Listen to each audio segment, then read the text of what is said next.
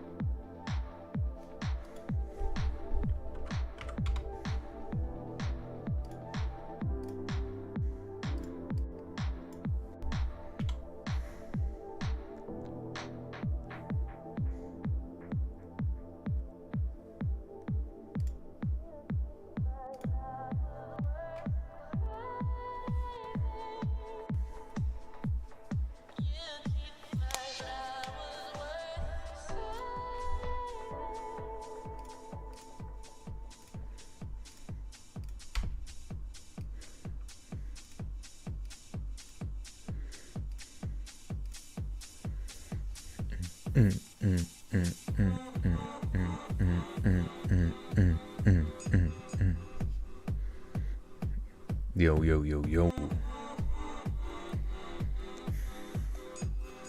P Magic, what up? The magical pimp. I thought he was supposed to be a little pimp.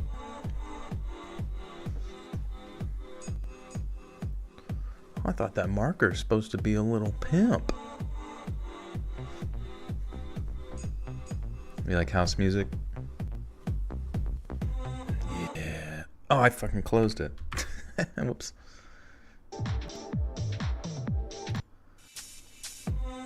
There we go. We're back, baby. We're so back. Been subbed you for the longest time now. Thanks, dude. It's good to see you. Good stories tonight? I think so. It's one of the most popular topics. Dark web. We got all sorts of cool stuff coming at you.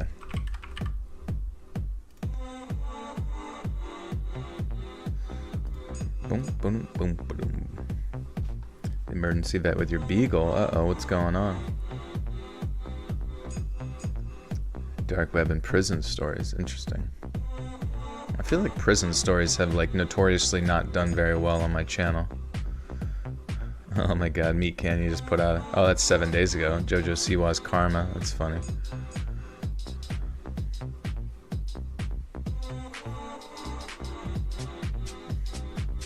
We could watch it.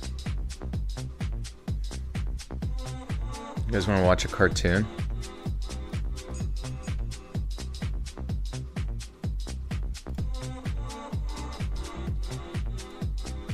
All right, everyone.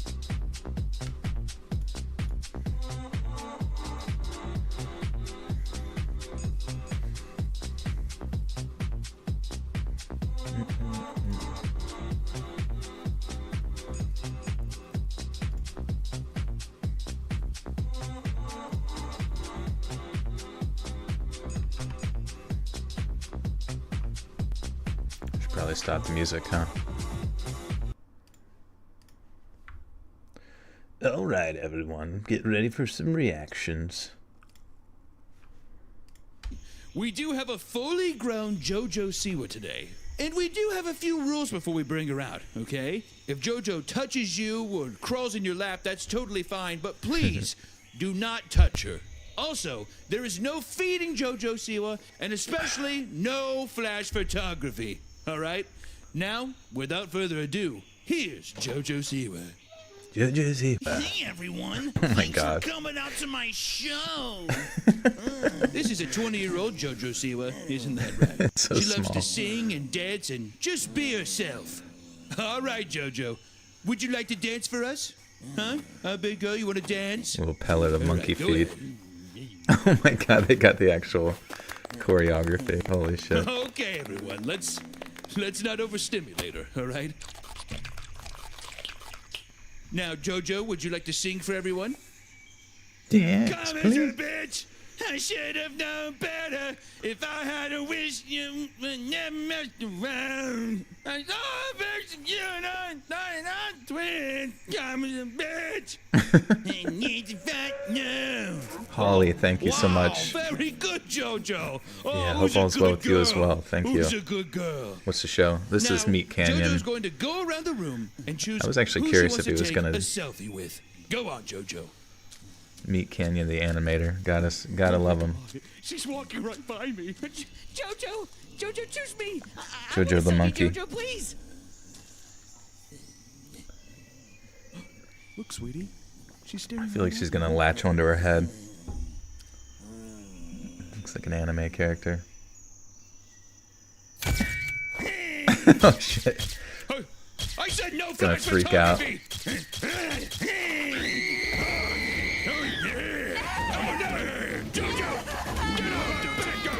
Dry humping. Oh my god. Tara's a bitch. I should have known better. If I had a She's too strong. I would have never messed around.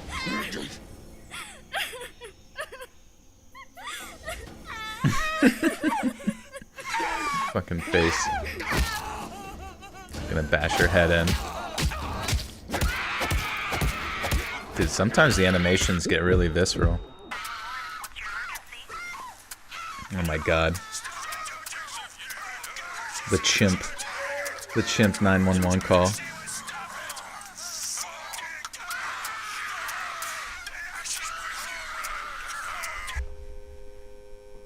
We're here today with Megan. Oh my god, yeah. Jojo Siwa attack. Megan, Oh, that's brilliant. how does it feel knowing that Jojo Siwa is in captivity and being shown to the public even after your attack? I feel angry, but I feel sorry for Jojo. In a way, she didn't know any better, and we antagonized her while she was at her most vulnerable. King Kong shit. And now she's trapped for just doing what she was told. Little Meat Canyon, brother. Amazing, as always. As always. Boom, boom, boom, boom. Sweet. I just wanted to check it out. I'm like, fuck, I haven't seen that one. I'm like, well, let's kill 2 spurds with one scone. But Holly, thank you again for the 5, and Clara, thank you for the 2. Yeah, go sub to Mr. Meat Canyon. He kind of does his Papa Meat channel, which is just sort of like reaction stuff, but it's still pretty funny. And Cam Jar, thank you for the 29 months, baby. Some old lady was barefoot trying to get into my apartment at 8 in the morning a few mornings ago. Anyway, happy 29 months. Love you, Joel. Thank you, Cam. That's crazy. Maybe she was just having a little bit of a gamer moment. Forgot where she was. And Anakin Skywalker, thank you for the 10. Says, hi, Joel. Been a long time. Super excited. My birthday is tomorrow. So glad you're streaming tonight. Any chance of a Nuke Top 5's reaction this evening? Miss those toes. Thanks. Or wait. Oh, miss those. I thought you said miss. I don't know why I read miss those as toes. You're missing my toes.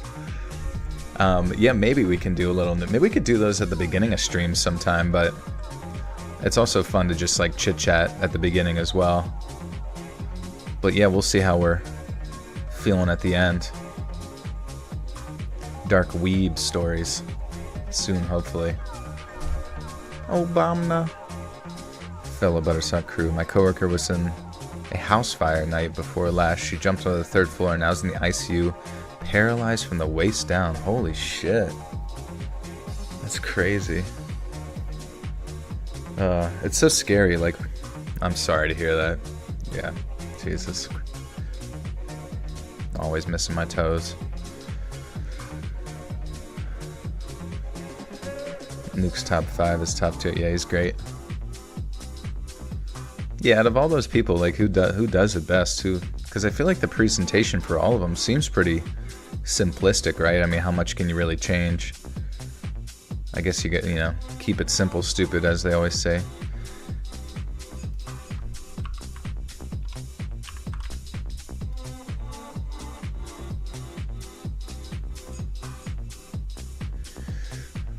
David, thank you for the one again. Thank you, thank you.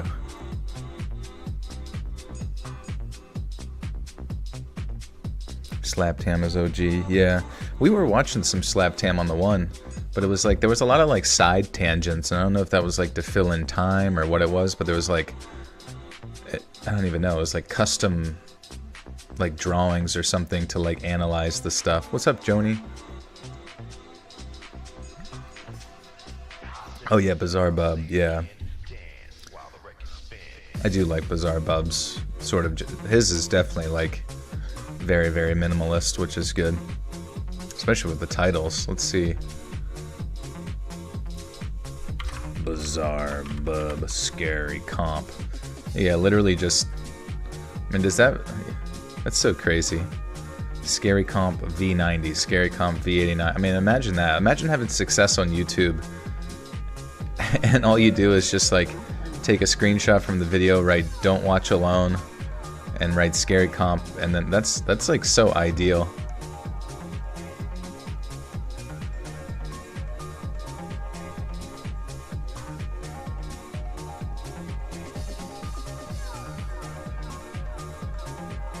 Oh yeah, happy Mother's Day. Did you guys do anything with your mom?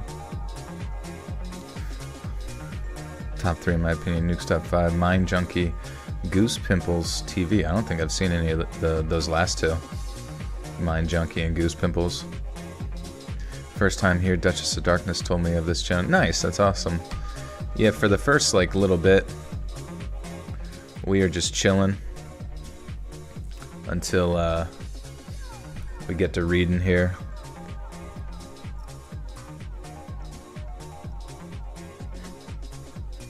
And then we'll be recording some dark web stories. Whatever it takes to get the NordVPN money. I haven't done an ad in like a while. And that's, you know, a conscious decision on my end. I don't know, like I'm doing absolutely fine without the ads, and the videos are doing fine. Like I'll read the ads on the podcast because it's like easier. But ads on YouTube can be kind of annoying because it's like you make it and you gotta coordinate, you know, I gotta coordinate with my editor for it. I gotta, you know, write it up and shit.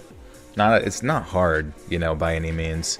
But then coordinate, you know, how many times you gotta send it back and forth between like the advertiser and you. And then also making sure that you time it up with like your release. The shit's just annoying, and I'm like, you know, fuck this stuff. I don't need this headache just for eventually Reddit getting mad at me because of established titles or something fucking stupid. Yeah, I just don't like money. Never knew to catch your streams. I'm so happy right now. I've been listening for years. And oh, thank you, Rivera. Good to see you.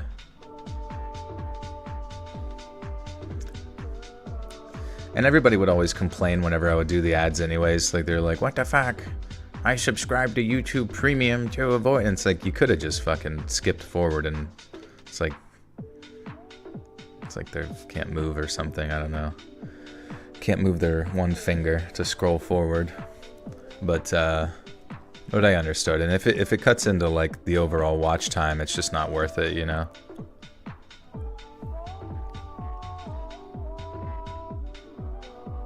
What up, Tyler? Hey, babes. Thank you.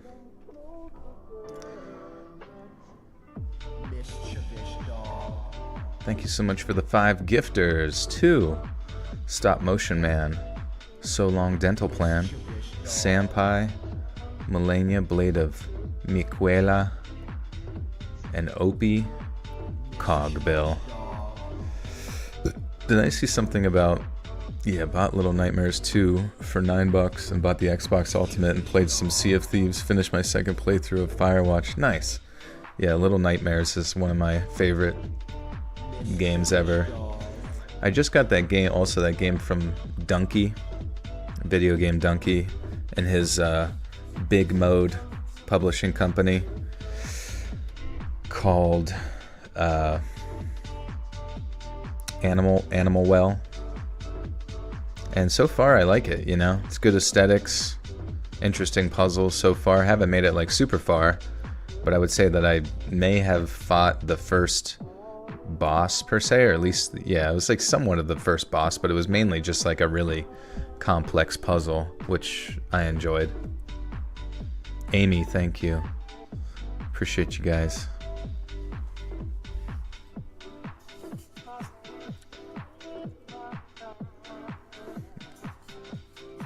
Slog through a huge pile of dishes piled up during the depressive slump. No, I feel you. It's always good when you finally get them out. You know, whenever I like kind of would let my laundry and dishes and shit pile up, but the one thing that made me feel like I could get sort of back into the groove of things was just waking up at a good time. Once I kind of fixed my sleep schedule, which is hard to do, but takes about a week to just get it set in stone, then you just feel like you have so much more time to like complete your little tasks. Would I get my mom? We're gonna go, I'm gonna take her out to eat here. She was busy with stuff today, unfortunately, but we'll be able to get together this week at some point.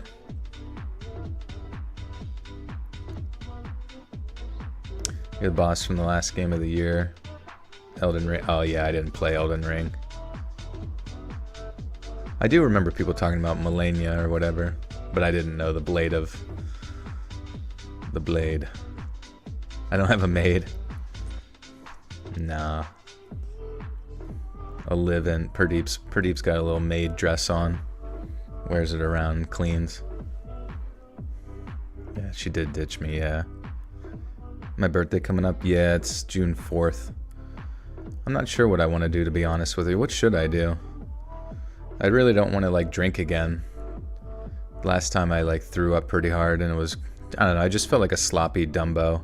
And nobody even came to the video game thing anyway, so it was just kind of like, I don't know, it's kind of like, what's the point? You go out to get Italian? That's good. It sounds pretty yummy. I've been eating the shit out of Panera, cause like their sandwiches are just so fucking good. Like whatever bread it is that they use, they might assume they make it all there, but like really bread is like what makes a restaurant or just a sandwich in general what it is. Sometimes you make shit at home or you go to certain places and I don't know, the bread just tastes like crap, but this, all of it ties together so well. Here they have a good energy drink. I would have loved to have tried their 1,000 milligram energy tea or whatever it was, lemonade. Carly, welcome back for 28 months. Daddy Joel and Butterscotch Cult family and I have loved every minute of it. Thank you, Carly. Good to see you and thank you for 28 months. That's crazy. Panera is expensive school food. This is true. It is expensive, but it's so good. It's mainly shit you could just make on your own for way cheaper. Your face hurts, how come?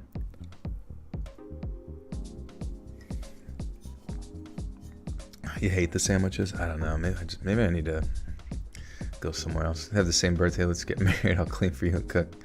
I appreciate that. That would be interesting to have the same birthday as a significant other. I guess it would make it easier. You both just like celebrate it almost like an anniversary or something.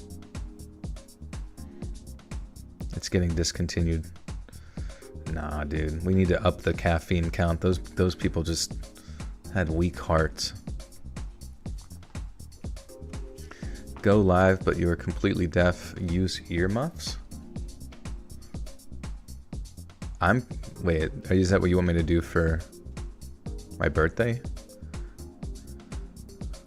I mean, it's not like I need to hear anything anyways since I'm reading. I don't really get it. Something off my bucket list. What's on the bucket list? Learn a new language. Someone want to teach me a language? Papa John's is the best. Papa John's is pretty dang good lately. Once they up their ingredients. Take some shrooms and read funny stories instead of scary. That would be interesting. I wonder how you like guarantee that they're funny though. Because like funny can be very subjective. But I'm not opposed to, you know, getting a little out of my mind. But I also am kind of opposed to it. What if I like curl up in a corner and cry the whole time and you guys are just like, what's going on? Aeon Surat, welcome back for 8 months. How old is Pradeep? What's his gotcha story? He will be 10 this year. I say he has the same birthday as me because his birthday's in June.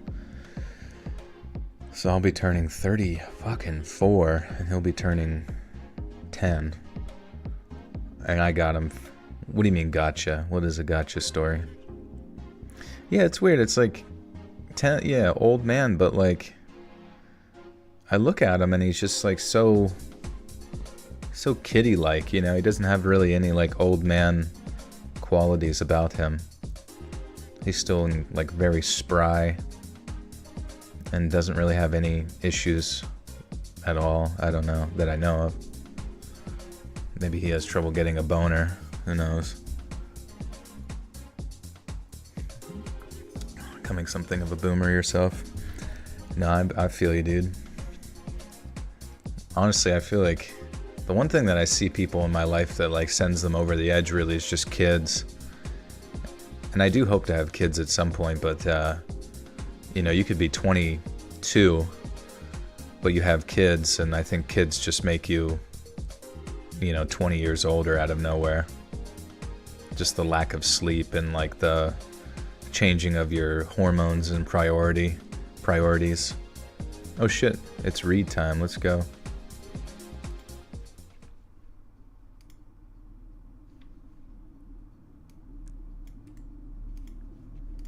I'm going to put in the chat the name of the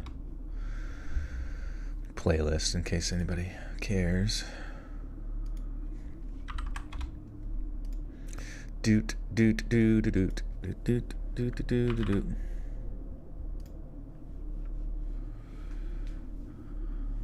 Shoulder surgery. Well, how come? Let's fucking read. Cat just turned 8 and I thought he was old until you said Pradeep's age. Yeah, I don't know. I just have a really good feeling that Pradeep's gonna live a really long time. He just seems ageless. You detest children, never want kids. That's fair. Everybody's, you know, I definitely get that feeling like whenever back in the day at church and stuff, having to do like the daycare services, like everybody would rotate, you know, you and another person would just go watch everybody's children for an hour or whatever until the service was over. And it was fucking mentally exhausting, you know. By the end you're just like, Jesus fucking Christ, like, just, you know, because there's really no reason that in an hour just felt like it took 5 hours off of your life, I guess. And then I can see, like, whenever I go see my friends, like, I love seeing their kids and stuff, and they're hilarious. But I can see in their eyes, they're just like, you can fucking take them. You know, just fucking watch them for me for 2 months so I can just go live life. And I oftentimes think that, too, when I'm, like, driving. You know, you're just going to do something that's, like, totally fucking pointless. Like, driving to the grocery store to get cheese sticks for whatever reason. And you're like, I wonder in the future, I wonder if I should be just like counting my blessings right now that I get to just go do arbitrary stupid stuff. Rook X with the 5 says, bruh, when was the last time this man Joel read a dark web story? I felt like it was 2016. Let's go. Actually, this is volume 3. The last one was, I believe, this year or last year. So it's quite popular, but it's good to see you, Rook. What's going on? And Anakin Skywalker with the 5 says, I love Joel in this community. Sorry for the bother, but you missed earlier, Dono. I have so much respect for you and everyone here. I missed an early one. I'm sorry. Ba ba ba ba. Was that the... Are I plan on making the Ouija vid this month. Also, I'll be sure to have a beer for you in the Buttersock Cult tomorrow on my B-Day. Heck yeah, and I'm sorry I missed that. You know, I don't know. I don't know if I'll be able to find enough Ouija board stories. And thank you for another 2 love. Yeah, I'm not sure if I'll be able to find enough Ouija board stories. But that does sound like a great topic for the next paranormal video, for sure. That's like spot on good shit right there. But alright guys, let's get into it, shall we?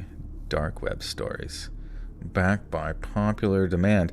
And just so you're aware, these are all researched stories, so they're true crime in origin, I suppose, or documentary style, researched by our awesome researcher, Sam Riding. I'm going to do a little promo for his Substack, which is like sort of a Patreon for writers, on tomorrow, at the beginning of tomorrow's video. So that'll be freaking sweet. Thank you, Anakin. Thank you so much. Seriously. Drawing accurate penis veins is the most difficult task in art. Is it just based off memory, or are you doing a self-portrait? Should do past, present politician stories. I guess there have been stories like true crime stuff and historical documentary type stuff that has discussed politicians, but I'm not really sure what kind of stuff we would specifically talk about with politicians. Can you burn a Luigi board? And it just like makes the sound of Luigi getting knocked out of Super Smash Brothers Arena. Wah! Mario! Alright, let's actually do this thing.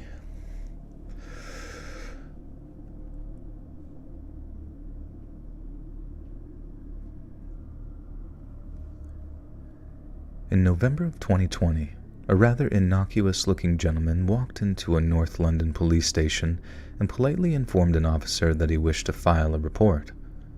When asked for a brief description of the crime, the man told the officer he'd been assaulted, and then after a short wait, he was ushered into an interview room to give a statement.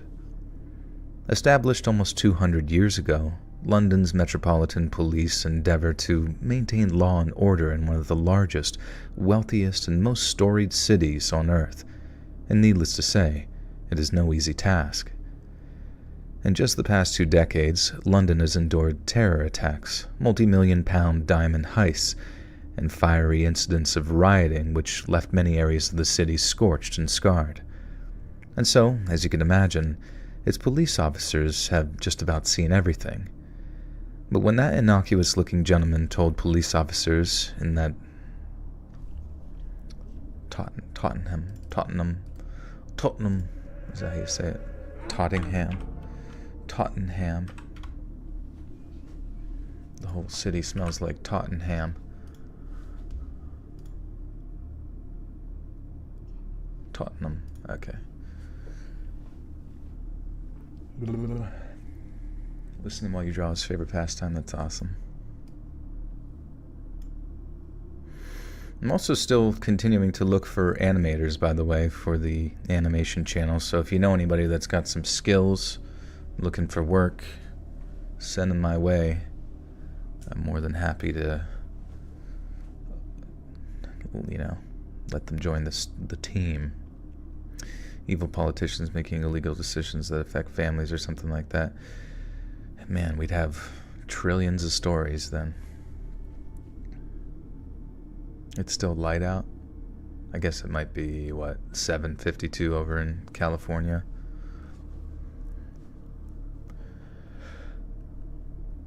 But what that innocuous-looking gentleman told police officers in that Tottenham police station back in November of 2020 was perhaps the most singularly horrifying thing that either of them had ever heard. The victim explained that, in September of 2019, he'd visited the home of a 46-year-old Norwegian man named Marius Gustavsson. Gustavsson.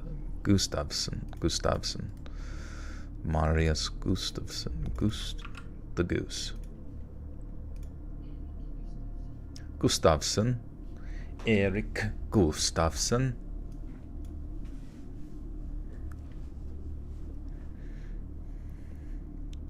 The cold meds. Surgery's gone wrong before. I have not, no. Well, some doctor story stuff, yeah. So actually you might be able to find it in there.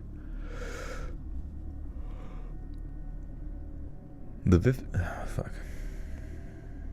Dangerous bug bite stories for summer.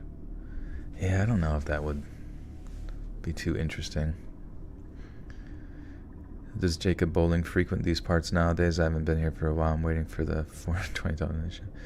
He always leaves a comment after the, like, directly after the video is uploaded. He's got, like, an entire lore update to, like, copy and paste in there, which is nice. I always look forward to it. But he hasn't been in the chat in quite some time. Hitsubasa with the 2 says, oh, by the way, did you see the Northern Lights Friday? I did not. It was kind of, like, rainy around here, so couldn't really see shite, sadly. The victim explained that in September of 2019, he'd visited the home of a 46-year-old Norwegian man named Marius Gustavsson, who... I gotta make sure... Gustavsson.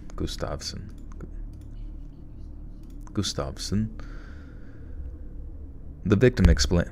Fuck, I hit my cord. Kim, welcome back for once. Can I get a happy birthday, Joel? My birthday was on the 7th. I just turned out 29. Happy birthday to you.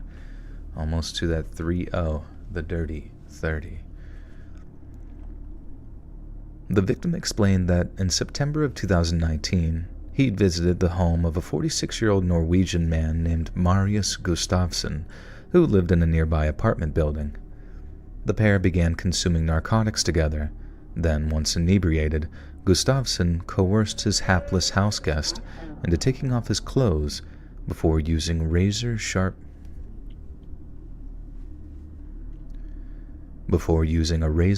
scalpel to slice open his scrotum. The victim then told the pair of horrified officers that instead of rushing to a hospital to receive... Damn, I'm not, like, warmed up or anything yet. I feel fucking... not great. Might be able to see them tonight around 1 a.m. Okay. Well, at 1 a.m., you guys remind me. I'm going to run outside and check the skies. Yeah, free vasectomy.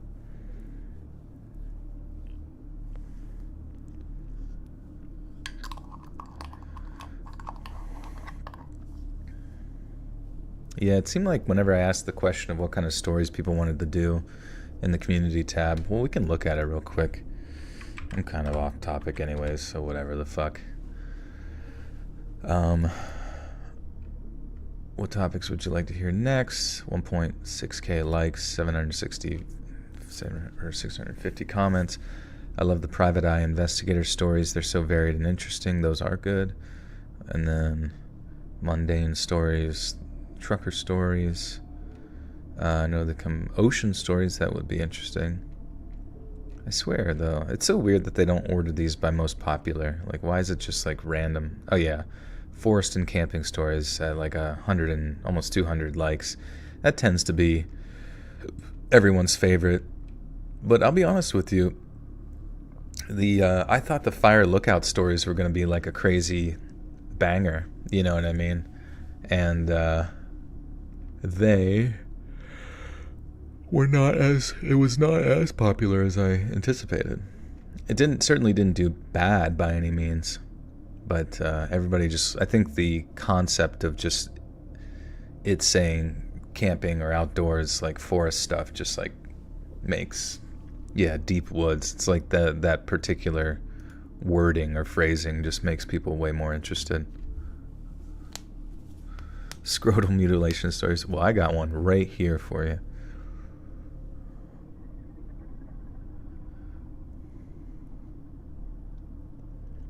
An hour and a half for 4 stories.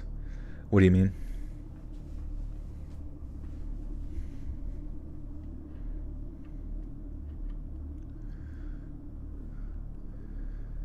The victim explained that in September of 2019, he'd visited the home of a 46-year-old Norwegian man named Marius Gustavsen, who lived in a nearby apartment building. The pair began consuming narcotics together. Then, once inebriated, Gustavsen coerced his hapless houseguest into taking off his clothes before using a razor-sharp scalpel to slice open his scrotum. The victim then told the pair of horrified officers that instead of rushing to a hospital to receive treatment for the wound, the victim had simply returned home in the hopes that it would heal on its own. Yet the shallow but excruciating scrotal schism did not heal on its own, and over time it became painfully and perilously infected. The two officers were aghast as the victim described how, instead of visiting a hospital, he had returned to Gustavsen's apartment in December of 2019 for the purpose of having his testicles removed entirely. Gustavsen had invited an acquaintance to join them, a 57-year-old former surgical assistant named David Carruthers. Make sure I'm saying that right. David Carruthers.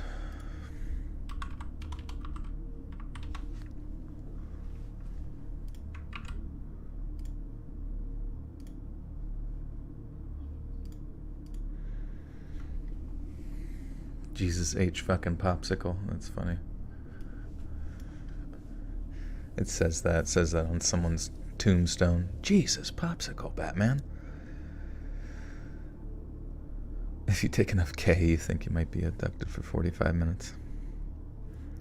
A K-hole. A K abduction. Home alone for a week. Let's hope I don't have any stories for you next week. Let's hope. You like the fire lookout? I appreciate that. Any more crazy Walmart stories? Hey, always looking. Always looking. Be sure to send in yours. Let's read submissions at gmail.com or Reddit. Le Reddit. I got so annoyed when they pop up with a marathon after a Let's Read video. A marathon? Like people actually running? That'd be kind of interesting if they had, do they have that? Where instead of a marathon, it's like people on horseback. Do they have races? Dude, that sounds like a way more interesting race than like a person running. It's just people on horseback doing like long distance. I mean, I guess that would be how do you even train a horse to do that without that could actually be really bad for horses. I don't know. But it would be interesting. Yeah, it's like if the Kentucky Derby would be like the sprinting, you know. I don't know. The long distance stuff would be. But I could totally see people like pushing their horse too far and then it just collapses and then you have to get a new horse next year. That wouldn't be good. Hidalgo, I never seen that. I never seen it. Gustavsen had invited an acquaintance to join them, a 57-year-old former surgical assistant named David Carruthers, who had apparently offered to help amputate the victim's genitals. But unbeknownst to the victim, Carruthers was not there to help. When asked what kind of anesthetic he would be given, the victim was informed that no such sedative would be administered. Anesthesiology was a very exact science, he was told, and given the wrong dosage, he might never wake up again. The victim believed that this was an indicator that his companions had his best interests at heart, when in reality, they wanted him to experience as much pain as possible. After setting up one of their smartphones to videotape the proceedings, Gustavsen directed the victim to imbibe a vast quantity of alcohol in order to dull as much of the oncoming pain as possible. Having drank as much as he could stomach, the victim was tied down and restrained, yet no amount of alcohol would have been sufficient to stifle his screams in the moment of metal livestock. Room 101. Yeah, this is like some Red Room stuff, I think. Joel, I appreciate how fast I received my merch order. Love all the stuff I got. Nice. Yeah, Liz, send, tag Let's Read if you ever want to promote any of the merch and stuff like that, that would be super cool. Always love doing that. And yeah, the reason it comes so quick is because it's from Spreadshirt, so they handle all that jazz. If I had to handle it, I'd probably fuck it up because I'm just fucking lazy.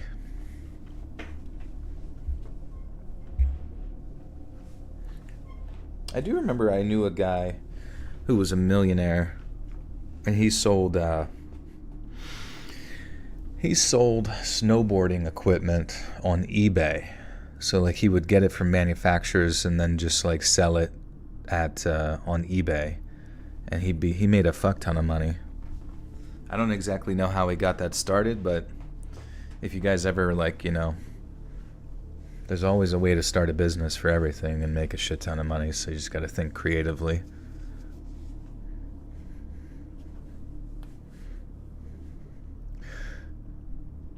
Having drank as much as he could stomach, the victim was tied down and restrained, yet no amount of alcohol would have been sufficient to stifle his screams in the moment a metal livestock clamp was applied to his testicles. The victim explained that, following the agonizing clamping, they expected the next painful sensation to be their amputation. But instead of removing the victim's gonads, Marius Gustafsson took a red-hot branding iron and burned the letters E and M onto the rear of his thigh. "What have you done to me?" the victim reportedly cried out. But instead of answering his question, Marius Gustafsson ordered the victim to declare their undying servitude to him, and that the procedure.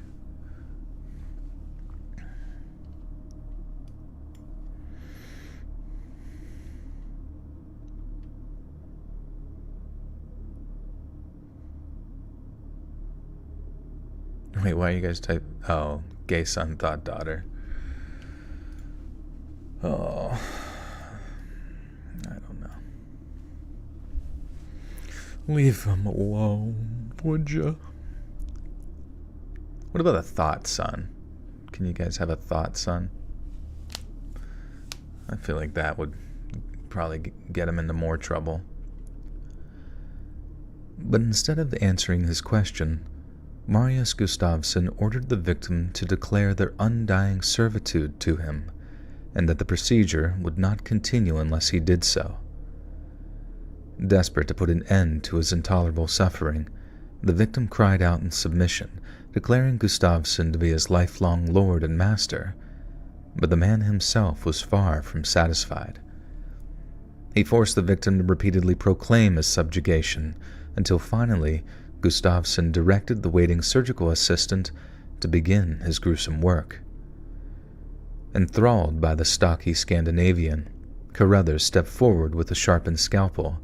Then, on Gustafsson's command, he sliced deep into the victim's genitals. Yet in the process of removing the first of the victim's 2 testes, Carruthers seemed to reverse his intended course of action. Instead of removing the victim's testicles, he forced them back into his open scrotum and then sewed the wound shut with several jagged stitches. Horrified, the victim demanded that the surgical assistant complete the procedure, but he was told that the operation had started to go wrong. It's unclear whether this is the truth or if Gustafsson had directed Carruthers to lie to their terrified victim, but what's certain is that the victim was soon ordered to leave Gustafsson's apartment, and for good reason. He obeyed. When asked why he'd returned to Gustafsson's apartment instead of seeking medical attention, the victim explained that the Norwegian was both intensely charismatic and shrewdly manipulative. Having first met him while suffering from extreme depression, Gustafsson was said to have captivated the victim, much in the way a cult leader might enrapture a potential follower.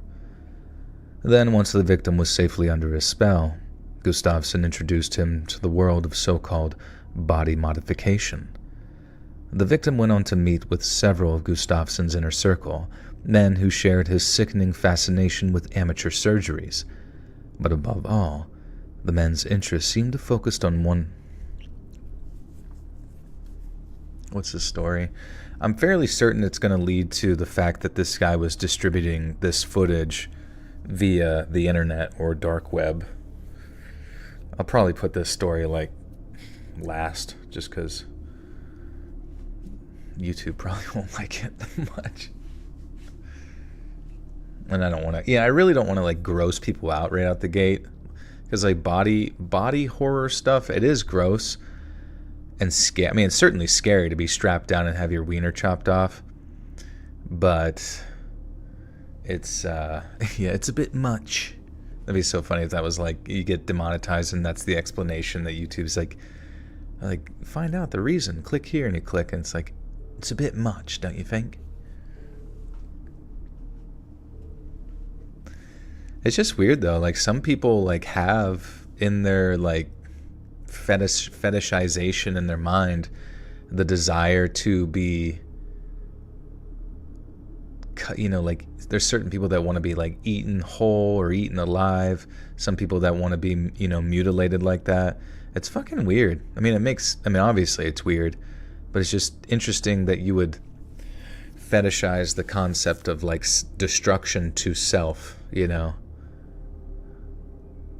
Just seems a bit counterintuitive, don't you think?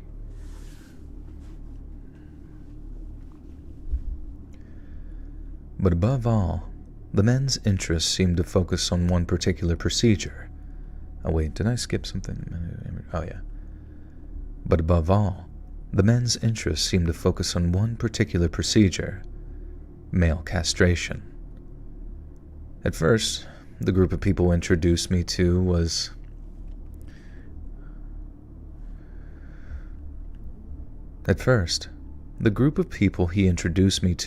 welcoming and pleasant, the victim said. But in hindsight, I can see how manipulative and coercive it truly was.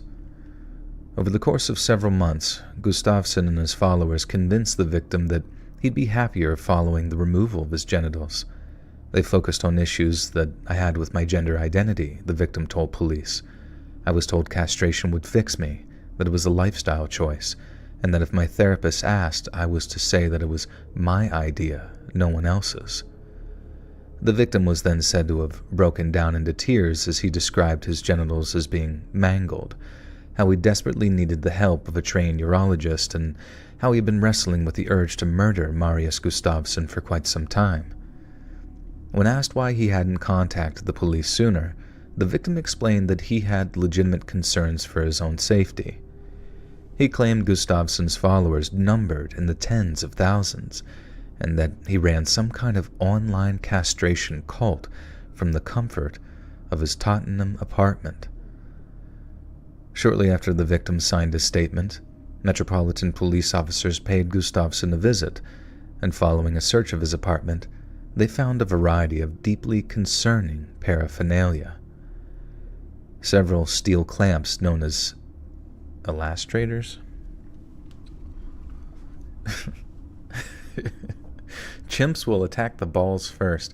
What if that was his assistant? His medical assistant was just like a chimp. Okay, Mr. Carruthers, hand me that. It's like, hands him like a knife. No, Mr. Carruthers. Relax, Mr. Carruthers. Yeah, yes. Illustrator. Wait, how do you even say this word? Mojo, yeah, Mr. Mojo. Holy shit, what are these? Illustrators. Don't look that thing up. And definitely don't put it on your penis or balls. Doesn't look safe. Doesn't look like it's made for that area of the body.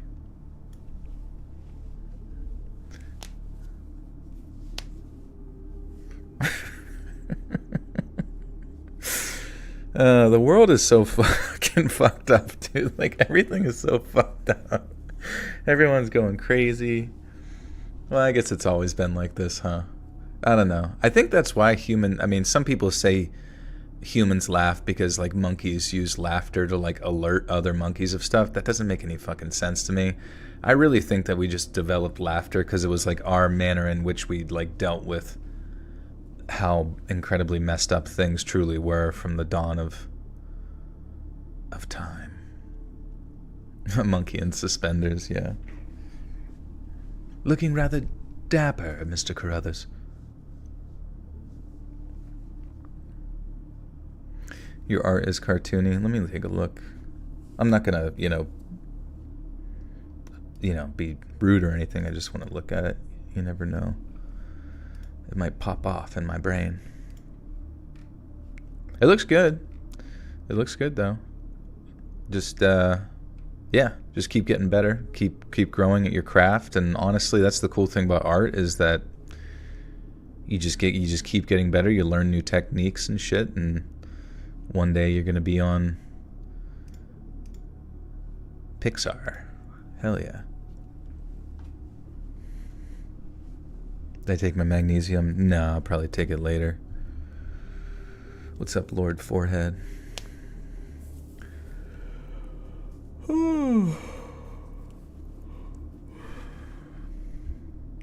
Thanks, Nick. We like you too. Lamp. Several steel clamps known as elastrators. Okay. Several steel clamps known as elastrators, the kind traditionally used to geld livestock, were found at his property, along with a variety of other suspicious items, including forceps, electrodes, catheters, and scalpels. Gustafsson was arrested, but upon being taken into custody, officers observed that he was missing one of his legs. Certain provisions are made for disabled prisoners, and the Tottenham police officers attempted to make him as comfortable as possible during his detention. But during a brief investigation into how Gustafsson lost his leg, officers discovered something horrifying. The vast majority of limb amputations in the UK are the result of car accidents, yet according to his medical history, Gustafsson's leg was amputated after he reported to the hospital with severe frostbite. Once all, confused my brain for a second. Do they, I assume, like, whenever they castrate, like, livestock and stuff, they don't use, like, any sort of, man, I feel so fucking bad for cows, man. I assume they don't use any sort of anesthetic or whatever. They just, like, walk up to their balls and chop them the fuck off. I saw your collaboration today with the guys that do the computer animation stories. Who's that?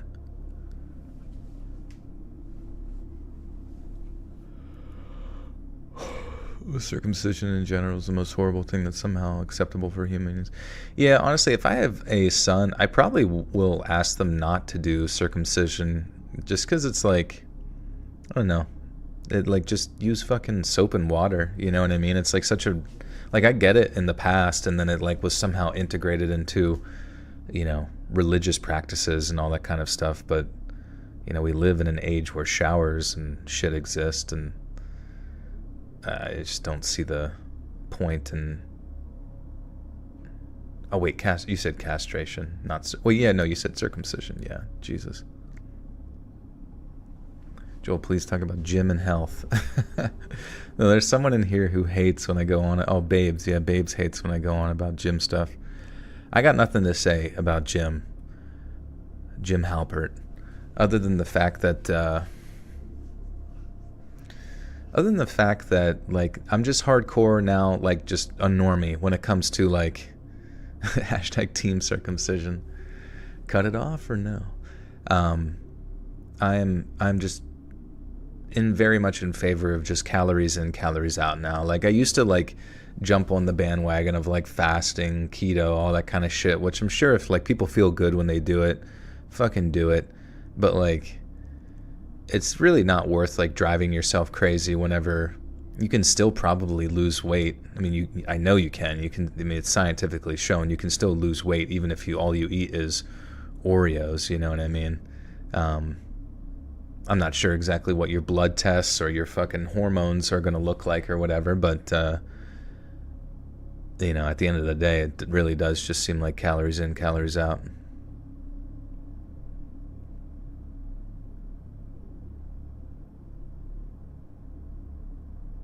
What's the appropriate amount of cardio?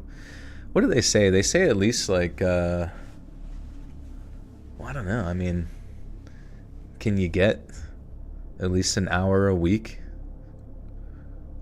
Maybe 2 hours a week. I say that as I don't do it, but I don't know, dude. 20 minutes every other day or every day. Yeah, 20 minutes a session. How much do I bench? 200. The most I benched was 275, but I'm trying to climb up again.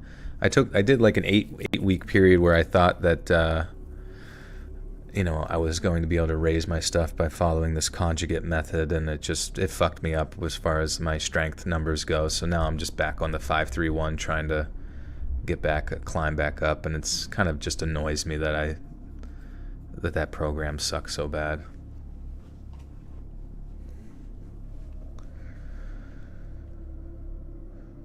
Doing curls every day. Well, you gotta hit your triceps. You gotta hit everything. That's all right. You can do. There's a lot of stuff you can do. Please explain the benefits of strength training. Well, strength, one, you know what I mean? Being stronger is always good. You'll naturally, if you're just starting out with it, you'll adapt and grow more muscle overall.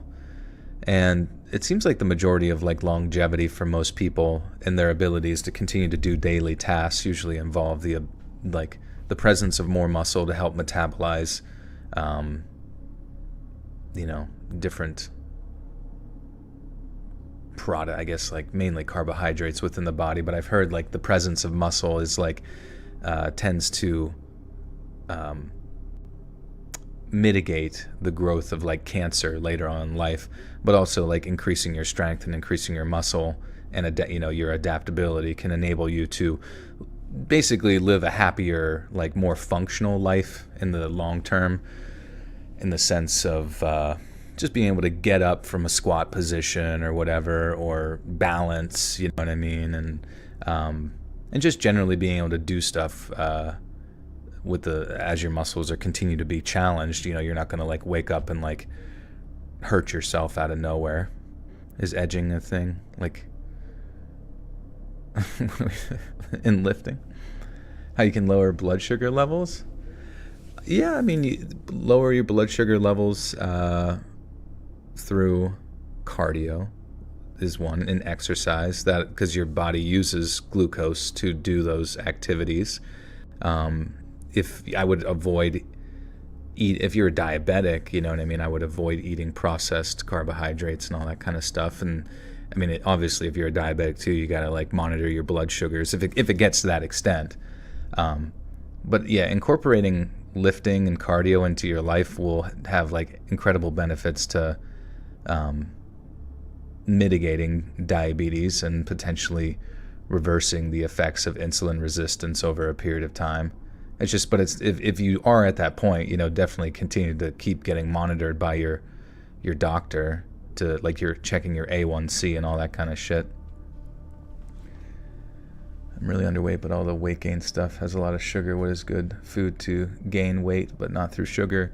At that, like, once again, that's just like a calories in, calories out type of thing. And, you'll find your basal metabolic rate increase the stimulus for growth, which is going to be lifting and weight training, typically within the 6 to 10 rep range. You tend to try to take the muscles to full extension, range of motion, and taking it to failure, or close to failure. It doesn't always have to be that way. And then just getting enough calories over your BMR, right? Yeah, getting like at least like 300 to 500 calories over your BMR, while also getting at least like 1 gram of protein per pound of body weight or whatever, and incorporating that into your calories, So the idea is that like you give the right stimulus, you give enough calories, but you also have enough presence of protein, and that should be the perfect ingredients to make the perfect little bodybuilder or whatever. Obviously, you'll get used to it as time goes on and stuff, but kg per body weight. Can we get back to the man's balls being cut off? We certainly can, yes. I was getting there. Also, trend hard. No, don't do steroids. Do you enjoy Diet Coke? I certainly do. I always see that one. Sorry, I'm on these tangents, but it's whatever. Who cares? I always see that one dude who has like no chin, who's like, talk to your mother for me. He's like super Italian, and he always like cooks these like gourmet, fucking delicious sandwiches that look so good. And he always drinks it with a fucking DC. You gotta have a DC, a Diet Coke.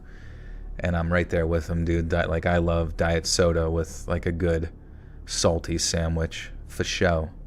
Do you think Diet Coke is better than Coke Zero? I like Coke Zero more. Like, the zero sugar formula to me tastes better. Like, Dr. Pepper Zero Sugar is like freaking goated with the sauce. Babes with the 5 says, Dear Diary, tonight the chat was Gym Talk City and I nearly died the end. Babes, I don't know why you don't like Gym Talk, dude. You need to get in there and get swoly, and then you'll be all about it. I lost a lot of body fat. I am not heavy at all through keto, but my MD tears me down, but the physical therapy hurts for a week, but I overdo it. Oh, okay. Yeah, I'm not sure what. Interesting, though. Educate you on health. There's lots of stuff on YouTube. And honestly, I'm not like, a lot of my ideas when it comes to like fitness and stuff is not super cohesive or organized. I really would say like definitely look into like Jeff Nippard and Dr. Israel Tell. They're really good. There's a lot of good ones. And yeah, just, do something. Whatever it is, do something, 3 to 4 times a week, maybe more if you start to really like it. Just challenge your body, rock climbing, walking, running, weightlifting, just get out there and do it, and your body will adapt to that. Calisthenics is insane. Calisthenics is not, and people who I see do calisthenics, it's like, sometimes I'm like, should I be doing that? Because they like, they look like gymnasts, and gymnasts like look better than like bodybuilders. Omar with the 8 months is Joel Swole. I can be, if I got enough blood pumping where it needs to pump. Stay away from the sugar.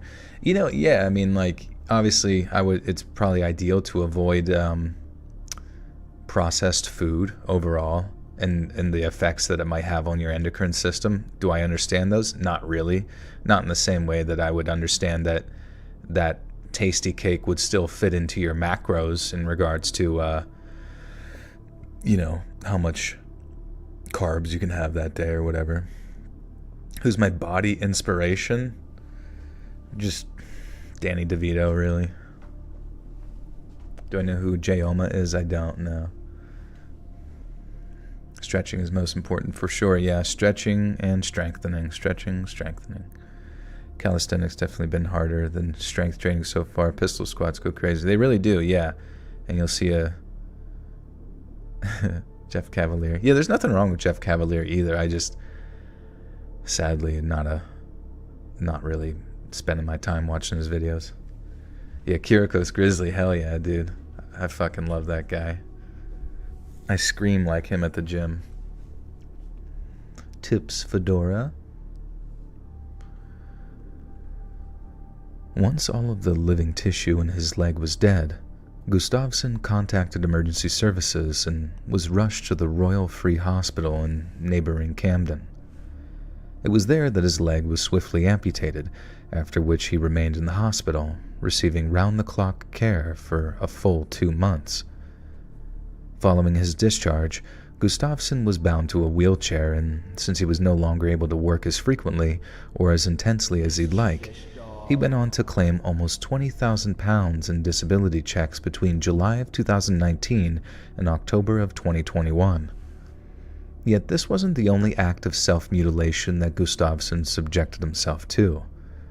Shortly after his arrest, Gustafsson was charged with 5 counts of grievous bodily harm with intent and 1 count. That sounded weird. With intent. Isn't it kind of weird, like, dude, 2019 and 2021, isn't it weird to think, like, I remember July of 2019, I was at VidCon. Isn't that strange to think, like, you're out there having fun, living your life, and somebody else is just, like, chopping off balls and dicks, just to have a good time. make some money online, you know, just on that grind, that ball set. Lost in the Mood. Welcome back for a year and a half. So sadly, I finished all the podcasts on Spotify. Luckily, I can listen to them on repeat to help me sleep. Thank you, my friend. We'll have a new one up ready to rock and roll for you Tuesday at noon, as always. Joel, make a Mike Mensker X. You're going to want to get at least 35 grams of whole food protein per meal per day, at least 5 to 6 meals per day. You're going to want to work the muscles to 2 intense sets to failure. You might be asking yourself, dear viewer, why only 2? Because in my mind, 2 is the only stimulation required for biological and mitochondrial response growth necessary to build muscle in the presence of appropriate nutrition. Lost in the Mood, thank you for the gift or two. Code Fairy. Welcome, Code. No, I love Mike Metzger. I feel bad for him though, man. He was the Gizote for show.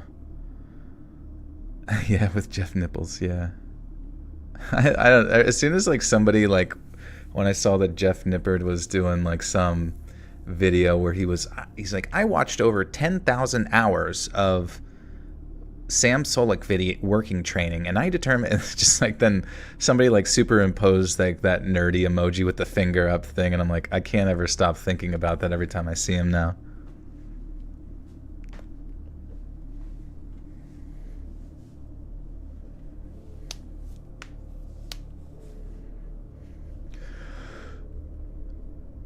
Shortly after his arrest, Gustafsson was charged with 5 counts of grievous bodily harm with intent and 1 count of making an indecent photograph of a child. At first, Gustafsson denied all charges, but my voice like cracked. Thoughts on Mind Pump show? I don't think I've seen Mind Pump. Who's in that one? Is that the dude who always says like, can I beat you in a street fight? Do you know what I'm talking about with that guy? He's like 260 pounds and he wants to know if he can like beat up a MMA champion or something. Shout out to you, Jade. What's good?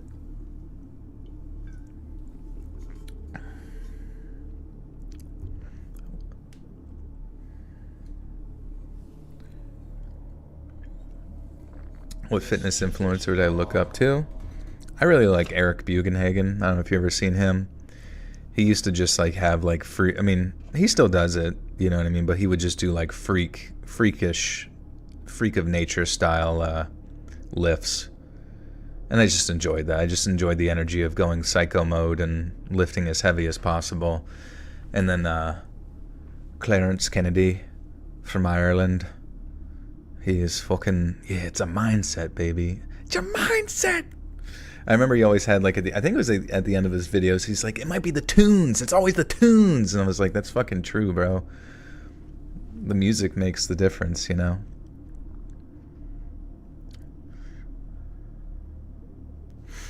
Workout influencers are the worst, except for Eric. This is true. And he was in like some, I never got to see any of his wrestling stuff, but I think he did WWE stuff for a little bit. Like, if there's like different tiers, I don't know if he was on like the first tier or whatever, but, and then they cut him whenever he got hurt.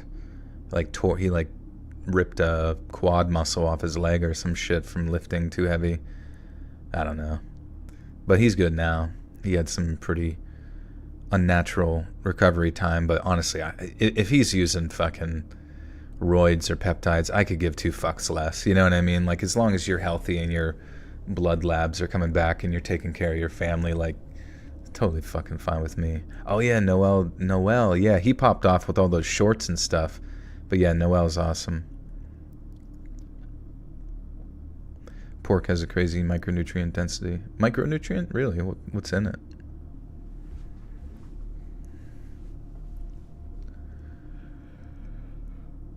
Pork nutrition facts. Is walking 20k steps a day too much? I don't know. I don't really do the steps thing, but I mean, like, if your watch monitors your like calorie output and, you know, it helps you reach your like activity level for the day, that's fine, you know. And if you enjoy walking, you know, and you don't get fucking you know, crotch brush, or what do they call it? Let's read merch in the gym. Not really, no. I tend to like not want anybody to know me.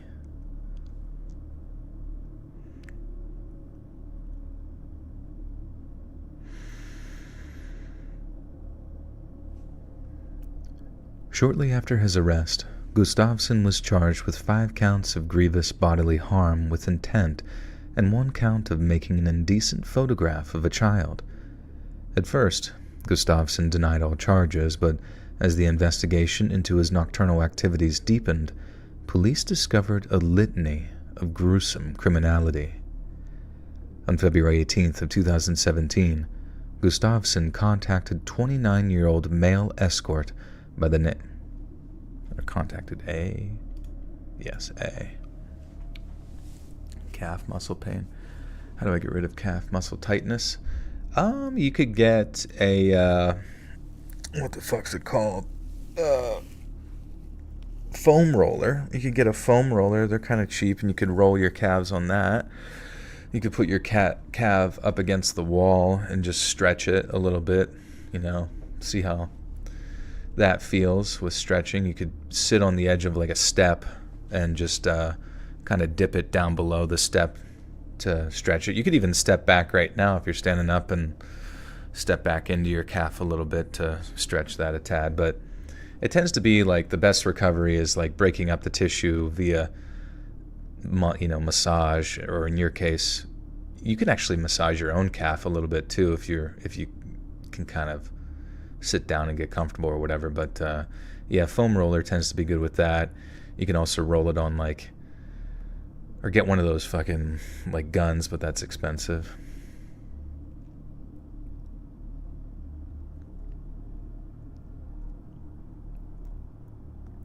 Joe, how come you don't want people to know you from your content? I'm sure you've addressed it many times, but I can't remember. I mean, like, if people ask me about it in real life, they tend to not have been a fan prior or whatever, and it's fine. But I wouldn't want to be, like, noticed on the street based on a shirt or something like that, and someone come up and say something, because I just feel like that would be really crazy. Lauren, NASCAR, oh my God, with the big 20 gifters. Holy shit, that's a lot. I think that's the most ever gifted. Thank you so much. 2, Eugenia, Onyx, Riche, Grey Ghost, Starla Be Wild, Rook X, Hollow, Kame Kichi 9, Sarah, Joni, Ania, Froyo Yolo,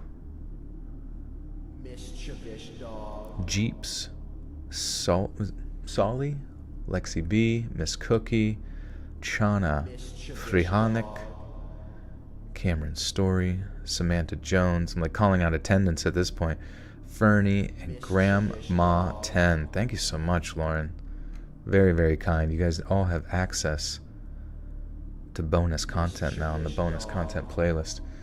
How do gifts work? I believe you do have to turn on gift accepting in your Google account settings.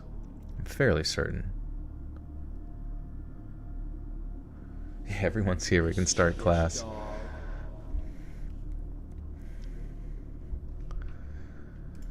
Damian Burns. Make sure I say this right. Damian Burns here. Mischievous dog. Okay. Mischievous dog. Hey, Ron.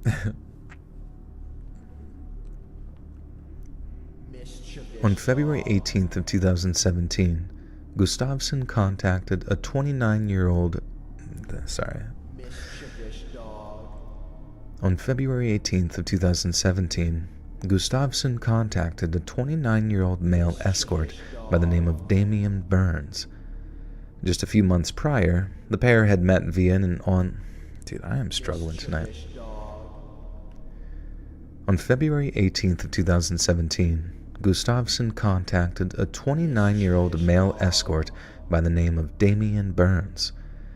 Just a few months prior, The pair had met via an online dating app, and in the process of discussing one another's deepest, darkest fantasies, Gustafsson confessed a desire to castrate himself. But not only that, he wanted Burns to help him do it. Burns later said that he was initially hesitant to assist in the procedure. "I have no issue with it," he told Gustafsson via a text message. "But won't you lose a lot of blood and, nearly die?" Gustafsson then explained that he had studied several safe methods of castration and had successfully performed the procedure on no less than 26 different men. But now, it was his turn to become what he described as a nolo. Oh, nullification, nolo. Okay, makes sense. Yeah, sorry. Kind of got some sidetrack there.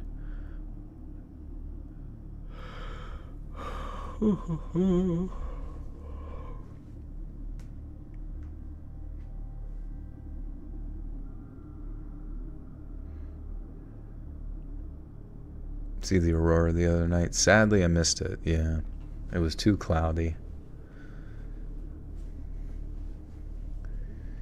I wonder if, I'm curious, honestly, if there was any, I was curious if there's, any,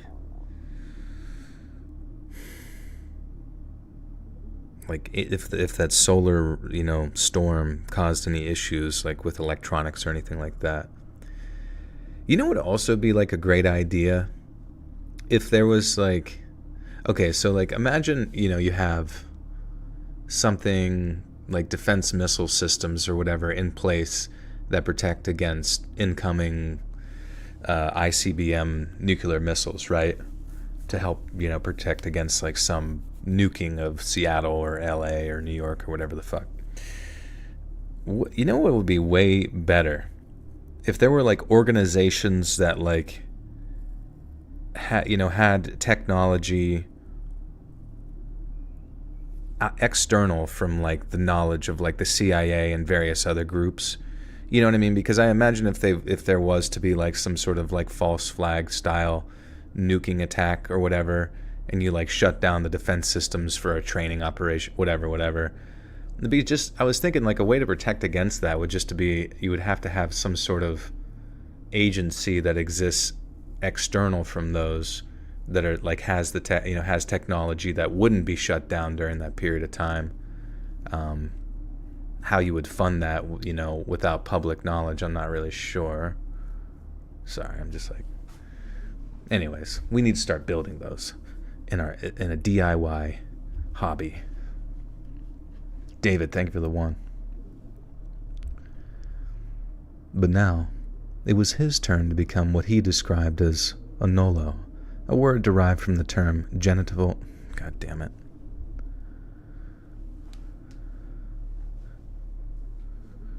It was his birthday yesterday and he fucking loved it. Thank you. Oh, that's awesome, Liv. Thank you. But I asked how long it takes for the shirts to ship. Wow, so your grandpa has a Let's Read shirt. That's amazing to me. That is crazy.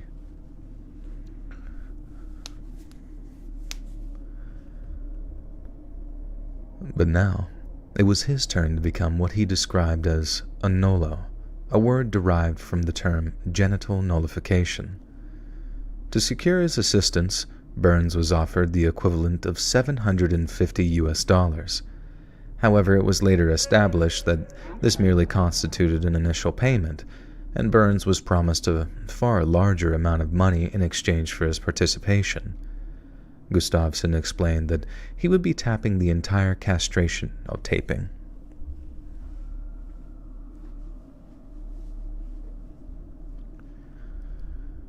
Gustafsson explained that he would be taping the entire castration process, and that the edited video would be uploaded onto a website he owned and operated. When Burns asked what the website was called, he was given a name that will forever live in infamy: eunuchmaker.com. The video that was later uploaded to the site is perhaps some of the most graphically disturbing footage you are ever likely to witness. Not only is the video intensely gruesome, but the distinctly erotic overtones, which stand in stark contrast to the reality of the situation, make the footage even more difficult to view. Following the completion of the grisly procedure, in which a red vegetable knife was used, Burns looked directly into the watching camera and said, "Well, that's one for the bucket list." God damn it. They took down my favorite website. Also, don't go to that website, please. I kind of wonder, I kind of feel like I should have, like, after it said that, said something like, don't bother going, the site doesn't exist, and I'm, like, too afraid to click on it to see if it still exists. Can we do a happy stories one day? Yeah, maybe for the birthday stream or something.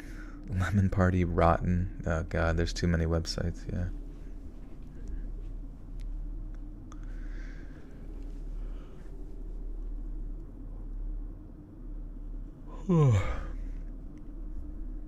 Following the completion of the grisly procedure, in which a red vegetable knife was used, Burns looks directly into the watching camera and says, "Well, that's one for the bucket list." Gustafsson then contacted emergency services, telling the operator, "I tried to do some surgery and it is a little bit more than a circumcision." He was rushed to hospital and then referred to a psychiatric unit for assessment, where he told doctors that he'd been a willing participant in his own castration and that he was perfectly sane. Despite the reservations of NHS doctors, Gustafsson was released after just 70.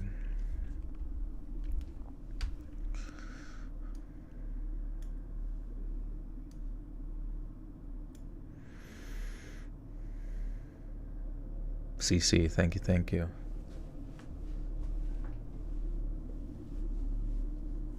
Get off the stage. I just like step down and Pradeep gets up there. Hello, everyone.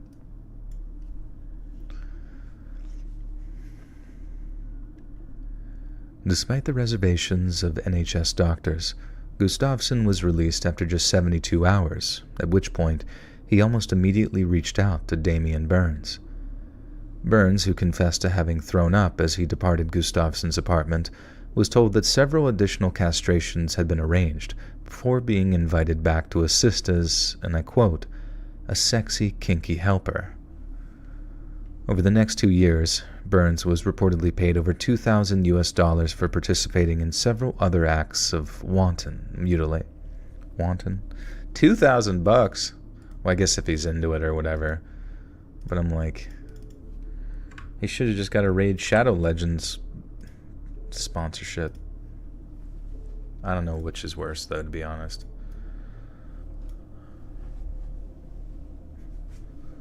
What is Lemon Party? Do not look up Lemon Party, please. Spare yourself the trauma. I am not responsible for your actions, though, as a viewer. Amy Schumer's the best comic. Yeah, she's so fucking funny, dude. One time I listened to her and, like, I just shit my pants laughing.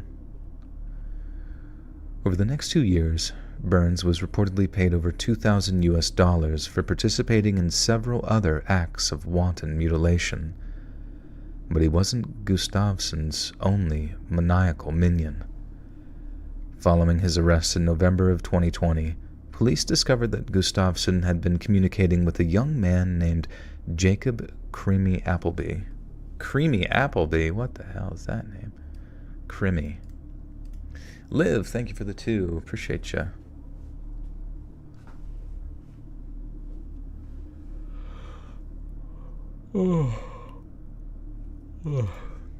Honestly, I don't even remember what Lemon Party is. Just stay away from it. Creamy. His name is actually Creamy Appleby. That is the best name ever. Little Jakey Creamy Appleby.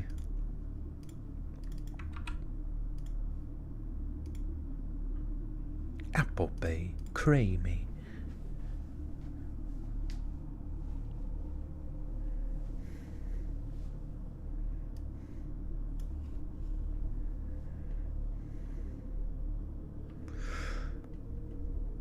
Following his arrest in November of 2020, police discovered that Gustafsson had been communicating with a young man named Jacob Creamy Appleby. He and Gustafsson first met in September of 2018, when Jacob was just 17 years old, and after establishing both a mutual attraction as well as a twisted kind of paternal relationship, Gustafsson began to introduce young Jacob to the world of body mods. At one point, Gustafsson boasted that he kept the testicles of his willing victims in jars of preservative fluid, to which Jacob responded, "That's awesome." Then, after ensuring that Jacob would willingly participate in his fiendish schemes, Gustafsson... You know what really annoyed me the other day? You know what really grinds my gears? Is like I kept getting notifications from this guy on the internet, man. And on Twitter, of all places, the place where sane people go to congregate, the most intelligent minds coming together. And he kept like tagging me on the thumbnail of one of the more recent podcasts, saying that Robin, who does my thumbnails, had used that guy's likeness and his photos, I guess, to do the thumbnails and shit. And then it was so fucking annoying. I was like, I looked at it and I was like, that doesn't look like him. And my first thought is like, oh, well, let's look at his other tweets. And he has like 5,000 followers, but like these tweets, like none of his tweets have any likes. So I'm just like, okay, he's crazy. And then he plays Overwatch, so I was like, okay, he's really crazy. And then I asked Robin, I was like, did you see this? Does he look like, is this? And he's like, no, I got that thumbnail off of, and then he literally linked me the Shutterstock website or whatever. And then I was like, all right, I'll just ignore him, because I was like, okay, this guy's just nuts. He's a lot of doing what crazy people do, and they get online and say things, and then I left it be. And then a week went by, and then they started being like, oh, Let's Read doesn't have the balls to respond. Well, and then took pictures of themselves saying it has the same scar and the same freckles and this kind of shit. And then, saying you'll be hearing from my legal team. So I'm just like, what? I didn't respond or anything. I guess Robin responded and was like, this is the thing. What are you talking about? But I don't know. I'm just there's so many, I don't normally get a ton of crazy people, but it's just another reminder. Yeah, you just always ignore or block or whatever. It's not, but it's just funny. Everyone's just a degree of nuts online. You know what I mean?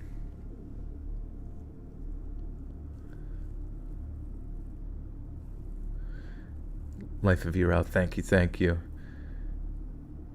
And Ania, I hope I'm saying that right. Thank you for being a great storyteller. You're welcome. Thank you for the 10. I hope I said that correctly.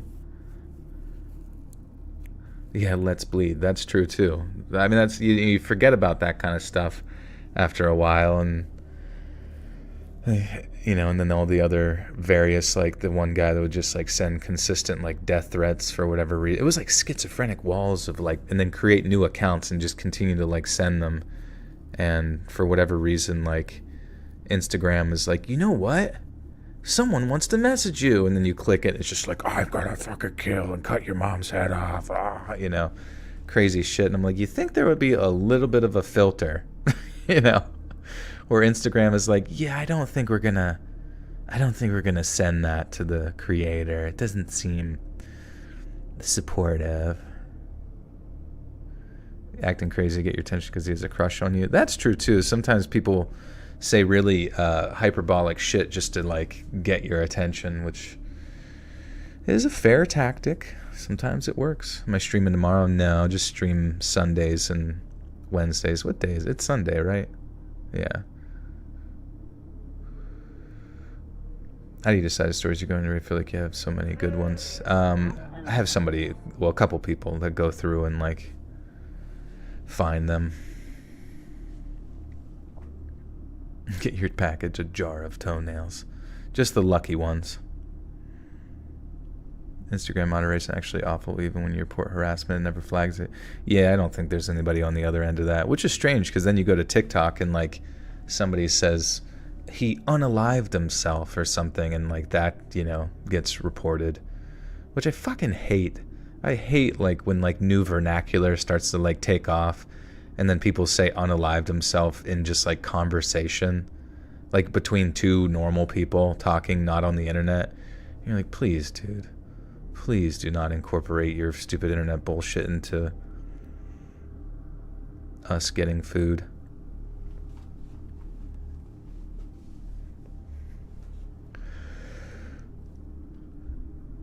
Then, after ensuring that Jacob would willingly participate in his fiendish schemes, Gustafsson invited him to aid in the process of amputating his own leg. In what is frankly a jaw-dropping exchange of text messages, Jacob seemed delighted at the prospect of aiding in the removal of his new friend's limb. He believed that witnessing such a process would be, quote, amazing, and that he couldn't wait to see what Gustafsson would look like following the amputation of his leg. They began to discuss the safest possible methods by which Gustafsson could remove his own appendage without bleeding to death, and after months of discussion. Okay. People get used to saying and forget that they don't have to IRL. Yeah, it's true. I mean, that's kind of, to me, has always been like the power of social media, is that like it doesn't really matter. I've always thought it doesn't really matter what like real life laws say, or like the Constitution, or wherever the fuck you are. And it also shows like how important the Constitution is in like a lot of regards. But like you can shift the cultural zeitgeist so fucking fast, you know, with the ever-changing, you know, fluidity of terms of services, right? So like as soon as terms of services get changed, who knows, you know, maybe channels like mine and various other ones could just be gone tomorrow, and only like stupid kids stuff is on that. Well, I don't know. Basically, like if you completely just make like little shifts here and there, but you still keep the majority of your audience on like social media sites, you can essentially start to like shift the way that people sort of perceive reality. But not just that, the more important thing is you shift the way that others perceive others perceiving reality, if that makes sense. Like it's not so much like whether you trick someone into believing something, it's whether you trick them into believing that other people believe it. And then slowly over time, the idea of like infringing upon like the way in which you discuss things or talk about things, it starts to become more normalized in those people's like head through repetition, that like maybe laws should be changed to like, you know, mitigate people's speech and various, you know what I mean? So it's like social media is incredibly fucking powerful, you know. Am I a Sigma or Alpha male? I just want to be your Sigma. Mike Baiano with the 5 says, thanks for everything you do, Joel. You mean so much to so many. These channels copying your likeness. Scary that AI capable of stealing your voice too. It is scary, yeah. Hopefully it never gets... Hopefully it just starts receding backwards in capability. That's a long way of saying brainwashing. Yeah, that's true too, yeah. Hey Knox, welcome to the Buttersock cult. You now have access to bonus content. But yeah, I mean, I don't know. This fucking TikTok had its own, you know, like I remember watching videos. You watch a video on Instagram and like the comment section, and then you look at a video on TikTok and the comment section. It's like two separate fucking realities. You know what I mean? Like there was some, you probably seen the video, I may have even talked about this before, but it was like some guy driving an Uber, but he was driving a Tesla, and in the center console in the Tesla was like, had some visual glitch, so it looked like the Eye of Sauron sitting right in the middle of it, and these girls are like filming in the back seat, and they're like, what is that? Is that like concerning to you? Like, are you sure it's not like spying on us or like recording us right now? And the guy's like, no, it's just a thing. I don't know what's going on. It's just a Tesla. Like, he just was kind of poo-pooing it or whatever, but they were like, you know, also being weird as fuck, like thinking that it was spying, which why don't you just get out of the fucking car? It was really strange. But then like you go on TikTok and it's like all the comments are like super supportive, being like, yeah, girls, like he's a freaking freakity weirdo freak. And then all the other comments on Instagram are like somewhat more sober, where they're like, what the fuck are you guys talking about? You know, because it is, I don't know, just to sit there and like film yourself and like presume that this giant fucking you know, eyeball in the center console is just, that's the part that's filming you, you know. Let's make it obvious. I don't know, just the logic is two separate cultures. I feel like the internet has a dramatic net positive impact on me, but it depends on how you use it. Most people just want to see the most crazy thing, not actually learn anything. Yeah, I mean, there's pros and cons to everything, really, especially the internet. Like all the information in the world at your fingertips, but at the same time, for young and impressionable, or you know, people who are maybe more sensitive to negative emotion, all of the information at your fingertips is probably the worst fucking thing that could happen, because it could shift your mindset to something, you know, that has a net detriment overall, or slowly erode at your psyche over a period of time. TikTok is so inconsistent with their censorship. I replied to a comment of people literally sexting in the comments saying that they were gross and weird and to stop, and my comment got deleted. Yeah, it might have been the poster that deleted or whatever, but yeah, it's weird. It is stupid.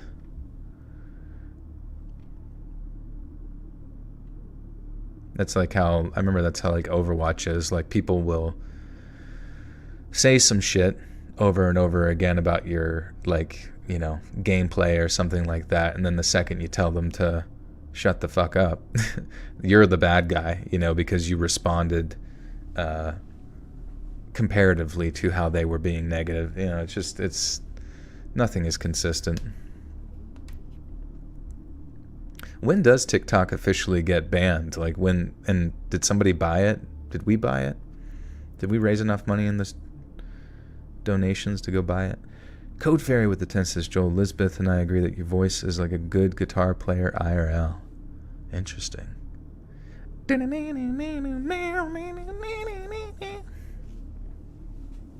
No, don't worry. I won't talk about Overwatch. I've been playing Hearthstone Battlegrounds lately, and honestly, that's been so much more enjoyable because you can actually learn the game and get good at it, whereas Overwatch, you can play it for years and get fucking steamrolled because your team is stupid. So it's literally whatever. There's like more RNG in like a first-person shooter than there is in a fucking casino card game. Can I mansplain about the gym again? Sure. Anything you want. I can manspread my lats.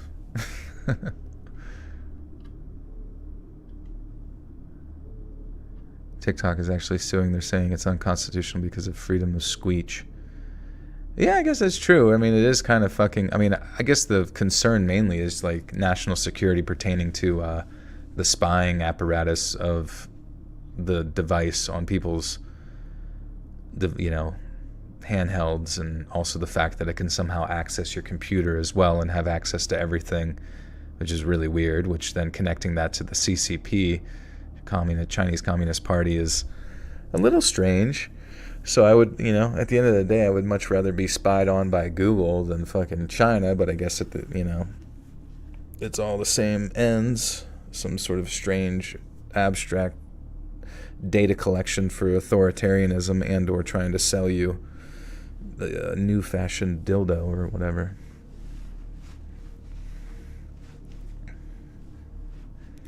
What do you know about the dead internet theory? Oh, like you're arguing with just fake people online all the time. Yeah, I agree. Honestly, my friend, every time I talk about like an argument I had with someone online, my friend's always like, "You do realize that people online aren't real, right?" And he always says that every time, and I don't know what he's talking about, but at the same time, the more he says it, the more it makes sense that the arguments that you have online just aren't, they're not real people. They could very well just be like AI keeping you busy and your FBI agent. Overwatch won't be good till they bring 6v6 back. Yeah, I kind of thought like maybe, what if they just like drastically brought down the health of the one tank? But then I'm like, oh no, then the tank would get melted because they're fucking... And I realized that there's really just no saving Overwatch, you know? Because and if you bring back 6v6, the queue times will be so fucking bad too. And at the end of the day, I'm like, you know what? That game fucking sucks. That game fucking sucks, and it's not getting any better. And all the ideas they come up with are terrible. And like, the devs don't even like their audience anyways. They never listen to anything. They don't care, and it's just unsalvageable. You know, so if there's other games that make me just as happy playing, then I'll fucking play those other games. You know. Yeah, I don't even know if the mid-season patch is going to be good for the tanks, because it's like minimizing headshot damage, which, you know, maybe you don't get as melted as much. I don't know. I don't even know why Widowmaker is still in the fucking game. It's like they nerf fucking Hanzo's one shot, but then they let her do it from like infinite range. It's just, it's not, like, that's the shit that's not fun. Widowmaker sucks, Orisa sucks, fucking Sojourn sucks. Like, getting like one-tapped or just like walked down by shit where you have like no plan of action is just like the worst possible game design. Like, if they cite the fact that that Hanzo like one shots create frustration for the players, then what the fuck does a one shot hit scan create for the fucking experience of the player? You know what I mean? Like, it's just I don't know. It's stupid. They begin to discuss the safest possible methods by which Gustafsson could remove his own dependent. God damn it. Thoughts on Chun-Li? She got some fucking thunder thighs to crush some watermelons. They began to... Fuck. God damn it, dude. I am still on story 1. It's fine, though. I'm happy to be here. They began to discuss the safest possible methods by which Gustafsson could remove his own appendage without bleeding to death, and after months of discussion, they came up with a diabolically ingenious plan.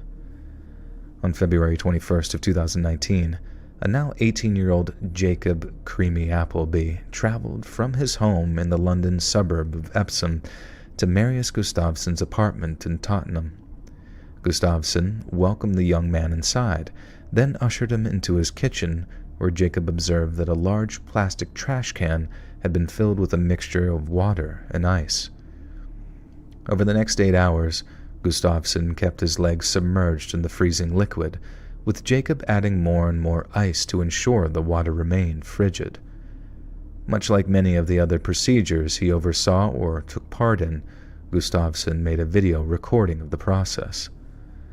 The footage begins fairly innocuously and has the air of a mid-2010s viral challenge video, but as the hours tick by, the proceedings take a deeply sinister air. At one point, Jacob and Gustafsson share a chuckle as the former dumps vast quantities of ice into the trash can. At another, the pair celebrate when Gustafsson announces that he can no longer feel his leg. When the extent of Gustafsson's activities become evident, coordinated police raids throughout London, Scotland, and South Wales resulted in the arrest of no less than 10... Wait, what? Oh, okay, I guess we don't have to explain the... What do I think of Alex Jones? I think he's funny, you know what I mean? He's a character that is hilarious, and, you know, sometimes he just predicts 9/11 and shit like that, whatever. Yo, Mr. White, Joe's on story number 1. He never gonna fucking finish. That's why I've been asking how the hell are these videos edited. I have like another microphone that like starts and stops, you know what I mean? So I can just like go cha-cha-cha-cha-cha-cha-cha. But yeah, no, I don't edit the live streams. I did actually have to edit a live stream one time when I fucked up my recording part, and it worked out actually decently, surprisingly.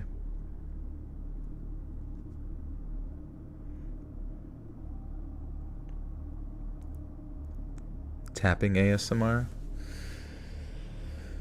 On this thing.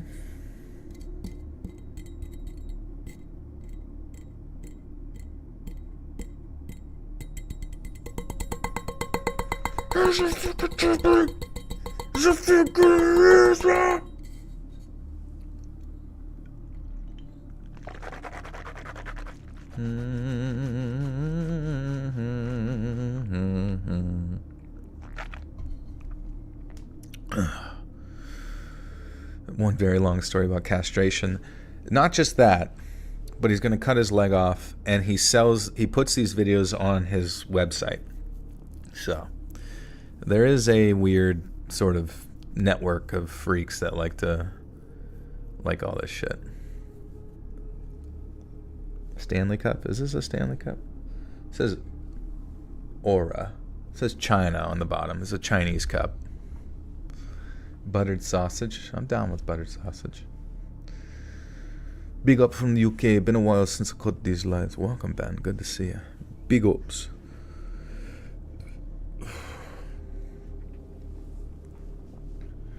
Looking for your glasses for 4 hours. My glasses. My glasses. You're like crawling on the floor like Velma. Oh, actually, yeah, I've done neighborhood watch stories. This is a good idea, though.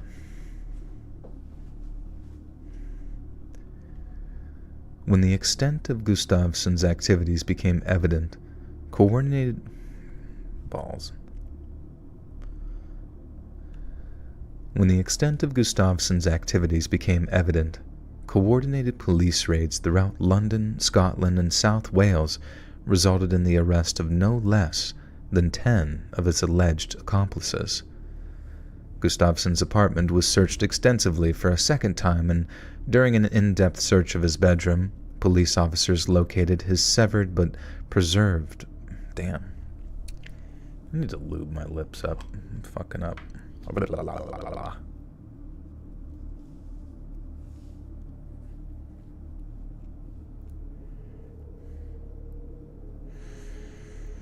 Imagine you upload a video and it's just every time you get sidetracked. Yeah, just it's like we're like, oh, a 4-hour video, and then it's just me talking about fucking drill rappers.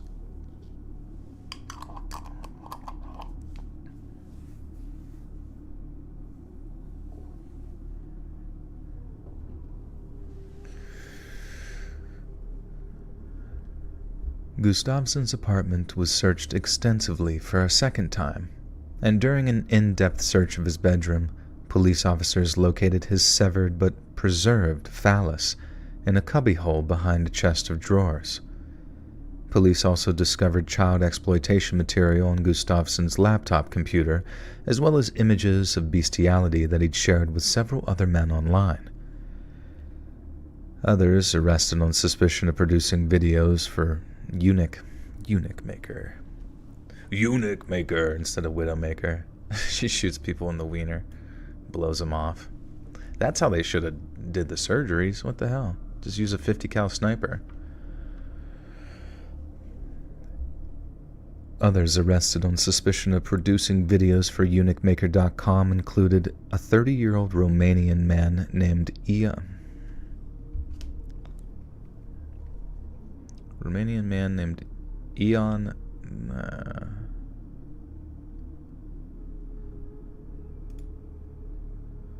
I'm not even gonna read his stupid name. Fuck this idiot.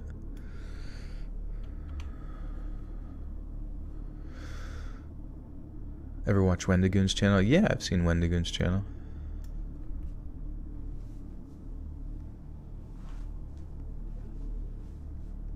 Oh, you sitting with Wendigoon?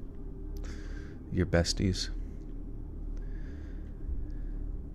Others arrested on suspicion of producing videos for eunuchmaker.com included a 30-year-old Romanian man, of Gretna, Jesus Christ, named Aeon Flux.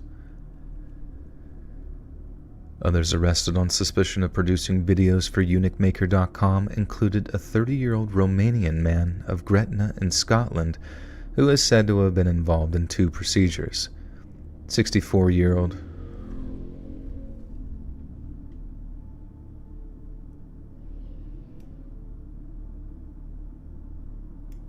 I'm not gonna include these guys' names. What's my favorite word?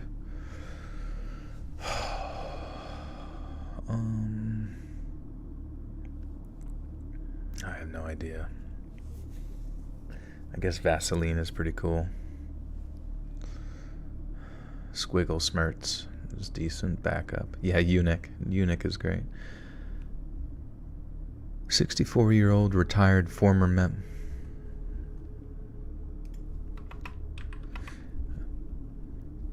A 64-year-old retired former member of the Royal Society of Chemists was arrested at his home in Surrey on February 2nd of 2022.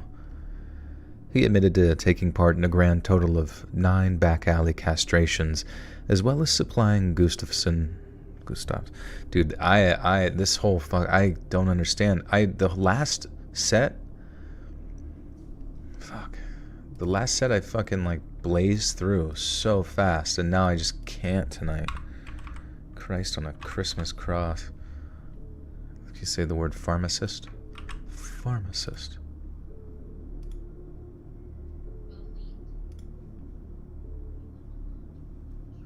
Bullied. Okay. What's up, Fry? He admitted to taking part in a grand total of 9 back-alley castrations, as well as supplying Gustafsson with scalpels and suturing kits. It was also discovered that they kept... I should have... Oh my god. I deleted his name and now it's fucking confusing for the rest of the goddamn shit. Whatever.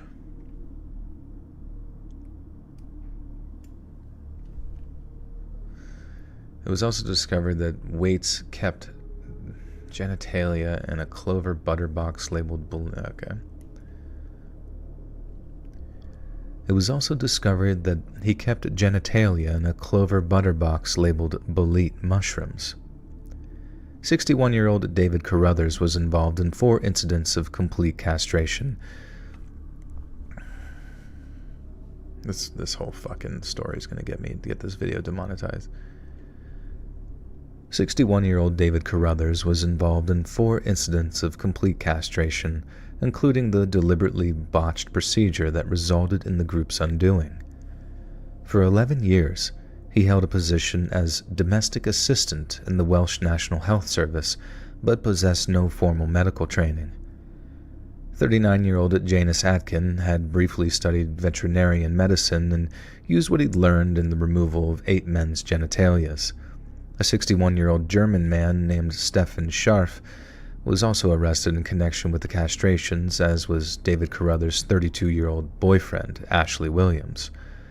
Damian Burns and Jacob Creamy Appleby were also arrested, with each giving a detailed description of how the Eunuch Maker website operated.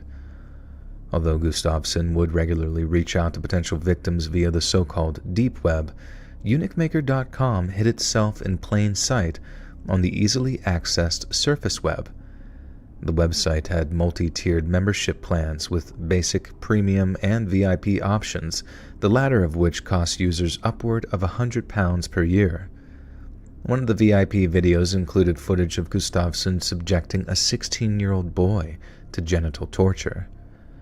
Electrodes were attached to the boy's privates, and while administering low-voltage but highly painful shocks, Gustafsson made the boy declare his undying servitude to him. In another upload, Gustafsson encouraged a Swedish man to amputate different parts of himself in 2 FaceTime recordings filmed 3 days apart. In the first video, Gustafsson can be heard saying, "You know what to do," encouraging the man as he hesitates for a moment before eventually commencing the act of gory self-mutilation. In the second video, Gustafsson is seen sipping an alcoholic drink before telling the victim to fully castrate himself. When the man hesitates for a second... I choked on spit. Mr. chokes on spit.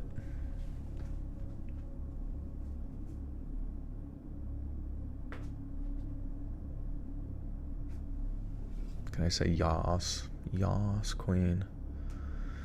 Yas, cream.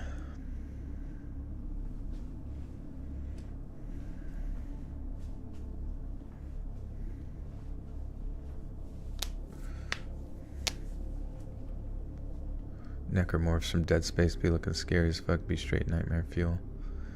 That's what they were trying to create with this website.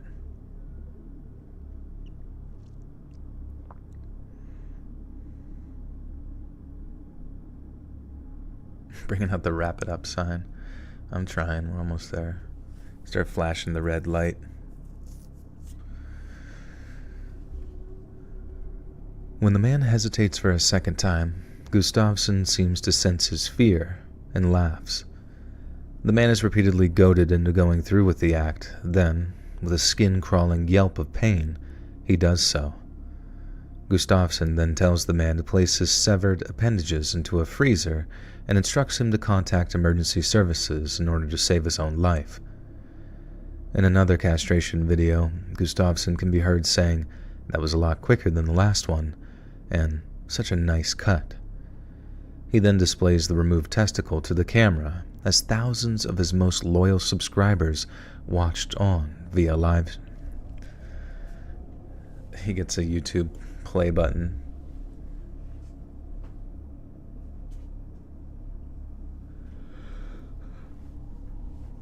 Oh, nice cut.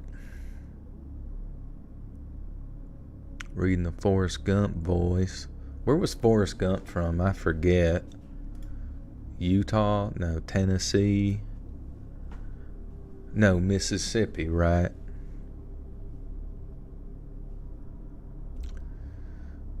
Such a perfect German cut. Oh, Greenbow, Alabama. Hell yeah, dude. Thank you. This story is fake. No, this is a true crime story. It happened, well, it happened for a while, but it's pretty recent. Do more dark web videos, please? You got it. I'll do those right now, actually. You can protect your unmentionables with NordVPN. Don't ever come in contact with any of these freaks ever again and be enticed into chopping off your genitalia with the NordVPN. I'm the culprit, yeah. You know, it's not too hard to convince people to slice themselves. No, I'm just kidding. Don't do that. Do not do that. It hurts and you will have many regrets. He then displays the removed testicle to the camera as thousands of his most loyal subscribers watched on via a live stream. Following this particular procedure, Gustafsson added the victim's severed appendages to a salad he prepared, all for the benefit of his live audience, then ate them raw. At Gustafsson's trial, the Crown's chief prosecutor in the case, Carolyn Carberry, said that it is an incredible feature of this case that the website operated in plain sight, not on the dark web, but accessible to anyone who stumbled upon it or had the inclination to seek it out. The footage contained on the website, Carberry. Car battery. Randy Music, welcome to the Buttersoft Call. You now have access to bonus content. Thank you, thank you. The Liver King. I wonder what the Liver King gets up to nowadays. Still just working out a bunch.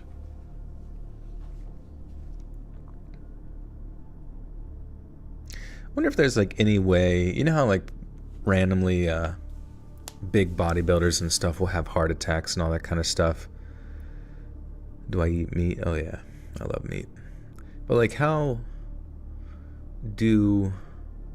is there any way for them to like scan, like if the Liver King wanted to like not die of a heart attack from like an enlarged heart or whatever the fuck, is there any way other than like a blood test that they can like very thoroughly check and see that his heart isn't like excessively big? Or I mean, I don't know. I'm just surprised more bodybuilders don't do like scans, you know what I mean? It stopped from boredom.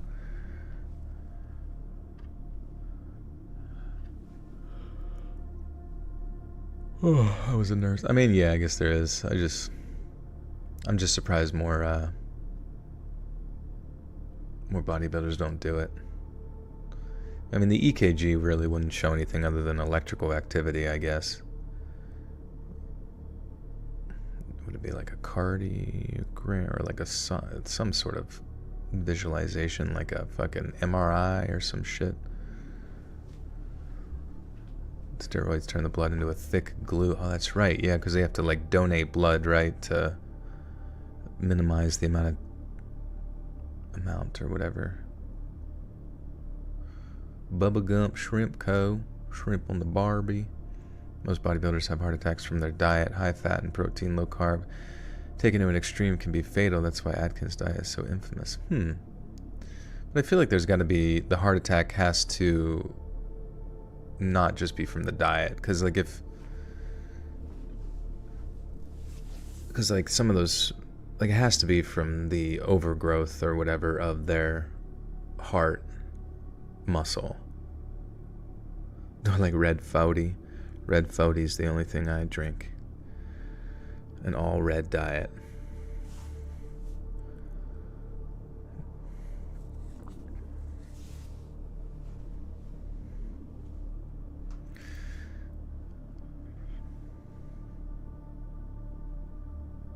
Well, yeah, an EKG wouldn't let you know that you're having a heart attack. I mean, I guess it would show that you're in an arrhythmia or whatever. I guess that's true, yeah. I guess you would be in an arrhythmia for a while, maybe? Do I know the age of most of my viewers are? I think they're most of them are between the ages of 25 and 60 or some shit. Can I stay live for the next 5 hours? Sure. Ania with the 5, thank you. Thank you, thank you.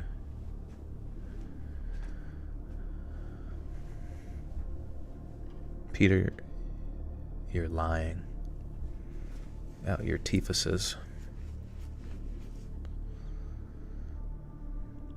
Yeah, I was in nursing, but like, I really had no interest in it at all. There's a lot of shit that I remember, but there's a lot of shit that I just like fucking threw out the other ear. I do not give a shit about. And even what most of the stuff you learn in school, it's like unless you were interested in it and hung on to the information, most of the stuff that you'll come across, like a lot of nurses, they just know like their speciality or whatever floor they worked on or are working on. It's not, you know, I don't know.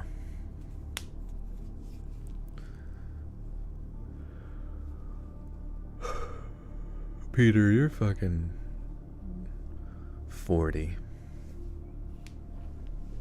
Got stories from the Middle East? I think so. I think so. Have any C. diff patients? Oh yeah. That shit was annoying. Putting on a stupid fucking gown all the time and walk in and be like, alright, you shit it again.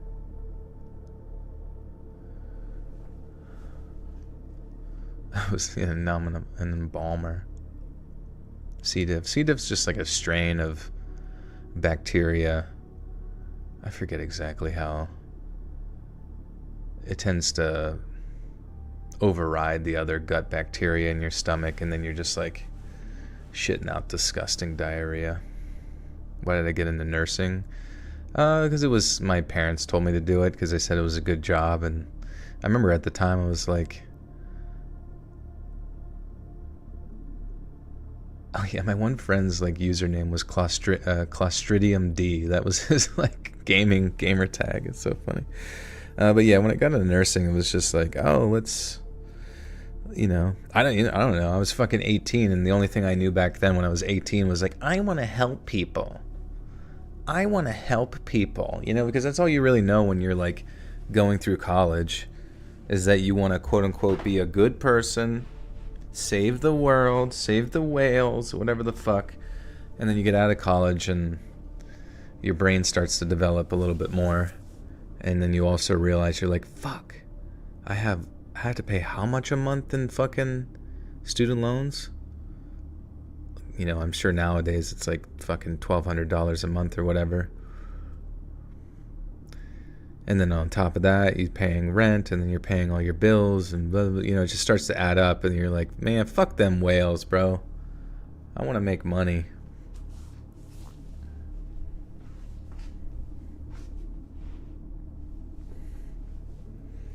Billabino.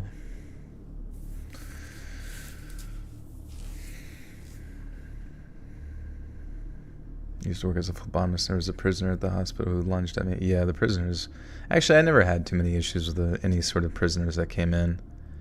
But we had, you know, we had our fair share of crazies, as anybody does.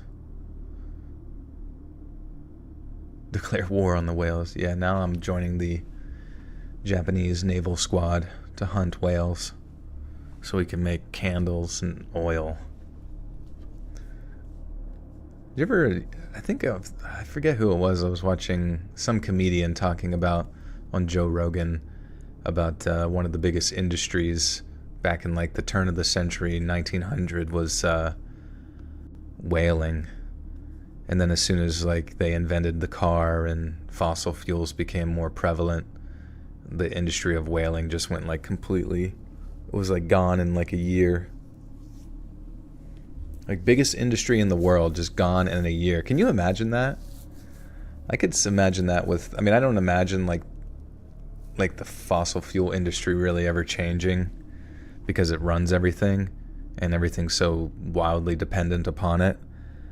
But yeah, if one day we were just somehow able to like create some sort of perpetual energy bullshit or just some different form of energy, that would be wild to see that industry completely. I mean, it might collapse economies, who even knows?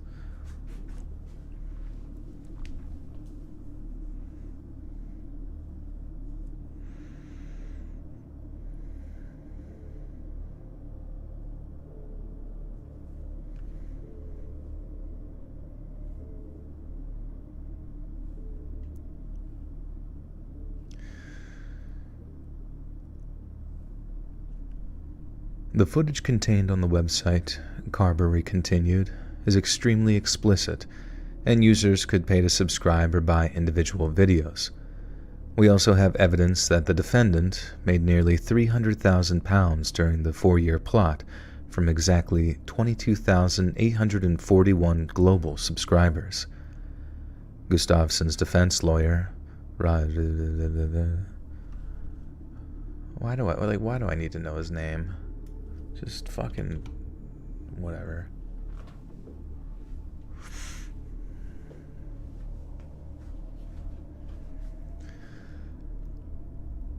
Gustafsson's defense lawyer told the court that the trigger for his client's descent into the macabre was enduring a bitter divorce back in 2016.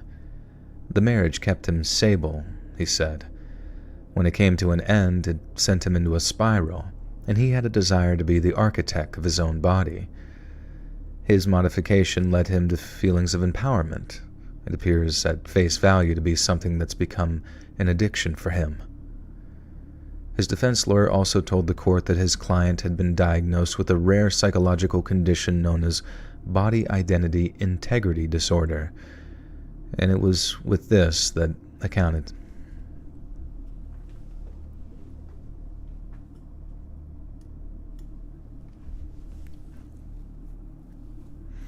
The story will never end. We're like so close, dude.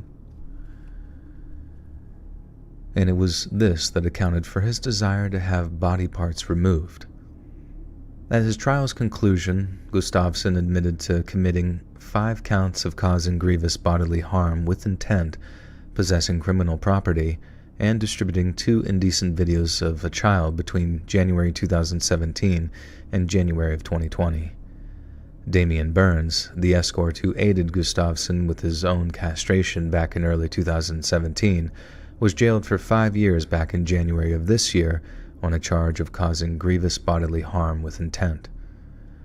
Gustafsson's much younger boyfriend, a now 23-year-old Jacob Creamy Appleby, was jailed for 3 years and 8 months, while 48-year-old Nathaniel Arnold, who is believed to have severed one of Gustafsson's nipples back in 2019, was given a suspended prison sentence of just 2 years. These judgments were handed down from the bench of the 4th and 5th of this month.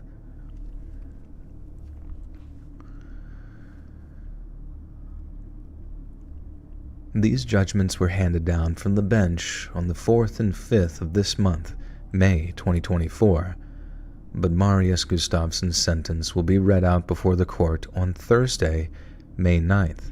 Oh.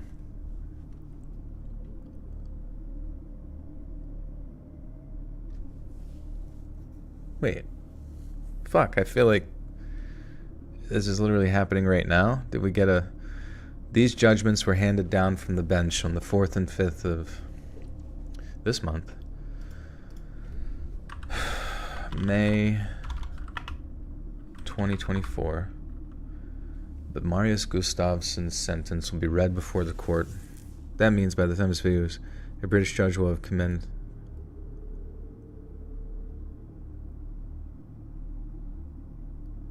Should I I should probably include what, well, let's see.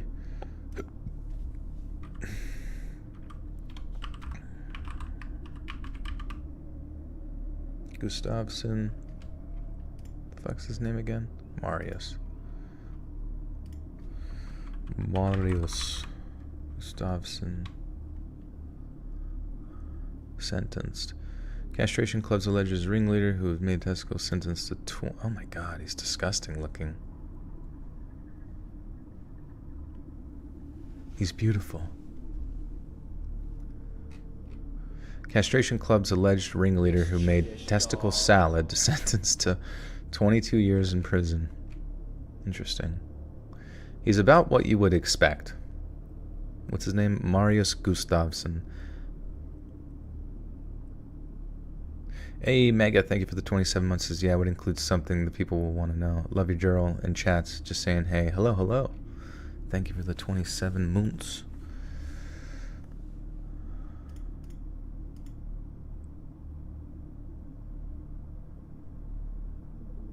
That means, okay.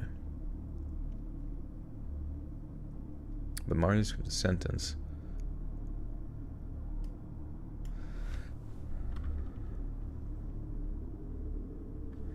Sentence has just been read before the court.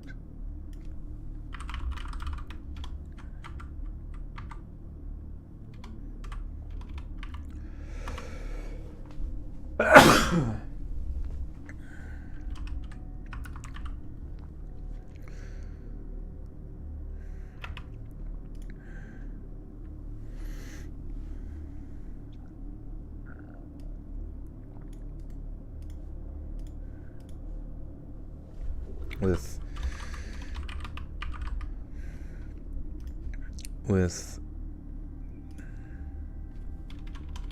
the New York Post reporting Castration Club's alleged ringleader who made testicle salad has been sentenced. A British judge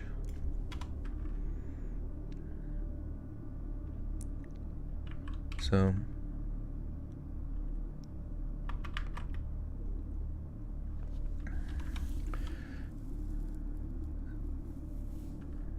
as of just this week, a British judge has condemned.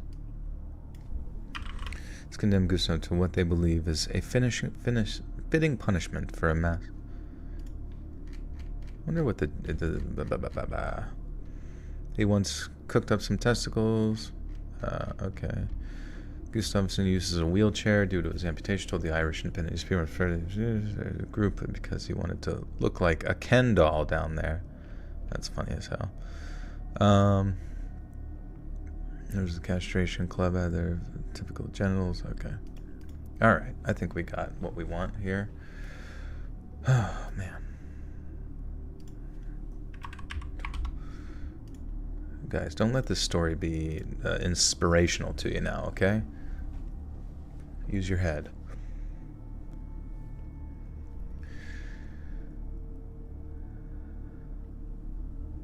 Well, 48-year-old Nathaniel Arnold, who was believed to have severed one of Gustafsson's nipples back in 2019, was given a suspended prison sentence of just 2 years.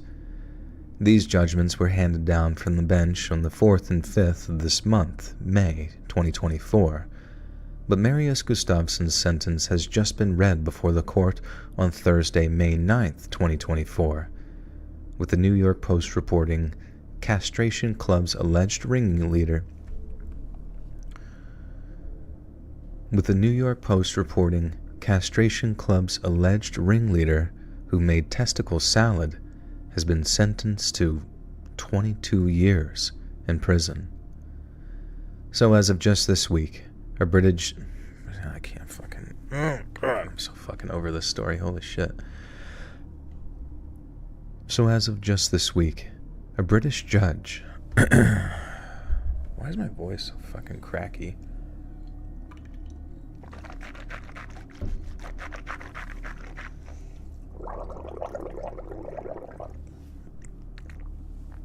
2 fucking hours to get to this point. Holy shit.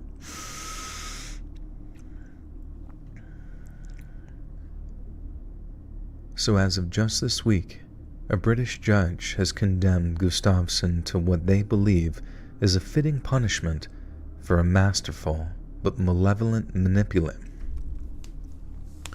I can't fucking handle with the alliterations right now. Holy fuck. So as of just this week, a British judge has condemned Gustafsson to what they believe is a fitting... Oh, God. I can't even make it through the sentence.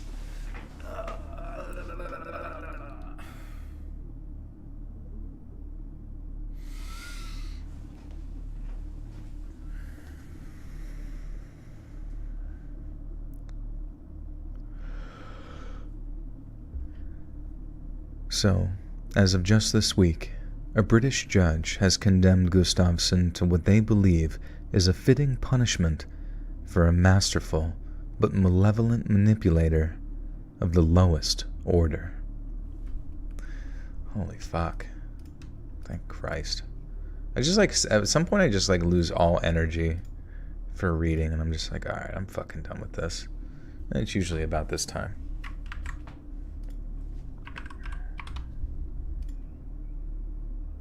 Alright, hopefully these next ones are about the deep web.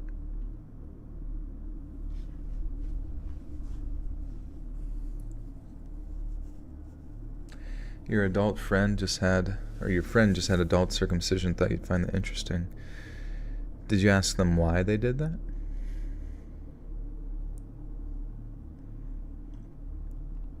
Because I think one of the, like, aside from the fact that we have soap, one of the more, you know, not to dig into this because it is gross, even though we just got done talking about some dude fucking chopping dicks off on the internet, is the fact that there's, like, I don't know, like millions of, like, pleasure neurons or, you know, neuronal connections within the foreskin. So it's like cutting that essentially is kind of robbing your future son of that, you know what I mean?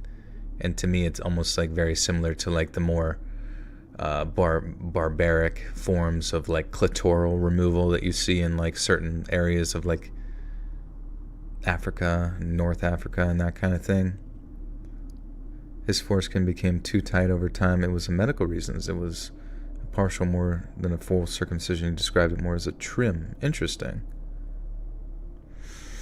Well, I guess if that, yeah, that makes more sense. If it's necessary.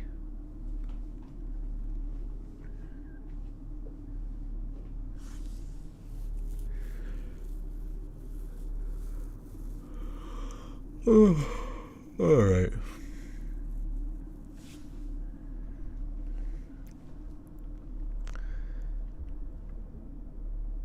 In the late 90s, Microsoft founder Bill Gates said, "The internet is becoming the town square for the global village of tomorrow." Almost 3 decades later, the statement rings as loud as it does true. I don't know why that sounded weird.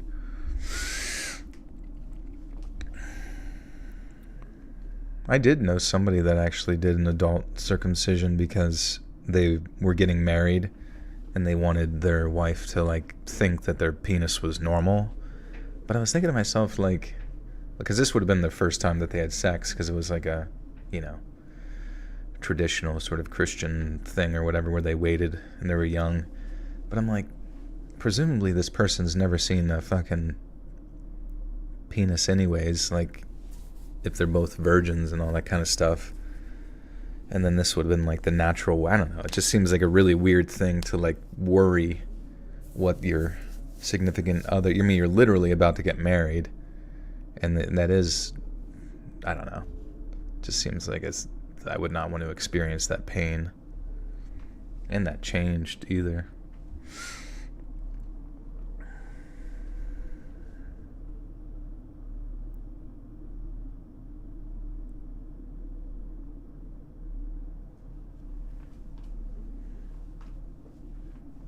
Oh, okay, yeah, I guess that's true.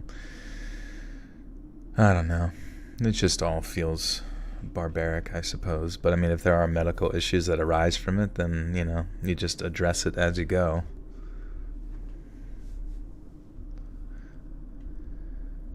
Almost 3 decades later, the statement rings as loud as it does true.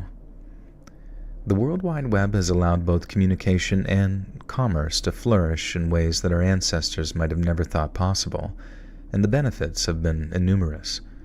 Yet the digital great leap forward has not been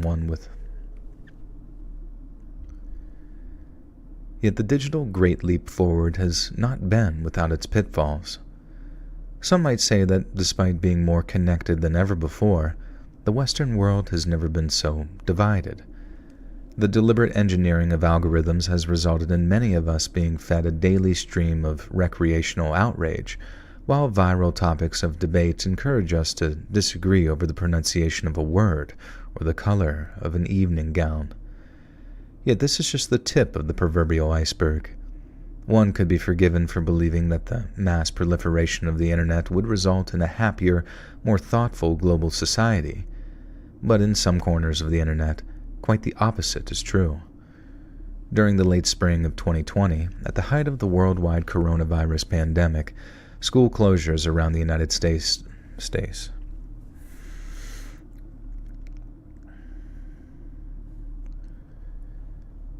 During the late spring of 2020, at the height of the worldwide coronavirus pandemic, school closures across the United States forced millions of children to continue their education remotely. Some dealt with this sudden change remarkably well. Others did not. 17-year-old Matthew von Antwerpen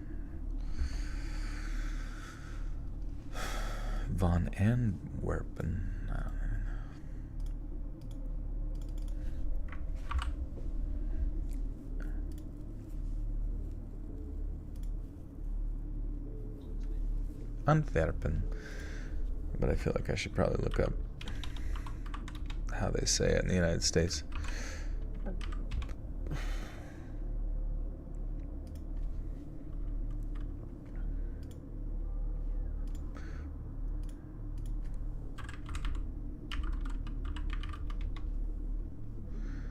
Matthew von Antwerpen.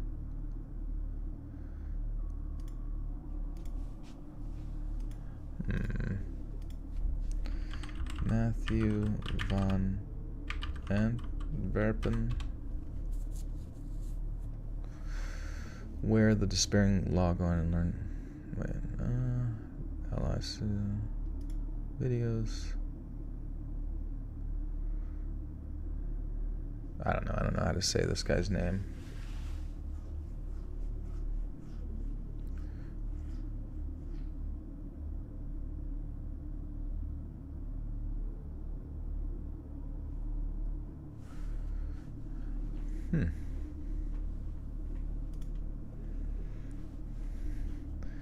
Antwerpen.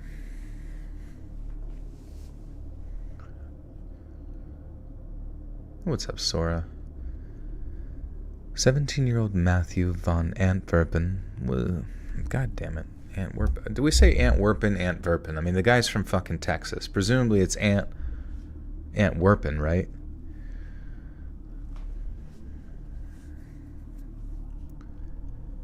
"17-year-old Matthew von Antwerpen, who lived with his parents in the suburbs of Dallas, Texas, began feeling increasingly lonely as the weeks dragged on.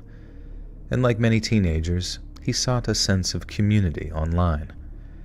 Yet despite having a veneer of compassion, the community he found did not have his best interests at heart.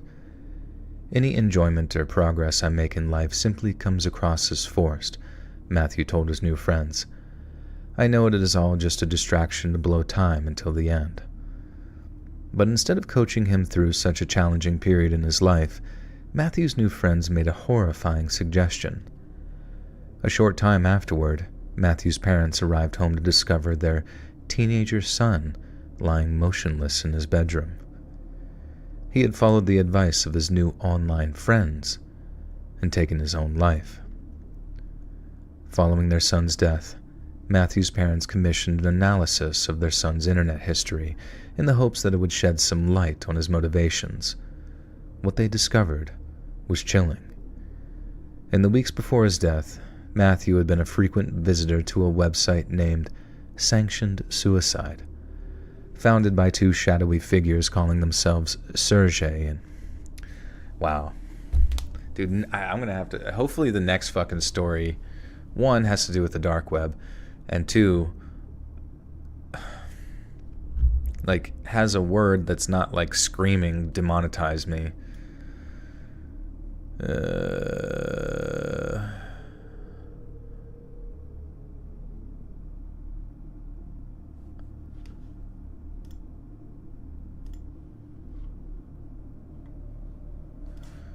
Sergey and Marquis?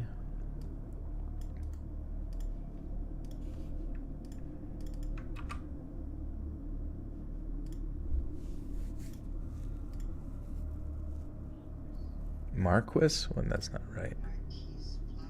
Marquis.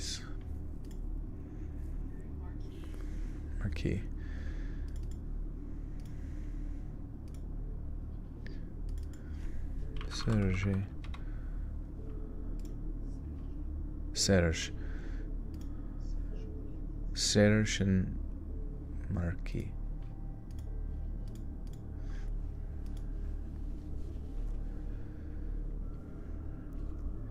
Founded by two shadowy figures calling themselves Serge and Marquis, the website not only provides detailed instructions on how to successfully end your own life, but it also hosts message boards and chat rooms in which users actually encourage each other to do so. Some seek out partners to assist in their suicides, and it's been speculated that certain users have aided in the deaths of dozens, if not hundreds, of separate individuals. Fellow members often... maybe I should say the other one. Some seek out partners to assist in taking their own lives, and it's been speculated that certain users have aided in the deaths of dozens, if not hundreds, of separate individuals. Fellow members often derided therapy and other treatments, while encouraging one another to keep their intentions hidden from relatives and medical professionals. Those who choose to announce the day of their departure are often responded to with thumbs up or heart emojis, and are told they're brave, a legend, or in one case, a hero. It's believed that the website was founded following the forced closure of a Reddit forum known as r/sanctioned suicide. Mainstream social networks operate a zero-tolerance policy concerning content which encourages self-harm, and rightfully so. But in the words of John Perry Barlow, one of the founders of the Electric Frontier Foundation... What a community I know. I don't know, like, what the fuck? And it's not even like... It's not even on the dark web, it's just like right there on the surface internet.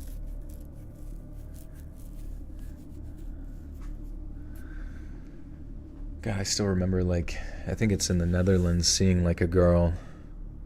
She was only like 20, and she had like depression, but like generalized fatigue, which was just like unexplained fatigue.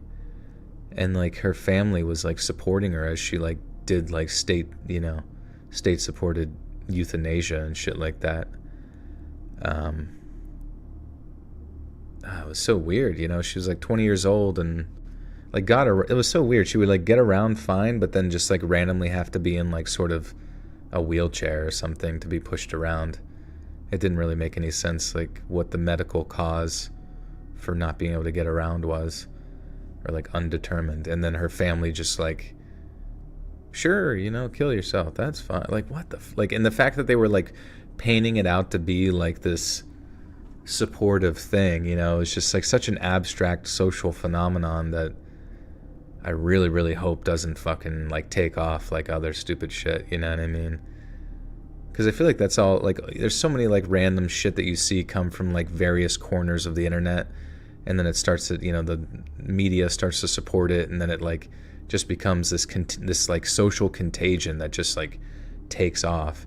And I could totally see like some sort of weird state funded suicide shit, you know. It's their right to choose to die, you know, and which granted, you know, I kind of understand sometimes with some people, like, just fucking let them live their life however they want, but whenever it's like we've our whole life thought, like, don't do it, you've got, you know, there, like, where's the redemption arc, you know what I mean?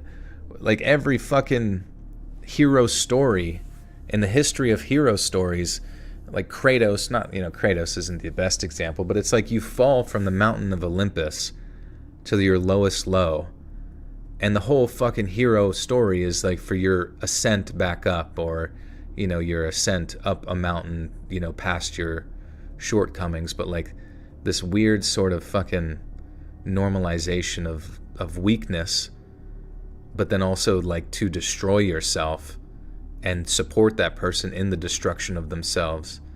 It's just like so fucked in the head, you know what I mean? Like, I hate it. I hate the normalization of not overcoming things, like not challenging yourself, not growing, you know? Just give up. Just give up. It's just like such a, like, there's no story there. There's no, you know, you're not going to get like a Lifetime documentary made about you. You're not even going to get a Let's Read documentary made about you because you didn't even stick around long enough to tell a good story. Just gave up.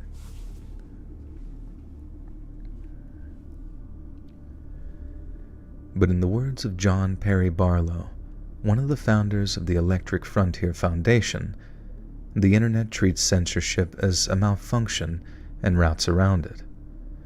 Sanctioned suicide didn't disappear when Reddit chose to censor it. It simply migrated elsewhere.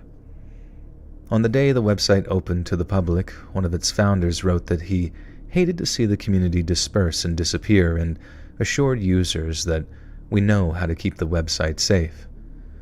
Between the years of 2018 and 2021, more than 500 individual users posted so-called goodbye threads on the website, announcing that they were just hours from taking their own lives. After that, the accounts remained eerily inactive. Since the website's users' profiles are strictly anonymous, it's impossible to determine how many of those posts are genuine.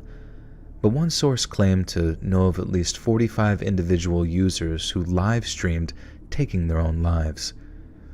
Although the site is accessed by vulnerable people across the globe, the vast majority of users hail from English-speaking countries, although it should also be noted that the disproportionate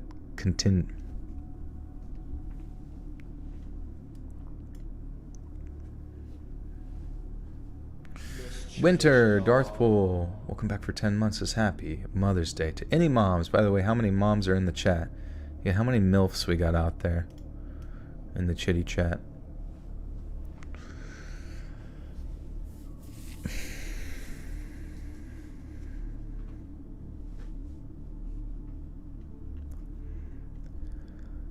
Although it should also be noted that a disproportionate contingent of Italian users also appear to frequent the site.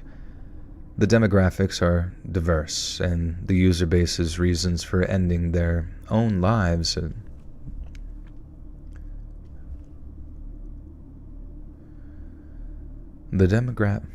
Oh, it's your first Mother's Day? What did they get you? What did your infant baby get you, besides a dirty diaper? The demographics are diverse, and the user base's reasons for ending their own lives are as vast and varied as the users themselves, but almost all agree that the newest and most effective method involves a substance that some of us consume every single day. Sodium nitrate is a yellowish-white, odorless powder, and it's so easily obtainable that you can order it directly to your home, next-day delivery via Amazon.com. The substance is used as a preservative in meat and fish products, but it's also used in car maintenance, metal treatment, and in rare cases, as an antidote for cyanide poisoning. Chances are, if you've eaten a deli sub or a bacon sandwich during the last few years, you've ingested a small amount of sodium nitrate. But consume too much, and it can be life-threatening. If high levels of the substance make it into your bloodstream, it can reduce the ability of your blood reds.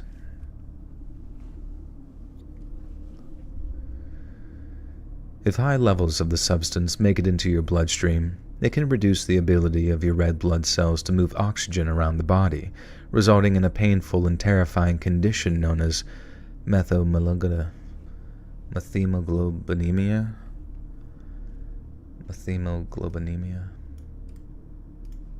Supercalifragilistic. Oh, they actually have it. Oh, methemoglobinemia. Okay. Never heard of that. What is it? Oh, word. Struggles to move the hemoglobin. Okay. A form of toxic anemia characterized by the presence of methemoglobin in the blood. Okay.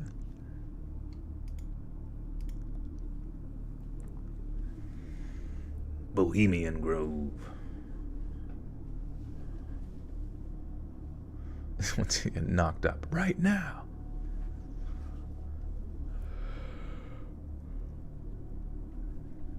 If high levels of the substance make it into your bloodstream, it can reduce the ability of your red blood cells to move oxygen around the body, resulting in a painful and terrifying condition known as methemoglobinemia. Prior to bouts of dizziness and confusion, sufferers become extremely short of breath before eventually losing consciousness altogether, and if they aren't provided medical assistance almost immediately, there's a good chance they'll pass away as a result of advanced hypoxia. A wealth of such information made sanctioned suicide shockingly popular, with more than 6 million unique visitors to the site each month. There's 4 times the traffic. That's 4 times. That's 4 times the traffic of the National Suicide Prevention Lifeline, which receives only 1.5 million views per month. But unlike the NSPL, which draws a vast range of users from a variety of different ages and backgrounds, the age range of those frequenting sanctioned suicide are generally between the ages of 15 to 24. Such was the case with Daniel Dalcanto. Damn.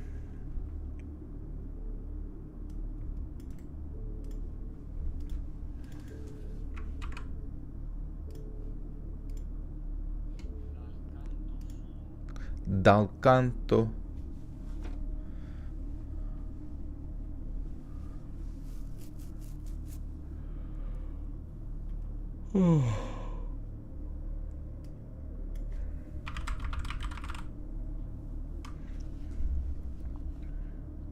I need a Dr. Pepper. That does sound pretty great right now. Such was the case with Daniel Del Canto, a 17-year-old high school junior who first came across the website during the fall of 2019. Back in 2016, a then 14-year-old Daniel had started to struggle with depressive thoughts, and after confiding in his parents, a combination of therapy and antidepressants were applied to great effect.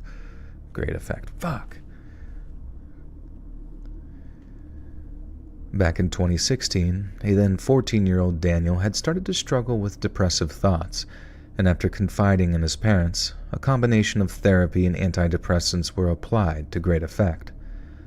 Over the next 2 years, Daniel's academic performance improved dramatically. He also poured his energy into learning how to play the drums, and within just a year of picking up the sticks, he was participating in live performances with the high school jazz band. In his spare time, Daniel would often retreat to his bedroom to play video games, yet his parents observed that, more often than not, he would play online with a group of friends.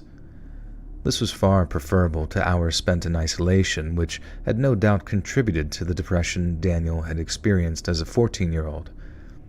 Things seemed to be going great, but sometime in 2019, Daniel began to develop severe stomach pains and became increasingly housebound as the condition grew worse.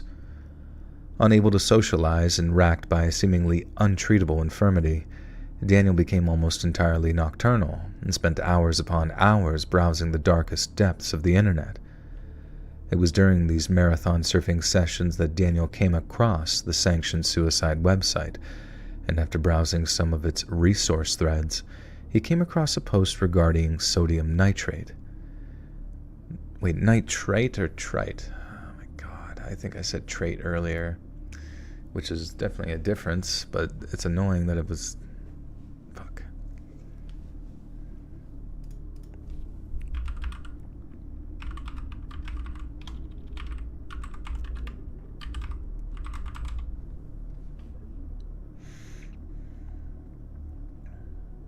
Okay, nitrite. Yeah, there we go. All right.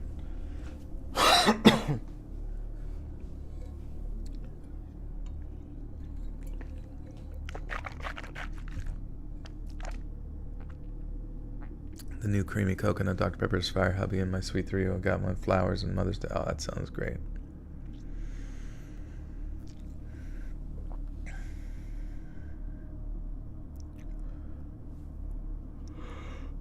Oh, fuck. Sorry. Oh, sorry you liked that one? Yeah, that's a good video. I'm glad you liked it. I suggest listening to it many times to kind of plug it into the brain, because I do find that it should be very helpful, even for myself. It was during these marathon surfing sessions that Daniel came across the sanctioned suicide website, and after browsing some of its resource threads, he came across a post regarding sodium nitrite. One user told him the substance was by far the quickest and most painless method by which he could end his own life. Another even sent him a link to a website that he could purchase it from. Daniel found that he could purchase 500 grams of sodium nitrite from an online chemist for just $30.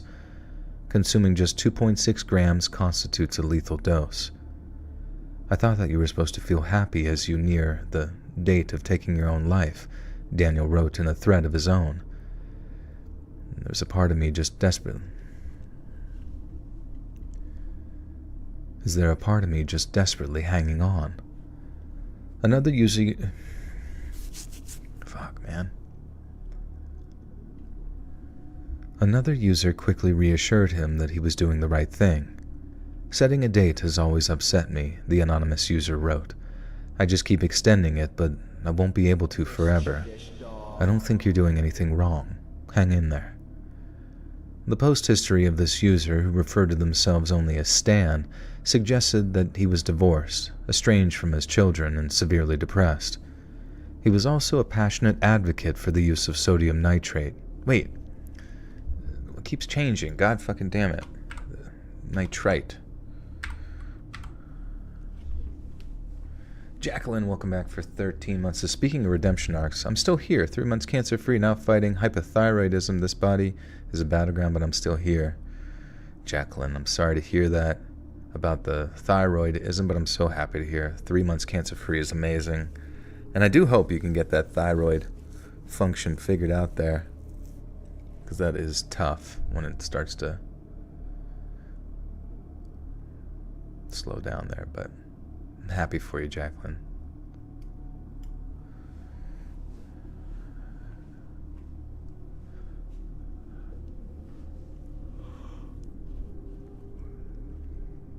He was also a passionate advocate for the use of sodium nitrite, and would go on to become a minority celebrity on the website after penning a detailed guide on how to obtain and ingest it. In response to another user's hesitance to take their own lives, Stan wrote, "Keep talking to us. You are not alone, and don't stray from the method." On October 3rd of 2019, Daniel posted a photograph depicting a bottle of sodium nitrite he'd purchased online. Later that night, he thanked the website's user base for, quote, all of the good wishes. Daniel also confessed to being a little scared, but vowed that he would not survive the night. The post drew 11 hug emojis, 4 likes, 3 heart emojis, and 2 cry smile emojis. A few hours later, at around 2:30 a.m., Pamela Dal Canto got out of bed and walked down to her son's room to check on him. The notorious night owl had been worrying. Started your fitness journey, send good vibes. Nice, Skrillo. That's awesome. What is involved in your fitness journey as of late?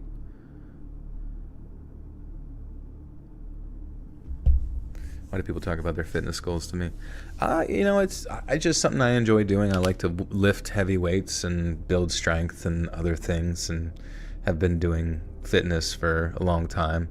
Doesn't mean I'm any sort of guru about it. I just enjoy talking about it, and if I talk about it, other people probably will talk about it too.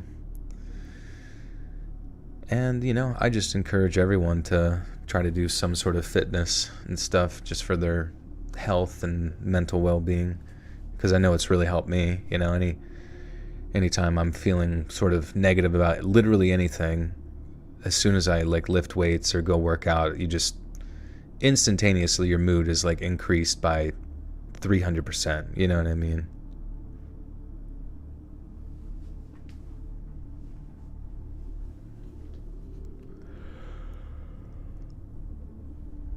The notorious night owl had been worryingly quiet that evening, and when she opened his door, his mother understood why.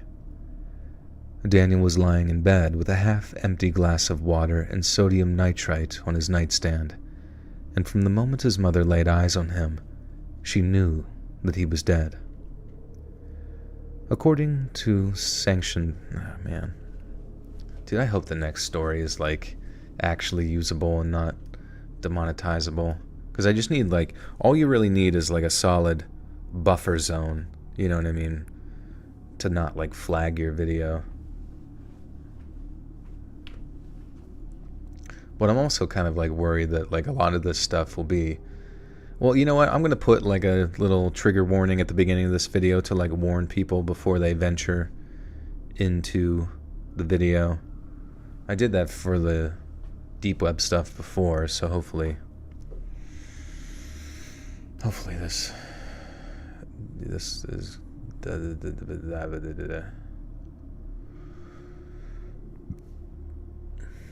try fitness D, exactly. What percentage of the video needs to be safe at the start? To be honest with you, I don't really know. I think usually they say the first 10 minutes needs to be swear free or trigger word free before you can proceed as normal.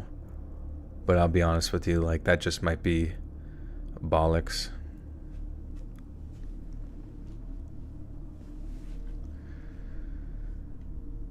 According to Sanctioned Suicide's official rules, assisting or encouraging people taking their own life is strictly forbidden, but in reality, the practice of users reassuring or even goading each other into taking their own lives is shockingly commonplace. One former user, who claimed to be a middle-aged British woman named Emma, admitted to a deep feeling of shock when, for the first time, she came across one of the so-called goodbye threads, but that it was also scarily easy to normalize what she was seeing. It felt like you were wrapping yourself up in this blanket of all of this misery and darkness, said Miss Davis, who eventually found this site dangerous and quit. You sort of felt safe, but you weren't safe.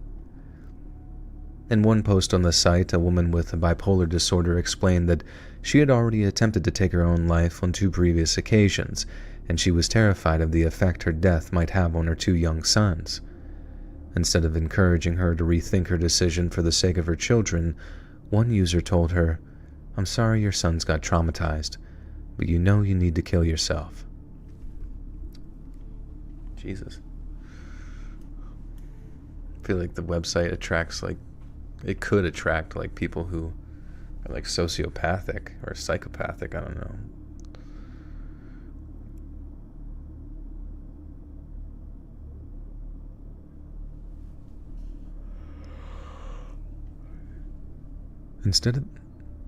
Instead of encouraging her to rethink her decision for the sake of her children, one user told her, "I'm sorry your sons got traumatized, but you know you need to take your own life." In another post, a young Australian man confessed to harboring these ideations after being diagnosed with a certain mental illness. Instead of offering support, his fellow users asked him to live stream it, and with one joking about enjoying a box of popcorn while they watched him die. A few weeks later, the Australian man posted a goodbye thread and then logged off, never to return again. Another user, a Romanian psychology student named Roberta Barbos, was studying at the University of Glasgow when she posted an advertisement on Sanctioned Suicide's personal section. In November of 2019, the 22-year-old told the community that she was looking for an older man to, and I quote, "hold her hand" throughout her taking her own life. Roberta and her long-term boyfriend had recently broken up, causing her to sink into a deep depression. In her despair, seashells.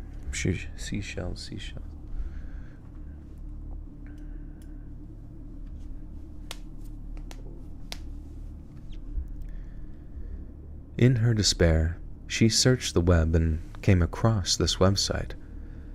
"Sometimes loneliness hurts so much that I can barely hold myself together," she wrote. Within hours, one user posted the following in reply. I'm based in Glasgow. Make sure I'm saying Glasgow, right? Glasgow. Fuck.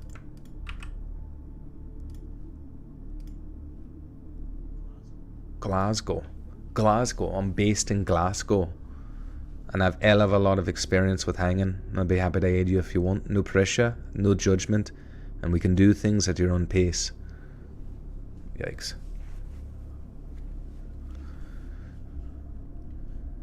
I'm based in Glasgow, he said, and I've a hell of a lot of experience with hanging, and I'd be happy to aid you if you want. No pressure, no judgment, and we can do things at your own pace. The man offering his help was named Craig McKinley. Oh boy.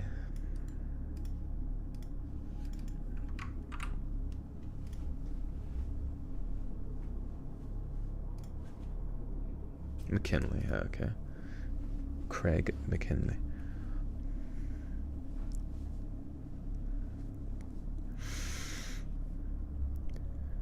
The man offering his help was named Craig McKinley, and although Roberta met with him briefly at a local coffee shop, he was unable to assist her in taking her own life. And that's because he was arrested just weeks later for assaulting 2 women who, taking their own life, he'd promised to assist with. McKinley was later jailed for a minimum of 2 years and 3 months following a conviction for reckless conduct, and was also given a lifelong restriction order, preventing him from contacting unfamiliar women via the internet. Despite McKinley's arrest, Roberta remained committed to taking her own life, and her post history revealed an increasing interest in the uses of poisons as her method. Finally, in February of 2020, Roberta was found dead by a neighbor. The exact method isn't listed in any of the online news reports, but I doubt anyone would be surprised if the coroner discovered a fatal amount of sodium nitrite in Roberta's system. In December of 2019, just 2 months after Daniel De Canto's death, a coroner in the UK called for a full government inquiry after learning of sanctioned suicide during the course of his work. The German government opened an investigation around a similar time, while Australia's E-Safety Commission had been looking into the site for months prior to both the German and British inquiries. By November of 2020, the website garnered even more infamy after it was revealed that the wife of British Member of Parliament Owen Paterson had taken her own life during the summer of lockdowns after stumbling across the site during a bout of depression. At the time of writing, Italy, Germany, and Australia have all passed legislation which prevents internet users with the fucking... Dude, this is like a fucking creepypasta, but like real.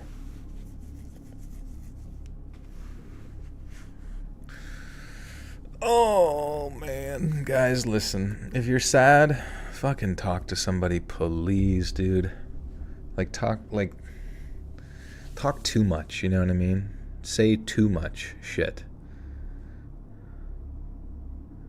And hit the gym. Hit the weights.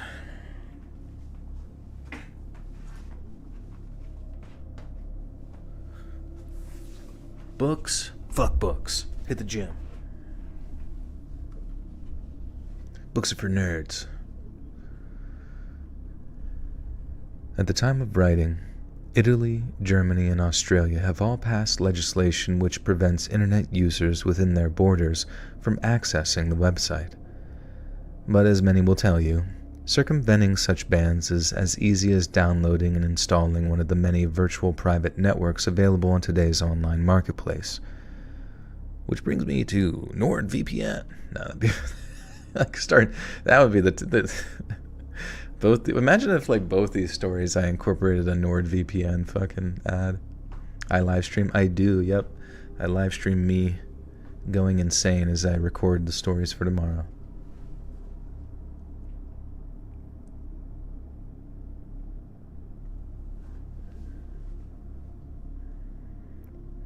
A swear jar. Do I have to like put my mouth in it and just swear into it? Fuck!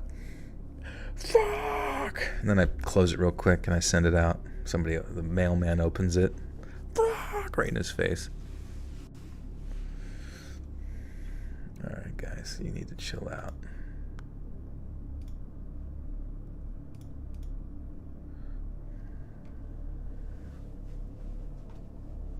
Gotta put your whole mouth in the jar. Yeah, swear jar, and yeah, I don't have a swear jar, but I do have a fart jar. Or just like you open it up and like a fart comes out, but also it says fuck, fuck, but it's just like the fucking smell of shit right in your face. Feeling suicidal? You could use NordVPN. Just kidding. But for real though, I mean, like, fuck, man, what do you do? What's the method? You gotta talk to somebody. You gotta tell somebody. It's just like I guess I don't fully understand it. I guess I've never been there, you know? But I know that I do feel good when I exercise, whenever I have friends to talk to, when I have family, when I hang out with like pets. Pets are cool, you know?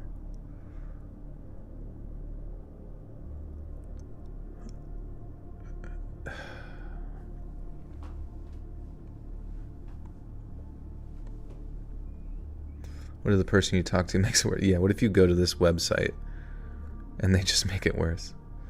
Just find somebody else. Have you ever won any awards for being on YouTube? I mean, I tried to enter the podcast into a true crime podcast like competition in the UK, and I thought we had like the perfect entry, you know what I mean? I even used like AI to like write all this like mumbo jumbo bullshit to fill in all the questionnaire stuff, so it was like spot on perfect. And then they did respond, but they said that I didn't make the cut for, you know,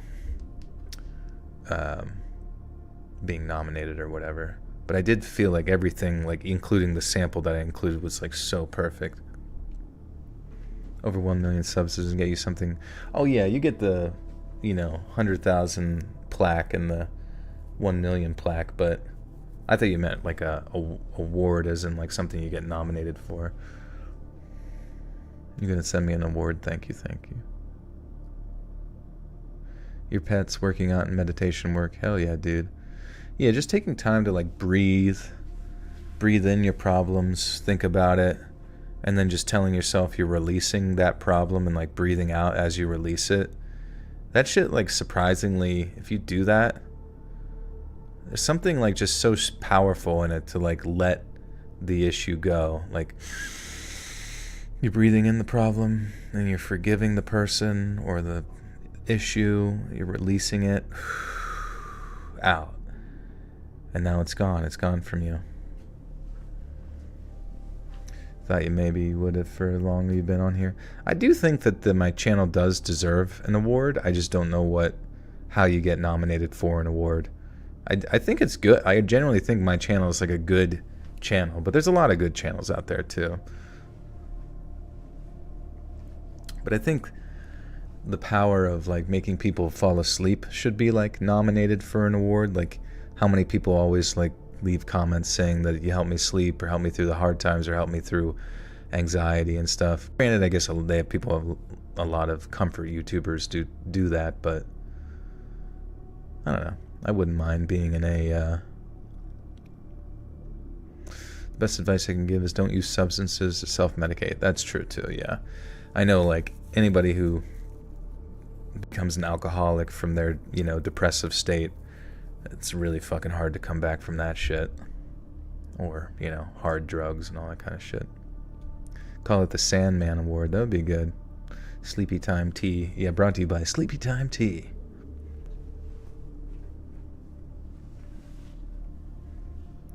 Maybe a soundboard with laser noises. Pew, pew, pew. That would make you feel better, too.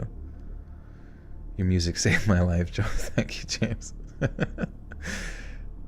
And then it cuts to my music, and it's like...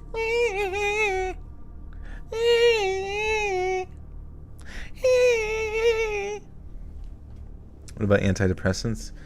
I don't know. From what I've heard is that, like, regular exercise is just as effective as antidepressants for depression, but there's less of a chance of relapsing back into said depression. And there's, the dependent, sometimes there's certain antidepressants that can cause dependency and have a lot of negative side effects on your body. So I tend to, like, advise people to, follow what your doctor says. But if it was me making my own decisions for my mental health, I would do all of the things, as many things as I possibly could prior to getting on any sort of pharmaceuticals, just because of how many negative side effects they have. But that's not to say that I don't recognize the fact that, if you're in one of those positions where it's like, I need to save my life, at least in the short term, yes, then communicate with your doctor for that, obviously. This is not medical advice. The music is just AC/DC. Christopher Walken, impressions change your life, make you feel good about yourself even. You listen to me, you fall asleep, you see the Sandman, he comes at night, puts a little sprinkle in the eye. Good night. Good night. Bow. Bow. Knocks you out.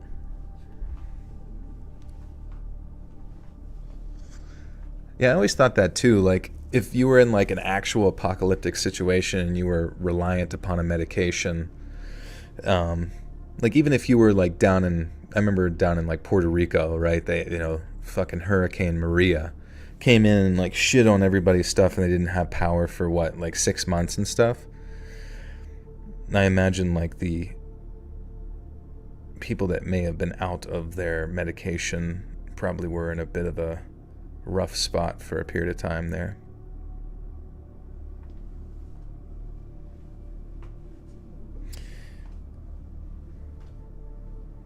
Went through bad postpartum depression. Talking does help. Okay, yeah. Yeah, my one friend, man,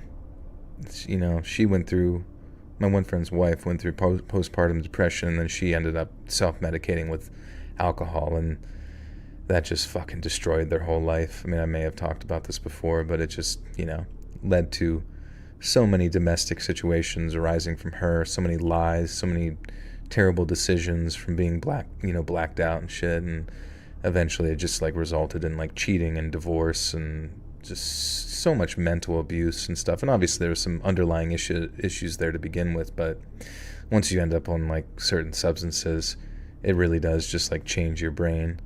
And I do hope that she's getting better now. I mean, I really do hope the best for her, but it's just so fucked how much it negatively affects people and their families, kids, all that shit. Jesus, take the wheel. And Jesus is like, I don't even know what any of this shit is. What the fuck is that? It's the steering wheel. You move the car with it. What the steering? What? I'm gonna crash.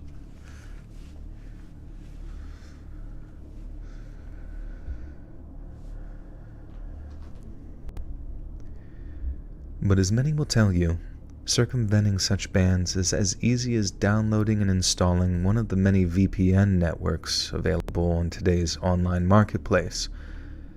Google has already started to filter certain websites from search results, but after pressure from government ministers, one senior manager was forced to explain that it simply wasn't in their power to remove things from the internet. Efforts to combat this website in other ways have been equally unsuccessful. The United States laws against assisting in a person taking their own life. Wait. The United States laws has laws? Has laws. Kevorkian. Oh, that would actually be sick if Jesus was like in a video game or some shit as like a Mercy. You know what I mean? They should give. Oh, dude, they should give Mercy a fucking Jesus Christ skin. That would be sick. And then when she reses you, it's, you know, she says some like Bible, "Be rise, my child. Be risen."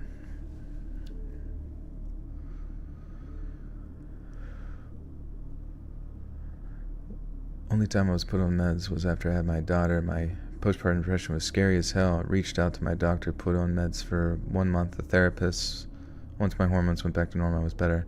Interesting. I wonder if like hormone therapy, and I'm not exactly sure what it'd be, but I wonder instead of like antidepressant medication, if there's like a specific hormone therapy or something you can take to help normalize your hormones post-pregnancy. You know what I mean? I'm sure there's got to be some treatment. Have you seen the new Bumble ads? I have not, no. I didn't even know Bumble still exists. Forgot about that shit.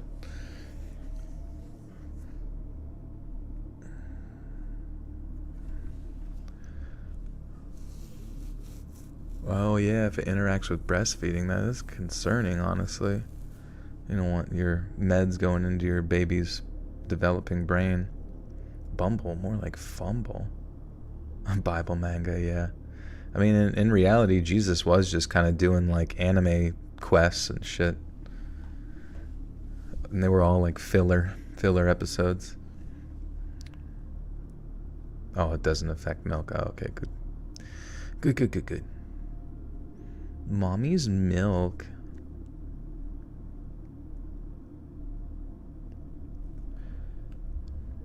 The United States has laws against assisting in a person taking their own life, but not only is it notoriously difficult to enforce, but many states have yet to expand such laws to include online activity.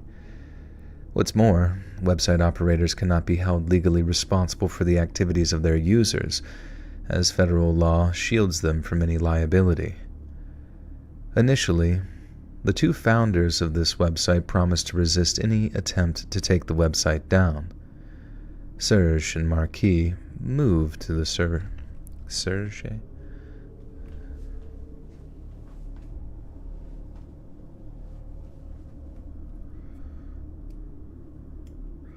Ever done a reveal before? I'm going to do my gender reveal right now. I'm going to explode a grenade. It's going to shoot out blue shrapnel. Sergei. I think it's Serge, like, because they're both like French names, and the pronunciation in French is like Serge. Serge and Marquis moved the servers from country to country, making them almost impossible to track, and worked tirelessly to scrub the internet of any trace of their identity. In particular, Marquis has repeatedly stated that the website complies.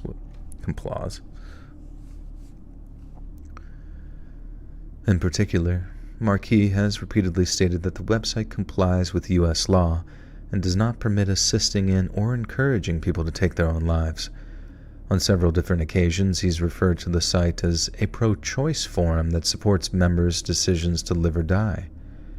At the end of the day, people are responsible for their own actions, Marquis wrote. And there's not much we can do about that. Marquis might have claimed that the website complies with U.S. law, but just a quick visit to the site reveals a very different story.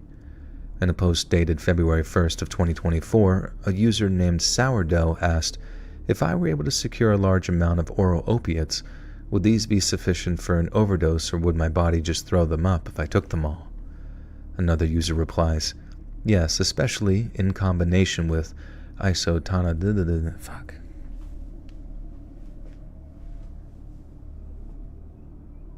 Post more pictures of my cat. Sure. He is pretty cute when he rolls on his back.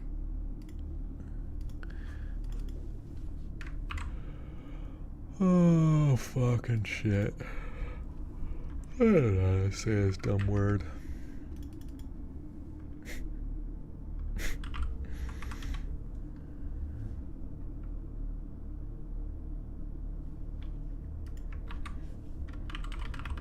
How you say?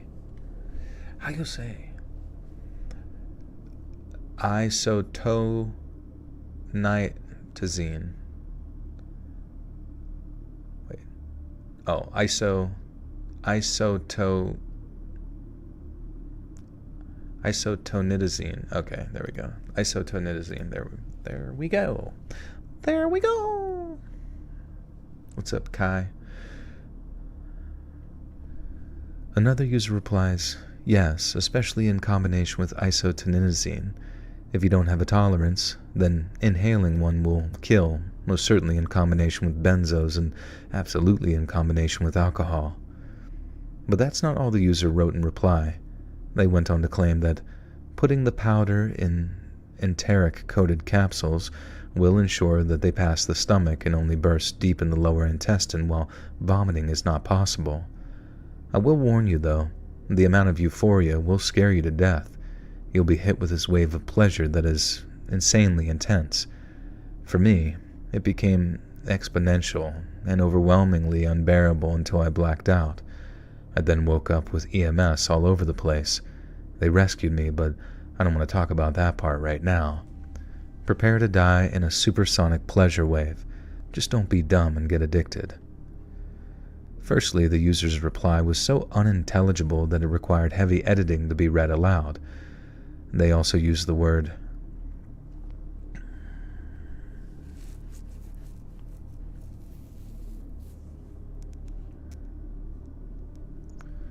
isotazines instead of cock and balls. Isotinazine.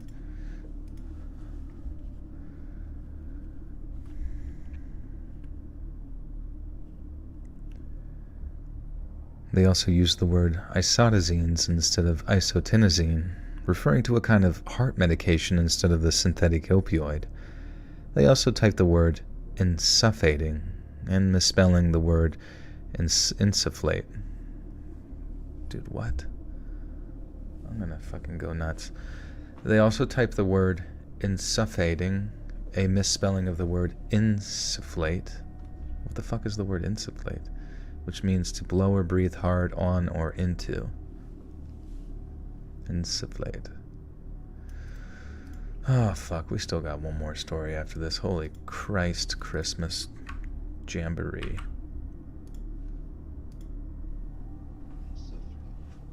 Insufflate. They also typed the word insuffating, a misspelling of the word insufflate, which means to blow or breathe hard on or into. This, as I'm sure many of you will know, is not the correct word to describe snorting or inhaling.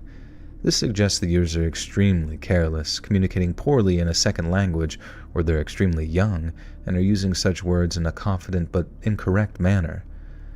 Secondly, the claim that someone will experience waves of pleasure during an opioid overdose is patently false. Secondly, the claim that someone will experience waves of pleasure during an opiate overdose is patently false. Victims feel cold, shaky, drowsy, and nauseous. Ask someone who's survived a heroin dose, and the word pleasure is probably the last word they'd use to describe it. This reply constitutes a direct attempt to deceive and manipulate a vulnerable person in taking their own life, and either was written by a malevolent adult or a child that has next to no idea what they're talking about and might even be receiving a twisted thrill from encouraging others to take their own lives. In November of 2020, an international effort to take the site down was successful, at least temporarily so. We have been planning this for years, Marquis wrote in a post he uploaded to the site, and we are confident even if they coordinated all takedowns at the same time, which is very unlikely, we could be back online within 24 hours. Serge and Marquis then went a step further to ensure the site's security and began cracking down on anyone sharing personal contact information. Apparently this was to keep their users safe, but in reality, the move did nothing but prevent outsiders from identifying vulnerable loved ones and prevent life-saving measures being implemented in time. If you're preparing your departure, please please contact a mod so we can help with preparations, Serge wrote. He then went on to announce that accounts that had posted goodbye threads would be deleted after a set period. Serge explained that this was to protect privacy, but it can be argued that all this did was prevent the families of the dead from getting any closure regarding the deaths of their loved ones. In other messages posted to the site, Serge gave users an insight into his own ideations. There's not so much to tell about myself except that I've never really found a reason to be here, he wrote. There is little that I find worthy in this life. Marquis also confessed to having entertained the possibility of taking his own life and explained that, quote, this community was made as a place where people can freely speak about their issues without having to worry about being saved or given empty platitudes. Marquis certainly paints a saintly picture of himself. He seems to view his maintenance of the site as giving a voice to the voiceless. Yet this website has been operating in various forms for almost 10 years now, and neither man has taken their own life. Perhaps a better clue to the motivations was revealed in 2019, when it was discovered that Serge also runs a website for so-called incels. While the term remains controversial, the portmanteau,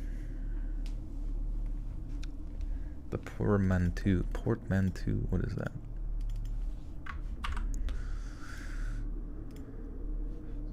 Portmanteau. What does it mean? A large leather suitcase that opens into 2 hinged compartments. That's got to be it. A word formed by merging the sounds of meaning of 2 different words as chortle for chuckle and snort. Oh, I didn't know that about chortle. That's awesome. He chortled. Portmanteau.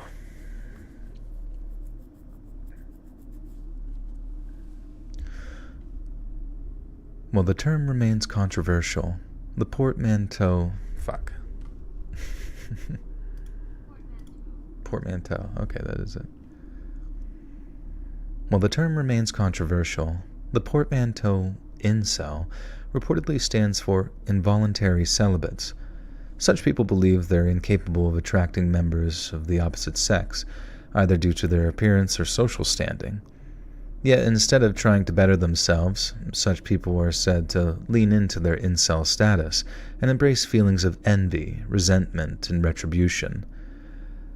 Much like sanctioned suicide, the website, the so-called incel community used to congregate in a subsection of Reddit known as a subreddit. Femcel daughter.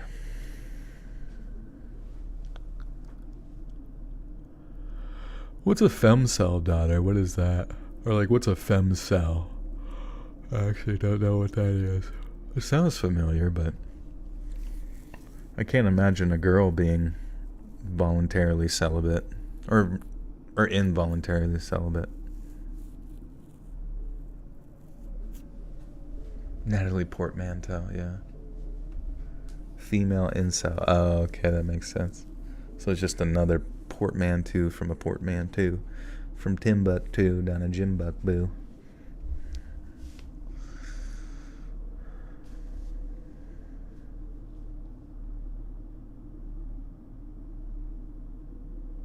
Girl go grr, no men like me.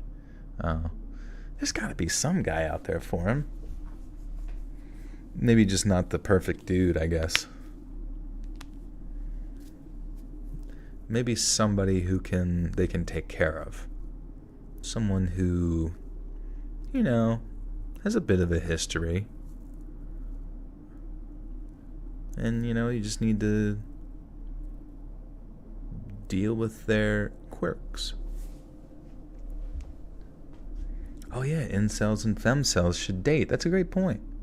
We should just get, like, we have the 2 subreddits do a subreddit meetup. And we fix the earth. The earth is healing. And they could live in a cell together. So long you didn't know what incel meant? Interesting.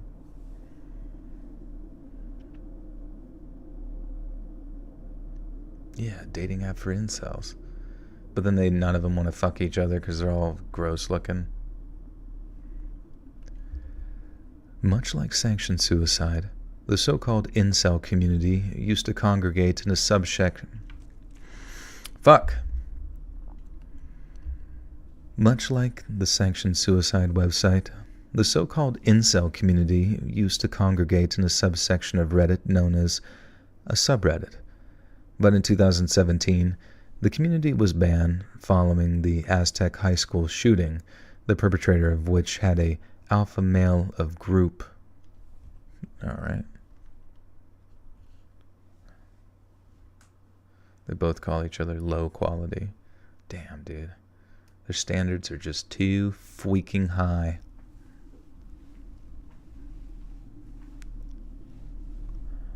Narcissists with victim complexes. That's a good point. They really like themselves, but it's everybody else's fault except their own. The red pill chick, Pearl. Who's Pearl?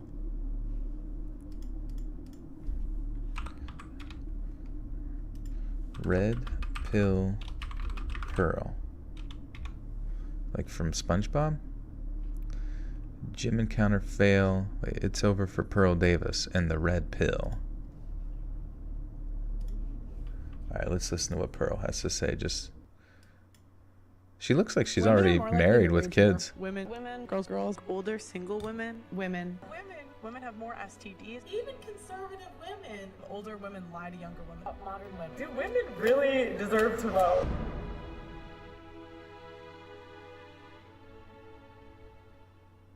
Pearl Davis is a red pill YouTuber. His channel has exploded. Yeah, whatever. I don't give a shit. And what? She can't find a husband? She can't find a husband, you're saying? She's the female Andrew Tate. Interesting.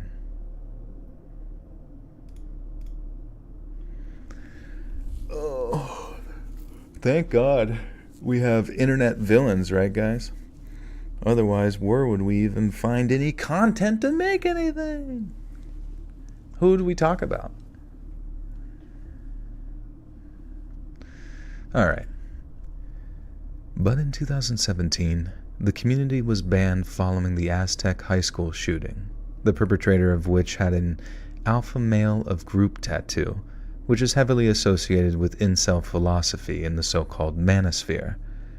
It seems that in the aftermath of the r/incel subreddit being banned, Serge seized the opportunity to once again create what he referred to as a home for outcasts, and railed against digital censorship in an impassioned first post to the website. But in an interview on the subject, Serge said much of the discussion surrounding incels was, and I quote, fuel for taking your own lives. Does Serge mean that, in a truly negative sense,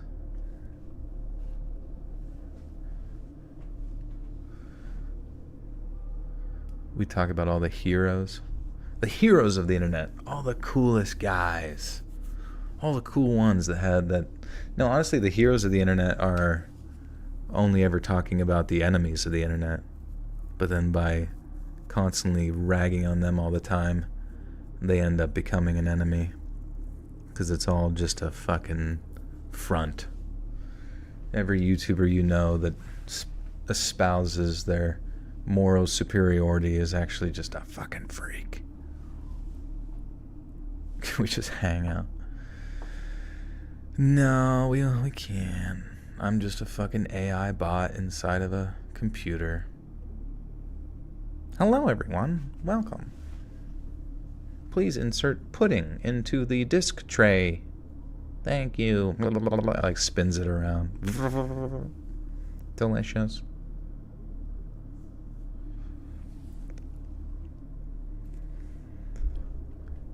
Does Serge mean that in a truly negative sense, and intend his incel's website to be a kind of refuge among a sea of contempt? Or does it give an insight into an alternative and much more sinister motive, one involving the curation of online spaces in which negativity is currency. Marquis has since vehemently denied cultivating a space where children can be exposed to extremely damaging information and content. He explained that his website requires accounts users.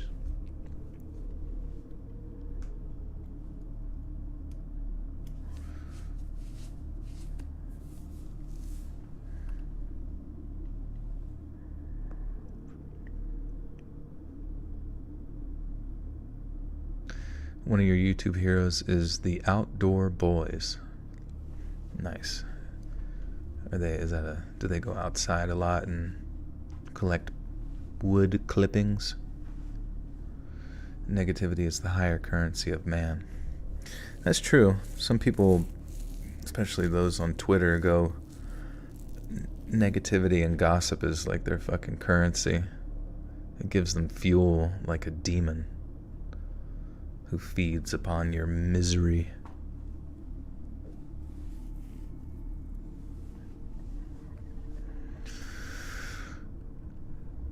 He explained that his websites require account users to tick a box confirming they're 18, but in the same breath said that he would never institute policies which require sharing physical forms of identification, such as passports or driver's licenses.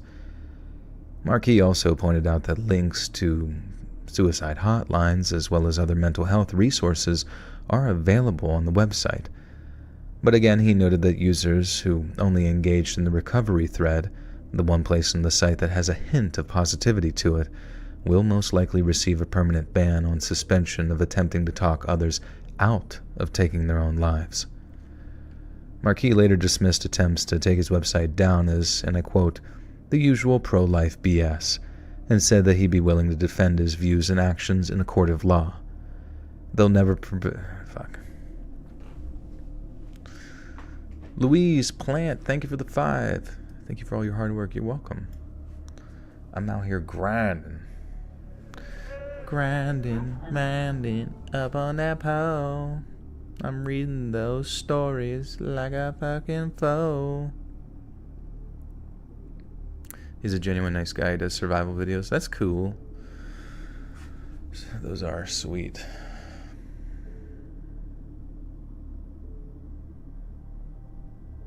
You don't like to feed upon people's misery? How come? It's so delicious.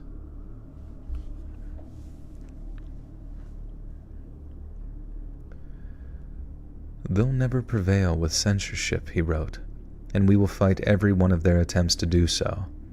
If people want to change, if they want self-improvement, basically the whole web is for that. But if we're being honest, not everyone has a way out. Finally, in January of 2021, a senior vice president at a company known as Epic, freaking Epic, dude. Fuck, man, we still got a lot to read. God damn it. LM with the 5 says, check out a Kai Waichi. His music is audible. Pre-workout bro step. Also, my girlfriend's birthday is today. If you could send Buttersuck birthday wish. Happy birthday, girlfriend. Appreciate you. And I will definitely check out Kai Waichi. Thank you for the 5.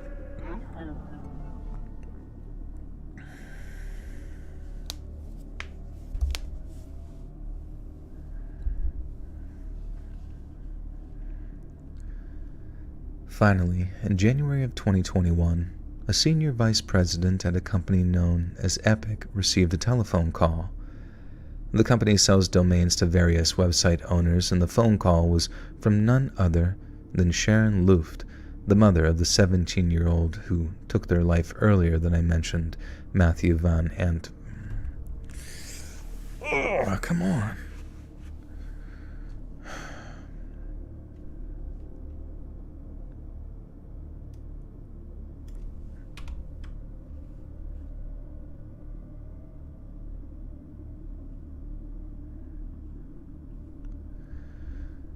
The company sells domains to various websites, and the phone call was from none other than Sharon Luft, the mother of the 17-year-old I mentioned earlier, Matthew van Antwerpen.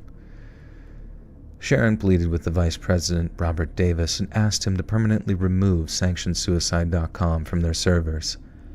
Davis then reached out to Serge and Marquis in the hopes that securing their cooperation might result in a mutual understanding. But following a lengthy conversation, David released the following statement. The site owners lacked the empathy, compassion, or intent to appropriately utilize the platform for future good, he said, before announcing that the site's services would be terminated with immediate effect. Critics celebrated, but within just a few days, it was back. The website had simply changed its name to sanctionsuicide.net, and the same domain is hosted on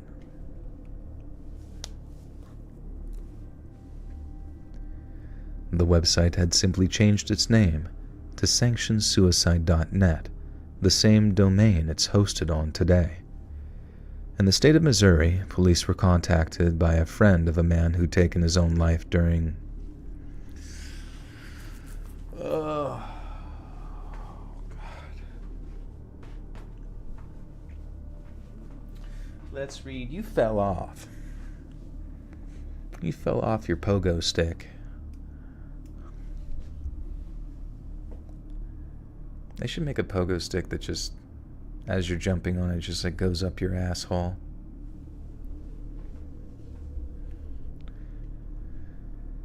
In the state of Missouri, police were contacted by a friend of a man who'd taken his own life using sodium nitrite. After searching his cell phone for any clues of this motivation,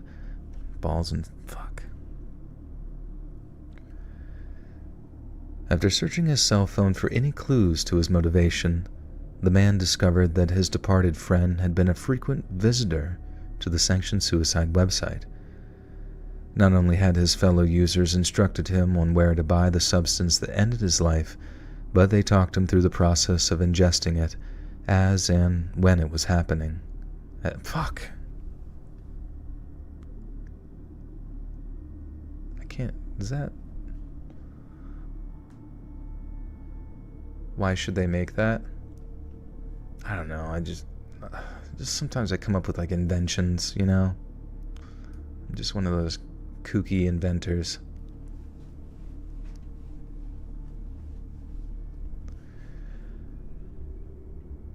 After searching his cell phone for any clues to his motivation, the man discovered that his departed friend had been a frequent visitor to the Sanctioned Suicide website.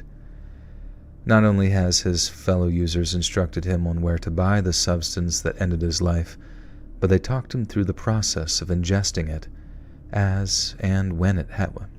What is that? Does that make any sense? As and when it was happening? Or did they mean as in when it was happening? Or is it saying as it was happening and when it was happening? Isn't it the fucking same thing?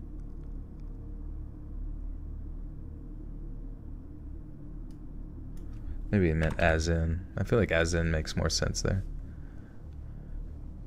Yeah, nobody take that idea. I'm gonna sell that to Boeing. Maybe that'll fix their planes.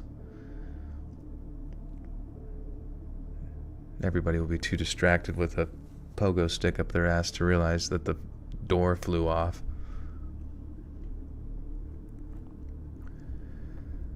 Not only had his fellow users instructed him on where to buy the substance that ended his life, but they talked him through the process of ingesting it, as in when it was happening.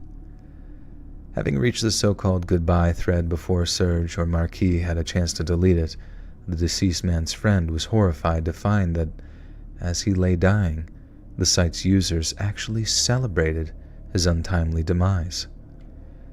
Naturally, the furious friend of the deceased sought legal retribution, but the case proved impossible to prosecute. The detective who handled the Missouri case asserted that without any physical evidence of somebody assisting them to take their own life, there's no chance of bringing the matter to trial. It's true that back in June of 2017, 23-year-old Michelle Carter was convicted of manslaughter in Massachusetts after urging her boyfriend to take his own life. But in the Missouri case, they had no way of uncovering the names or addresses of those involved. In 2011, a detective from St. Paul, Minnesota helped convict a man for assisting in the taking of their own life.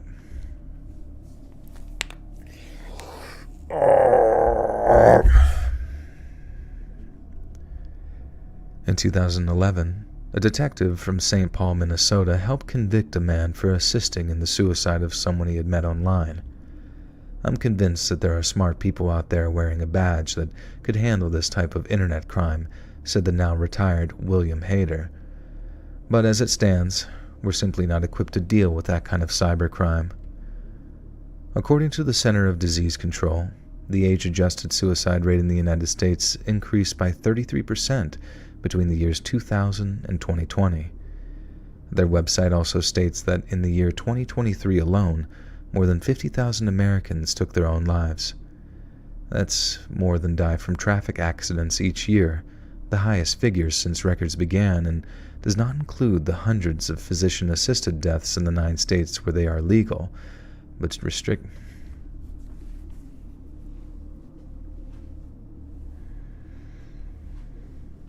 The never-ending fucking story about... Man, yeah, I feel like, honestly, I genuinely think there is a morbid fascination with some of these stories, but I also feel like because they're so dark that it's, for some people listening, they might just chime out both from boredom of like where the story's even going, since really nothing occurred here other than the person just like was never, there was no retribution. It was just like a very sad website, and the fact that it's like just this darker content that people don't really, I don't know, I'm not sure how dark of a content you can take things sometimes while still maintaining intrigue.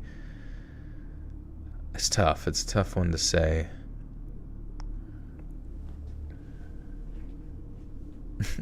Shoot, yeah, clear the head. Goes on and on and on. Theater downtown plays random old movies. That's sweet. Is it like every day or every like weekend?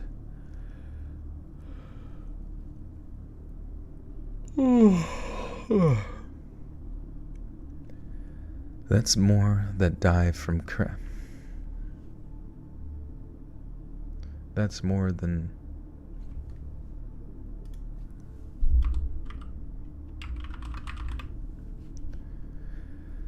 That's more than those that die from car... God fucking damn it, dude. That's more than those that die from traffic accidents each year, the highest figures since records began, and does not include the hundreds of physician-assisted deaths in the 9 states where they are legal, but restricted to the terminally ill.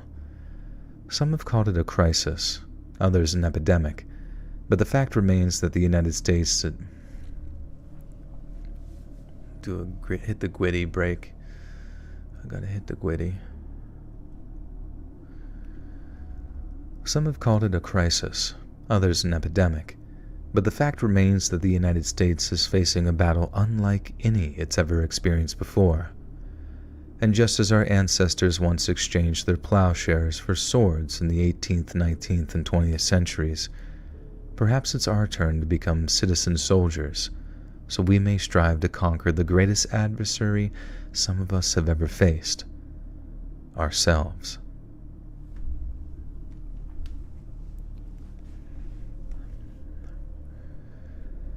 And just as our ancestors once exchanged their plowshares for swords in the what the fuck is this talking? Plowshares?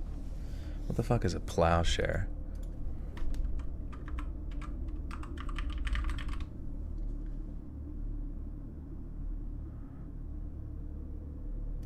It's a store. What does that even mean? Our ancestors exchanged their plowshares for swords.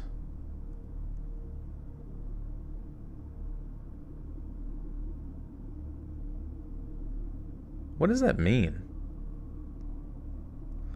Like you were doing farm work and then the farmers became soldiers?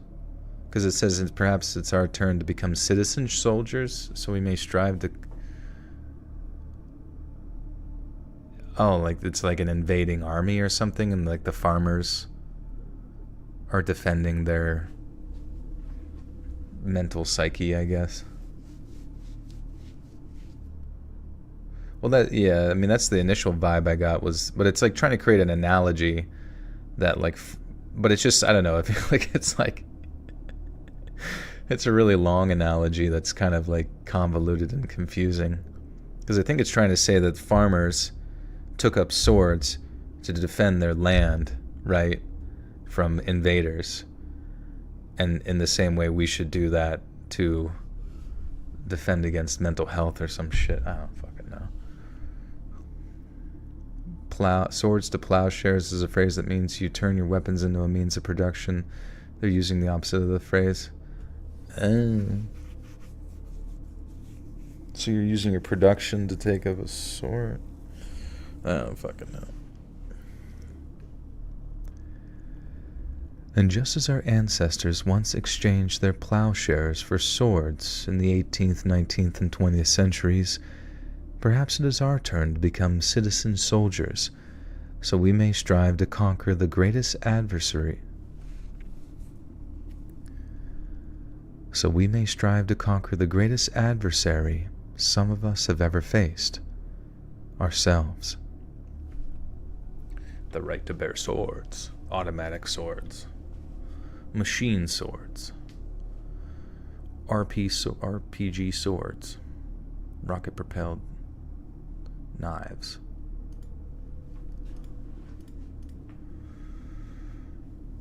Oh, fucking Christ on a Christmas basket. Alright. Please, God, I hope somebody met somebody on the dark web in this story. Because I need this one to work out so I can start with it, because the other ones are just like too... Just a little bit too much. Just a bit much. Just a bit controversial. Too much. Alright. I'm going to go take my Magnesio, and I'm going to be right back. Alright? How's that sound? Pretty sweet? Sweet.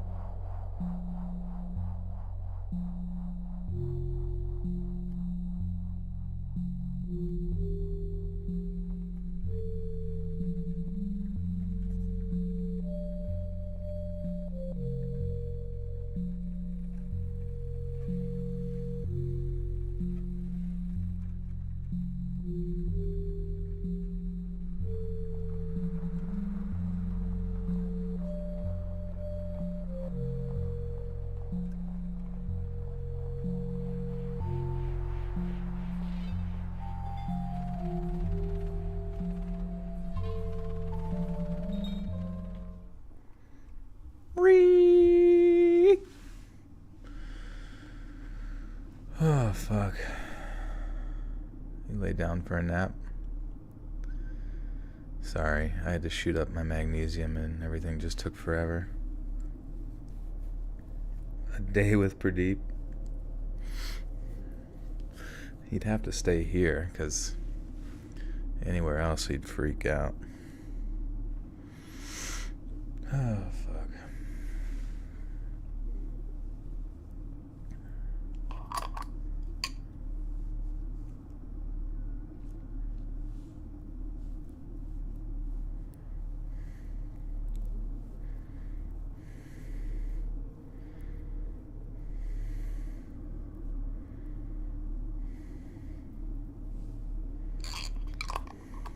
I celebrate Father's Day with Pradeep. Yeah, I always expect him to get me fucking something other than like a dried turd from his box.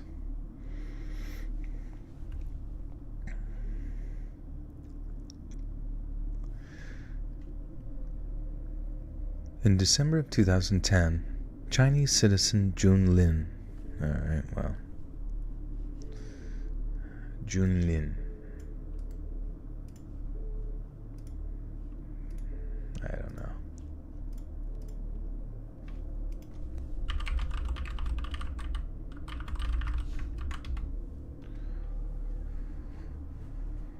Jun Lin. Alright, cool.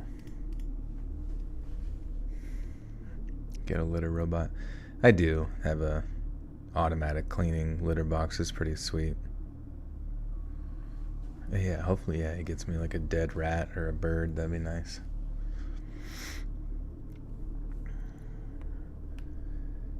In December of 2010, Chinese citizen Jun Lin arrived in his new home of Montreal, Canada.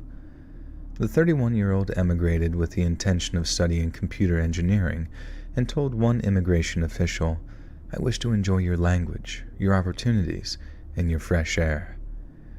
18 months later, he was registered as an international student in the engineering and computer science faculty at the University of Montreal, and supported himself by working as a convenience store clerk. June had once been married, but after moving to Canada, was free to pursue homosexual relationships with other men.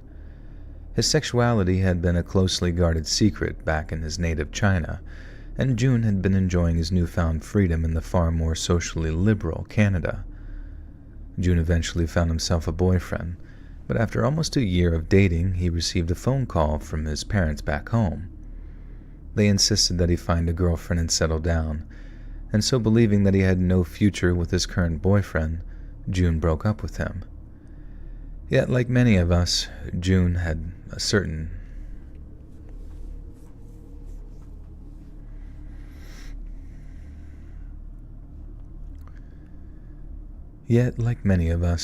June still had certain desires, and so to satisfy them, he downloaded Grindr and began engaging in short-term affairs with like-minded strangers. One such stranger was a tall, Caucasian 33-year-old with dirty blonde hair and a penetrating Slavic stare. His real name was Eric Clinton Kirk Newman, but on Grindr, he went by Luke Magnota. Luke was born in Ontario. Jaina Zoe with the 5 says, "You're straight fire." Thank you, Jaina. I appreciate that. Or Jaina XO, maybe.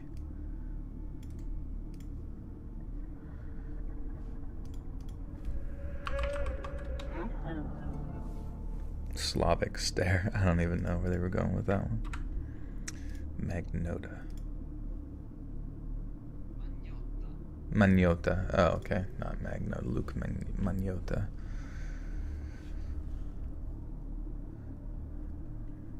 His real name was Eric Clinton Kirk Newman, but on Grindr, he went by Luke Magnota.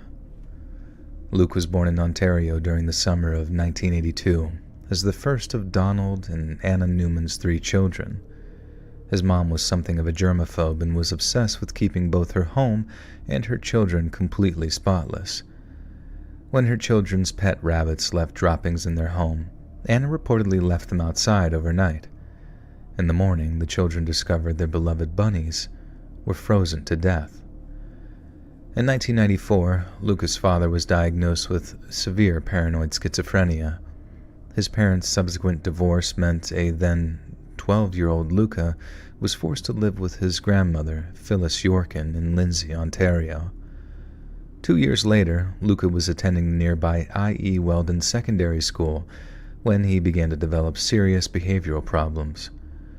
His graduation status is unclear, but we know for certain this is around his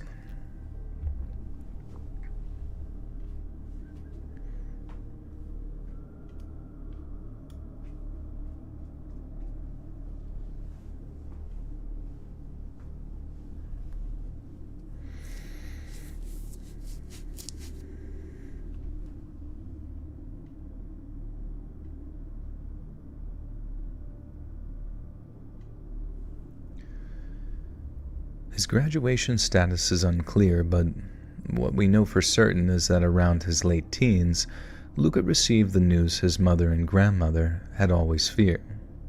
Oh. God fucking damn it. His graduation status is unclear, but what we know for certain is that around his late teens, Luca received the news his mother and grandmother had always feared. Luca had been diagnosed with schizophrenia.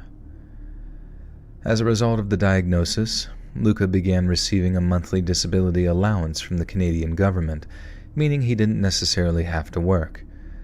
But by the age of 21, young Luca had grown restless and began to pursue much more recreational forms of employment. He started out as a stripper, graduated to be an escort, and then later appeared in several pieces of adult entertainment. Luca also appeared in a 2005 edition of Toronto's gay lifestyle publication, Fab magazine, albeit under the pseudonym of Jimmy. But that same year, he had his first brush with the Canadian legal system. Luca, who was still publicly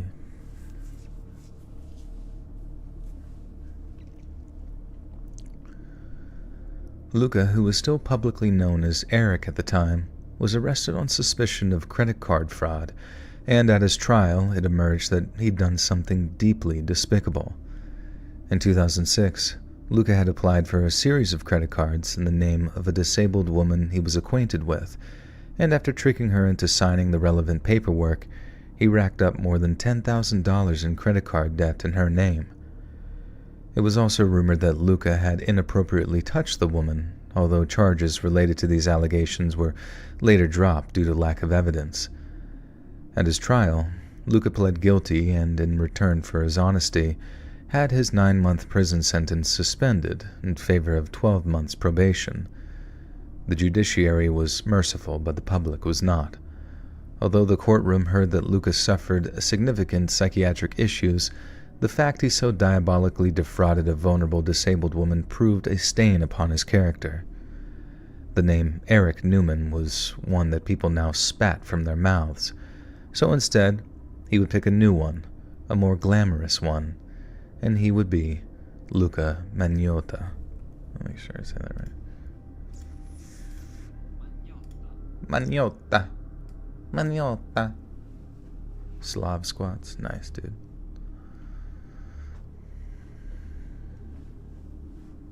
My pup forgot that she's sick and hunted a bunny right in front of my 3-year-old, scared the shit out of her. She's hunting dog, black-mouthed crow, so I find a way to explain my little one what happened. That is tough.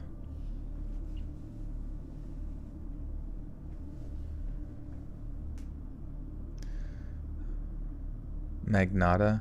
Is it really Magnotta? The Italians fucking...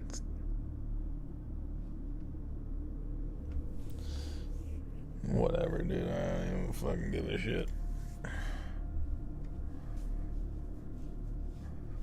Fuck, dude. It's Magnotta. God damn it, I said it all the way up at the beginning, though. What do I do? Wait, did they change it to Luca? Like, why? I can't. Why the fuck are there, like, little changes that don't get changed? Is it Luke? Luca? Luke? Like, I don't fucking understand.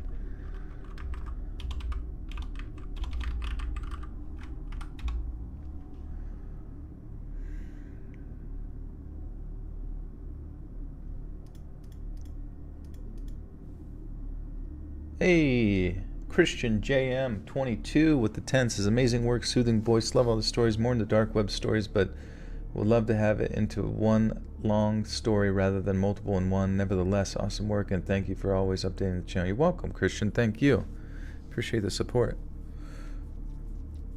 Fuck. That's so annoying. Like, the Italian says magnotta. Magnotta. But then, I guess it's Canadian, so they would say magnata.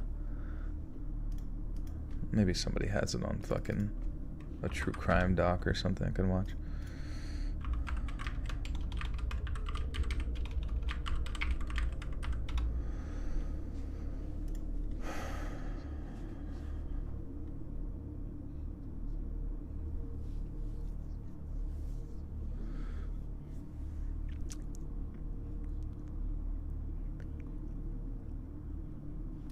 Wait. This is CBC News. And they're pronouncing it like the Italians. Magnotta. It's Luca Magnotta. So it's like a soft pronunciation. It's not as like harsh as the Magnata.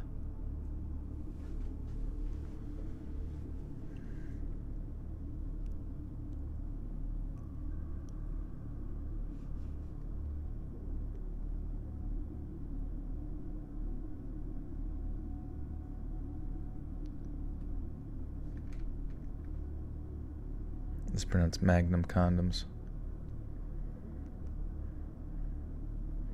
Magnum condoms.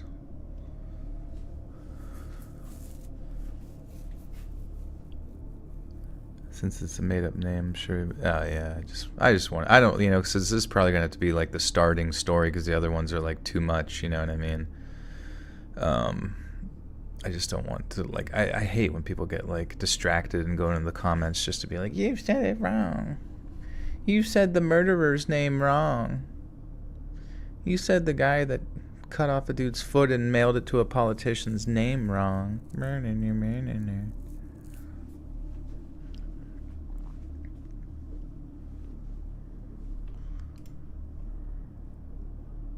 Wait, and then this person says Luca Magnotta.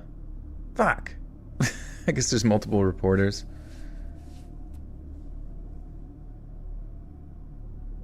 God damn it. Well, he wants to be fancy, so he probably would prefer to go by a fancy Italian pronunciation. And I'm going to give that to him today. He's earned it. No, I appreciate the help. It's all good. I'm just freaking Luca.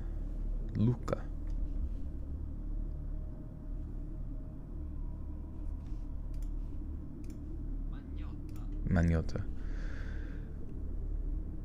The name Eric Newman was one that people now spat from their mouths. So instead he would pick a new one, a more glamorous one. He would be Luca Magnotta. Shortly after Luca changed his name, he decided to transition.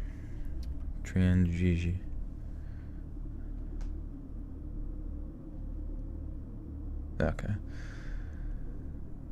Shortly after Luca changed his name, he decided to Hey, come on.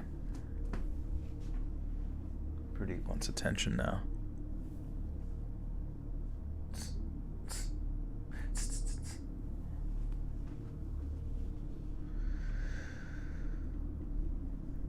Shortly after Luca changed his name, he decided to transit.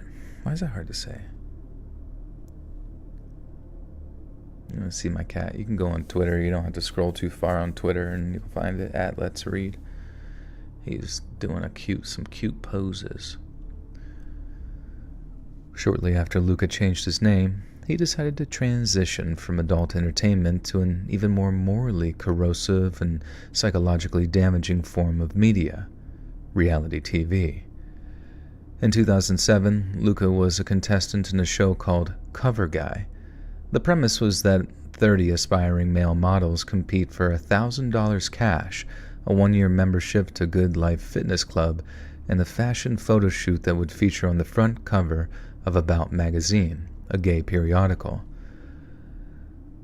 Luca was unsuccessful in his attempt, but like many former reality TV show contestants, he walked away with both a loyal following and a hunger for more attention. He underwent several cosmetic surgeries, then in February of 2008, auditioned for the Slice Network television show Plastic Makes Perfect, a series which explored the world of plastic surgery and the artificial pursuit of beauty. During the same period, Magnotta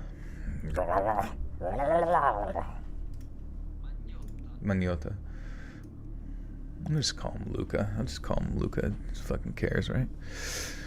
Coca Luca. During that same period, Luca attempted to engineer public opinion by using up to 70 different social media profiles, all of which were dressed up to appear as if real people were passionate supporters. One somewhat notorious example of this occurred early in 2007 when the Toronto Sun reached out to Luca following rumors that he was dating Karla Homolka. Yarmolka. How do you say it?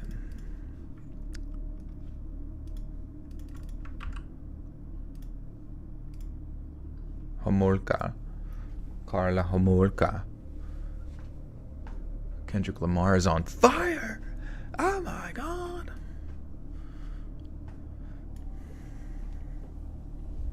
Kendrick stinks. Batman smells. Robin laid an egg. It's an actual lyric from the new single. It honestly, it actually is like, I don't know. There's something like deep within inside of me. Like I know that in a weird way, both of them, quote unquote, beefing, boost their sales, boost people's interaction and looking up shit and blah, blah, blah. But just the fact that, like, two grown-ass men whose, like, frontal lobes are fully developed that make art for a living, you know what I mean? Like, do poetry for a living, get on fucking FL Studio and somehow, like, consider themselves, like, hardcore. Hey man, you said a mean stuff about me in your recent sing-song. It's just the irony of all of it, of like the hardcoreness of poetry is just so fucking cringe, man.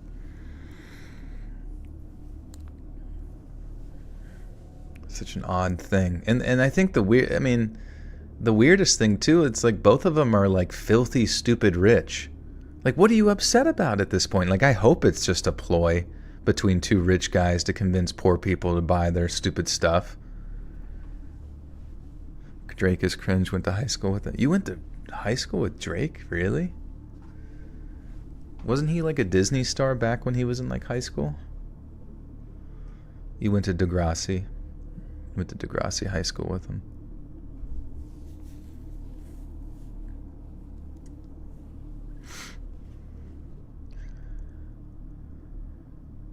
No one hung out with him. He was a loser. Oh no. Didn't they see his... Never mind. Was he still in a wheelchair? He might have been. He got shot there.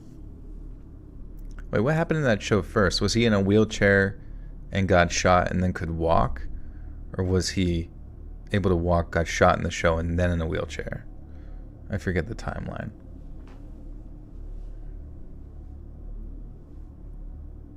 Hey, see ya, Sora. Have a good one. He started to Degrassi when we went to grade 12. He got shot and went into a wheelchair. Okay, good to know. Was Drake a rapper by the... Yeah, I mean, I do secretly deep down know that Drake is cringe. And I've always been like pretty anti-Drake in the same way that I was like anti-Tom Brady, you know what I mean? But then after like 15 solid songs of his that like came out as singles, and I genuinely was unavoidably enjoying them, you know what I mean? it's not that I enjoy him as a person, but I have to acknowledge his success, you know what I mean?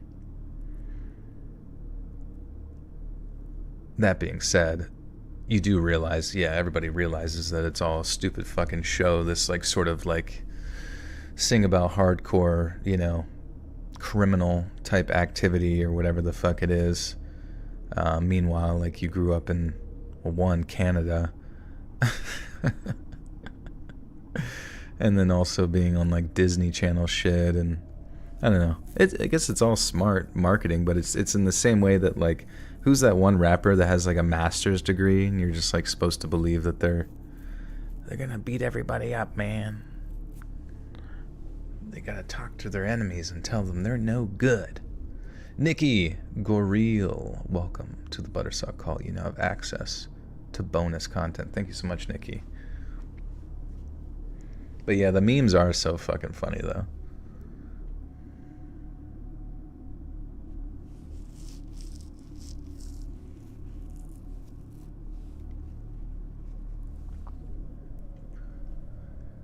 One somewhat notorious example of this occurred earlier in 2007 when the Toronto Sun reached out to Luca following rumors that he was dating Karla Homolka.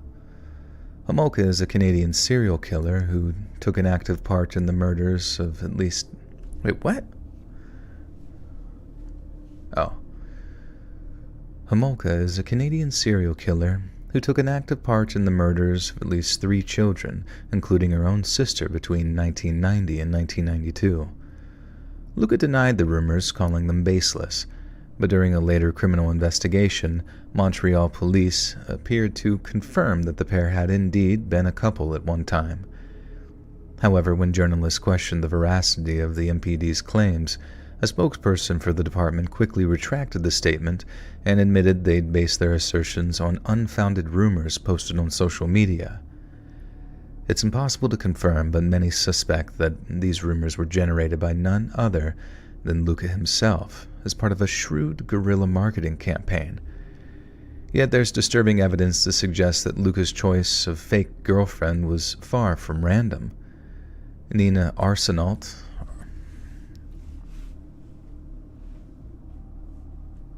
Drake is a character Aubrey plays, that's fair too. Yo, I'm freaking tough. It's me, Aubrey. I'm about to let loose, take a pee like R. Kelly. I'm filled with glee when you text me back. Don't listen to what they say, it's all whack. Oh. Arsenu. I guess it is French since it's Montreal. Arsenu.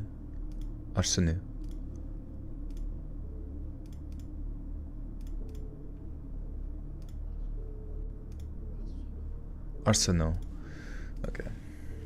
Nina Arsenault. Nina Arsenault, a Canadian writer and performance artist who Luca dated around that time, said he was obsessed with serial killers, but he seemed particularly fond of Karla Homolka on account of the murderous romance she shared with her husband, Paul Bernardo. She later claimed Luca saw Homolka as a kind of role model and was captivated by the concept of someone beautiful committing acts of pure evil. It wasn't until 2010 that Luca's pursuit of fame took a truly dark turn.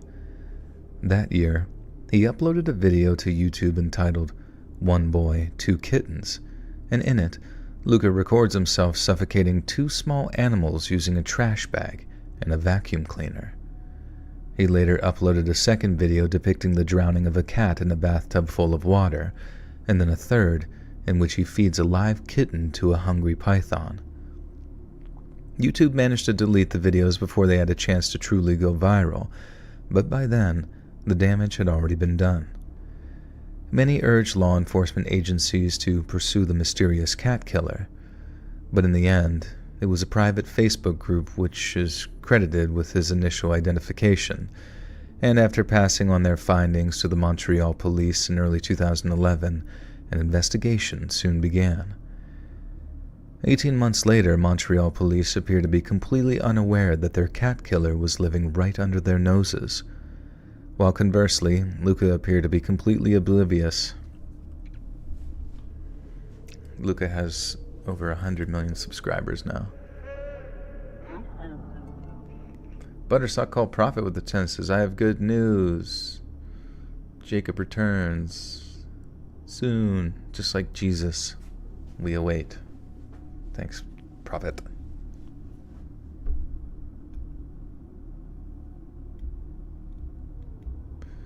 He doesn't tip, and I work at a very high... How does he not tip? Doesn't he know? Like, I feel like anywhere you go, if you're Drake, you gotta know people are gonna be just, like, saying everything about you as soon as you leave. So, like, you not tipping is going to get spread around, which to me, I think, is probably the most egregious thing he's done so far, it sounds like. Incredibly rude. Incredibly rude, folks. Doesn't tip, but leaves just the tip, if you catch my drift. You never had a cannoli? Oh shit, you're missing out. He literally closed off the whole VIP without any notice, showed up and doesn't even move his hands from his table or anything. He is so ignorant. Yeah, I think the weird thing is him being like the biggest dude, you know what I mean, in the entertainment stuff, specific with the image of Drake, quote unquote. Yeah, I don't know. You see the video, it's like God's plan, and he's like handing out money to like communities and stuff, and I'm sure it made them happy. Like, it's a whole fucking Mr. Beast video for the most part, but I don't know. I don't know why celebrities can't just, I don't know. I saw a meme, it was a funny meme earlier, it was like, too much pussy makes a man go mad. The Greeks knew about this.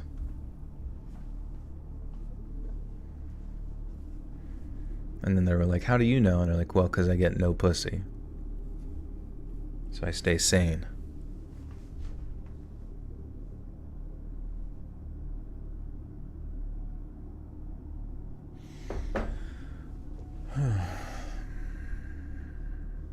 When the shooting happened at the OVO festival, he didn't even try and offer any help to pay for the people's funerals that got shot at singing music nightclub. So ignorant.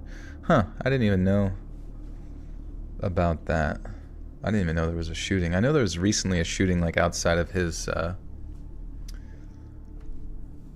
was a shooting outside of his house or something with like a guard, which is crazy.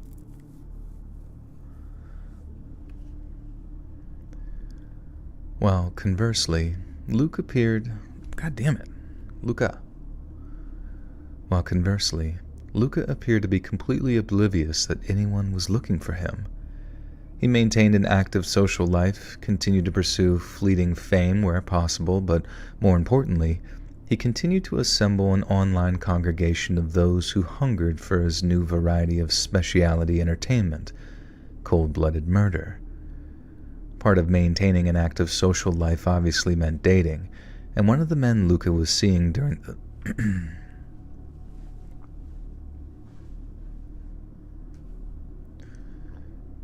Part of maintaining an active social life obviously meant dating, and one of the men Luca was seeing during the late spring of 2012 was our Chinese international student, Jun Lin. Jun and Luca had been dating for just a few months when, suddenly, the student stopped showing up for work and classes. A trio of friends visited his apartment on May 27th, and after becoming increasingly worried for Jun's safety, they contacted the police and reported him missing. One of the first things the police did was check the security cameras from Jun's apartment building, and this is how they discovered that the last known sighting of him was from the evening of May 24th when he walked into his apartment with Luca Magnotta. God damn it, I keep forgetting how to say his stupid fucking name. Stupid made-up bullshit name. Magnotta. But I still always just say, like, there was a shooting outside of an artist's home, and a security guard, I think, was shot. I don't know if he died. But just imagine that. Imagine if Taylor Swift... Like, we normalize this, like, weird fetishization of rap music being, like, for violent people, right? Or normalizing violence or, like, interpersonal, you know, conflict, maybe gang-oriented, whatever it might be. But it normalizes a sense of, like, interpersonal aggressions between two parties all the time. almost every fucking song has it that's like rap. And I get it. It's an aggressive type of music, but but it usually ends up manifesting into that culture external from itself. And to me, I find it so fascinating that we kind of just like, you know, Kendrick wants to send somebody to shoot him. That's between the two of them, you know. But then if Taylor Swift had beef with somebody and a shooter showed up at Taylor Swift's house, like the whole fucking world would be collapsing and it's a shooter, an active shooter. Like they would call it an active shooter. They wouldn't just say like there was a shooting or gang related act. You know, it's like it's all like this weird language game that they play between like the culture of Taylor Swift's music and the culture of Kendrick Lamar's music. It's like they're still the same thing. Someone with a fucking gun trying to murder somebody, but like it's so weird that our brains don't process it the same fucking way, you know what I mean? Like if like I don't know, like if Kendrick hired somebody or gave somebody some money, like a stick-up boy or whatever the fuck you call it, like a shooter. He sent a shooter, like, but then if Taylor, like, you know, through various parties, she would hire a quote-unquote hitman, you know. She hired a hitman to kill Ariana Grande, or, you know, in a hypothetical situation. I don't know who she would have hypothetical beef with, but it's just strange to me how, like, they're the same thing. They do the same job, but they just have different words for it, and it's so odd. Kids aren't allowed to listen to hip-hop no more because of what it's become to... I mean, yeah, I guess it's like, yeah, definitely... It's obviously mainly comes down to the culture they're raised in, for sure. But I mean, like, if your culture is one that's, like, entrenched in, like, violence and, like, interpersonal, you know, gang-style fucking interactions all the time that are violent, like, having that negative energy type music that normalizes it and kind of, like, those are the people you look up to, that's not going to be useful for the, you know, the fucking adolescent kid listening to that shit. I don't know.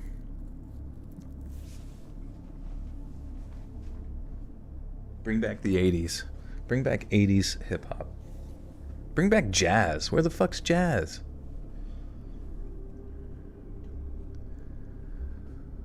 One of the first things the police did was check the security cameras from June's apartment building, and this is how they discovered that the last known sighting of him was from the evening of May 24th, when he walked into his apartment with Luca Magnotta.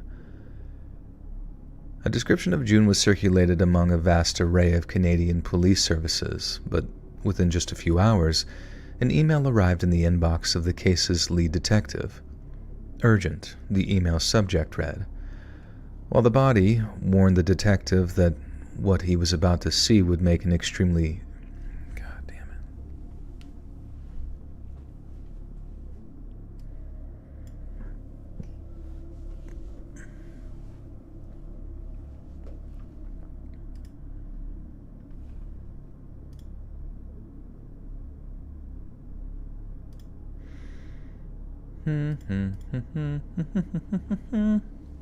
Your nephew plays in the jazz band? Hell yeah. He's gonna stay out of trouble for show. Urgent, the email's subject read, while the body warned the detective that what he was about to see would make for extremely difficult viewing. The email contained a link to a video uploaded to a website known as bestscore.com. Uploaded just days prior on May 25th of 2012, the 11-minute video was entitled One Lunatic, One Ice Pick, and its contents were nothing short of horrifying. It depicted a naked male, tied to a bed frame, being stabbed to death with a screwdriver and kitchen knife. The man's killer then copulates with the corpse of the deceased, cuts off large chunks of his flesh, and then feeds them to a waiting dog. Further investigation confirmed that up to 10 days before the murder, Luca had been advertising the video's release, and that hours following June's murder, his killer had purchased a round-trip ticket from Montreal to Paris. At around 11 on May 29th of 2012, a package was delivered to the national headquarters of the Conservative Party of Canada. The courier, who's been instructed to deliver... Too much saliva tonight. I've been producing too much saliva. I need to be spitting. I can't keep swallowing. I need to start spitting. It's too much. Too much spit in my mouth. Alright. Excuse me. The courier who had been The courier who'd been instructed to deliver the package initially noticed a large red heart symbol that had been drawn on the box, but nothing untoward. Yet during the process of transporting the package to its intended recipient, the contents had been repeatedly disturbed. By the time the courier came to deliver the package, a sticky trail of gore had started to leak through the box's cardboard folds, prompting the building's security team to hastily summon law enforcement. It took hours for a forensics team to arrive at the scene, but when they did, a gloved officer cut open the box and they found a severed human foot inside, along with a note saying that 6 body parts had been distributed throughout the city and that the perpetrator would kill again. Around the same time, a similarly blood-stained box was intercepted at a Canada Post processing facility in Montreal. It addressed...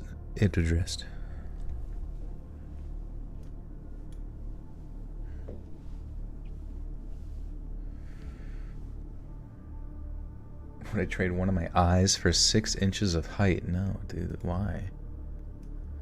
Then I'd be 8 feet tall. A one-eyed, 8 feet tall cyclops. Hey, thanks, Toronto. Appreciate you. Toronto, dude. Coming at me hard. Shit's freaking nuts, bam. It was addressed to the headquarters of Canada's Liberal Party and contained a hacked-off human hand.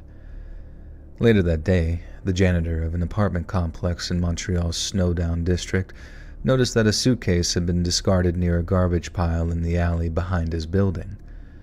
At first, he thought nothing of it, but after approaching the garbage bins, he detected a stomach-churning stench which seemed to be emanating from the suitcase. The police were called, and upon further inspection of the suitcase, officers discovered it had been stuffed with dismembered human remains. But that's not all that was inside. Whoever had taken the time to dismember this victim's...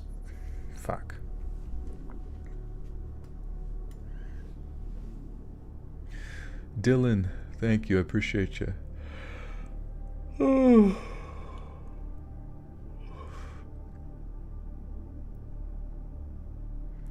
I'm so used to being short, I feel weird if I was ever taller than someone. How short are you? Would you trade a quarter of your left pinky for 6 inches of height or girth? Body girth. 6 inches wider.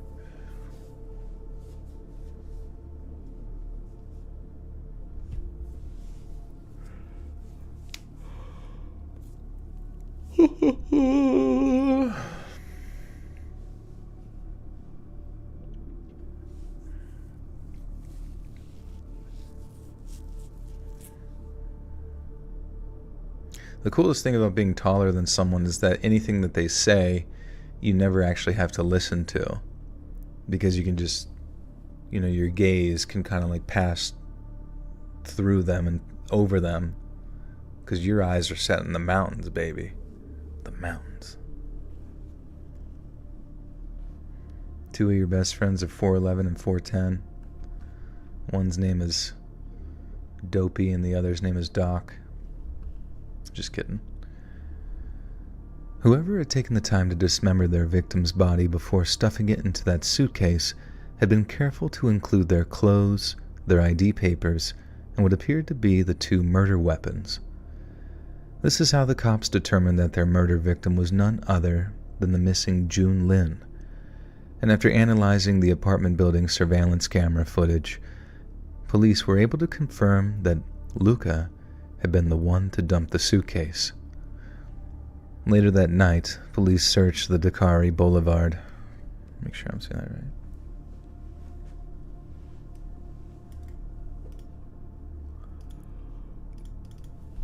Dakari. Dekari. Dekari. Welcome to the Dekari. Later that night, police searched the Dekari Boulevard apartment Luca had been renting. Bloodstains were discovered on several pieces of furniture, including the refrigerator, the mattress, a table, and the apartment's bathtub.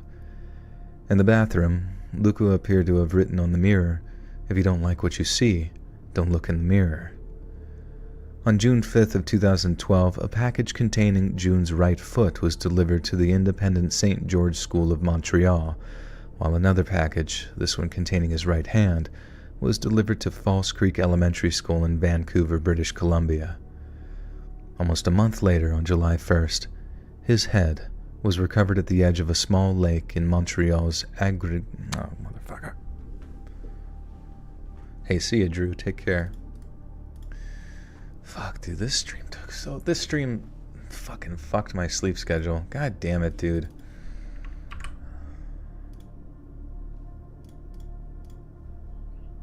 Angrignon. Fuck, dude. I hate that shit. How the fuck did this end up being 4.5 hours, dude? 4.5 hours. What the fuck?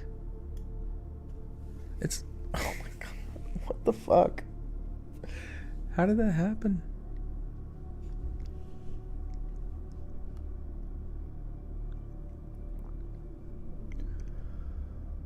Almost a month later, on July 1st, his head was recovered at the edge of a small lake in Montreal's Angrignon Park. I don't know how to fucking say this stupid fucking thing. Angrignon. Almost a month later, on July 1st, his head was recovered at the edge of a small lake in Montreal's Angrignon Park, after police received an anonymous tip. Later that day, police issued a nationwide arrest warrant for Luca and claimed that he wanted... Oh my god, bro. I've literally, I don't think I've been able to, find a flow fucking once. Dude, the last set of shit was, fucking 14,000 words, and I, finished that in 3 hours. And this one, I just don't understand what the difference is with me sometimes.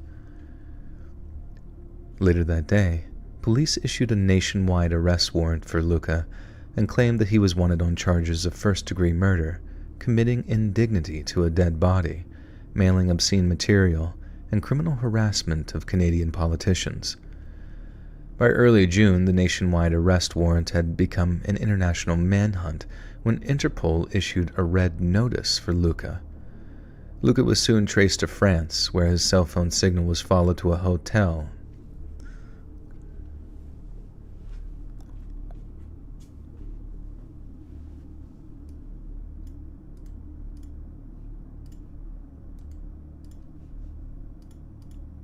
You guys gotta start thinking of what I gotta say at the end here.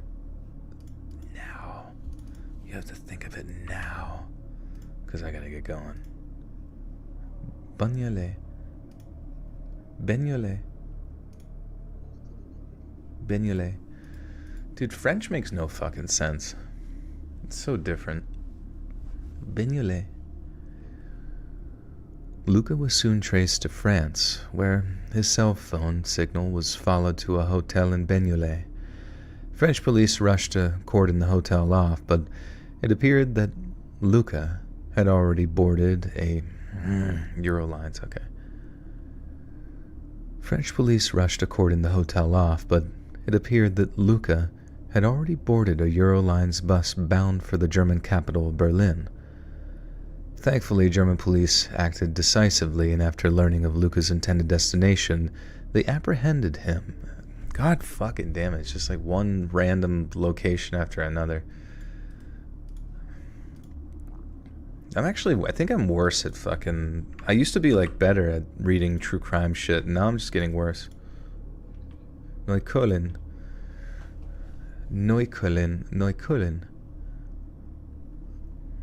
Thankfully, German police acted decisively, and after learning of Luca's intended destination, they apprehended him at a Neukölln internet cafe. Witnesses said that Luca appeared to be reading an English-language news story about himself at the time of his arrest. On June 18th of 2012, Luca was flown aboard a Royal Canadian Air Force CC-150 to Mirabel. No, shh, get up there. Shh, go. Come on. There you go, good boy. Alright, Mirabel. Pradeep came in the room just fucking screaming. Did you hear that? Mirabel. Google Translate. It's a website called Forvo, Forvo, and it has like people upload any words that you search up. People have like uploaded how to say them, so it's like usually pretty specific to the region.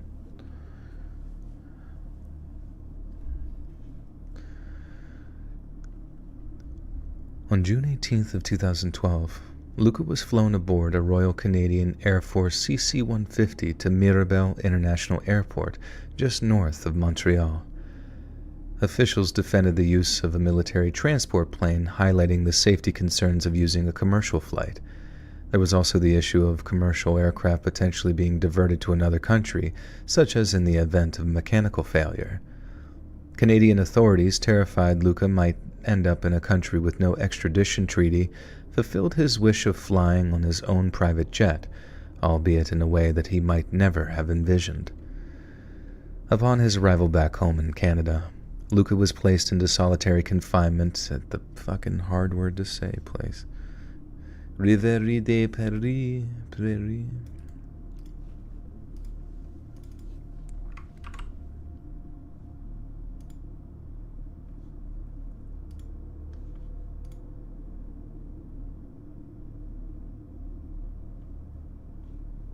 I have no idea how to say this one.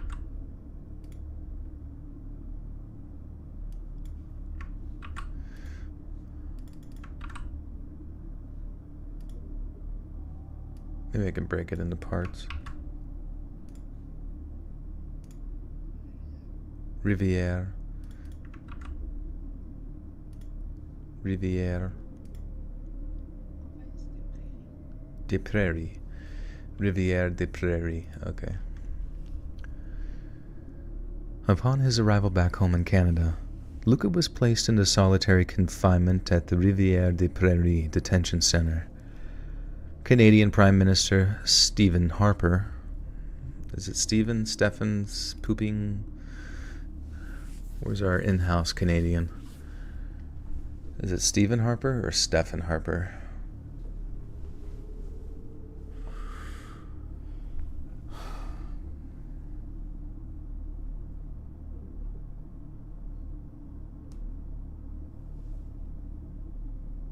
Stephen, thank you. Thank you so much. I appreciate that.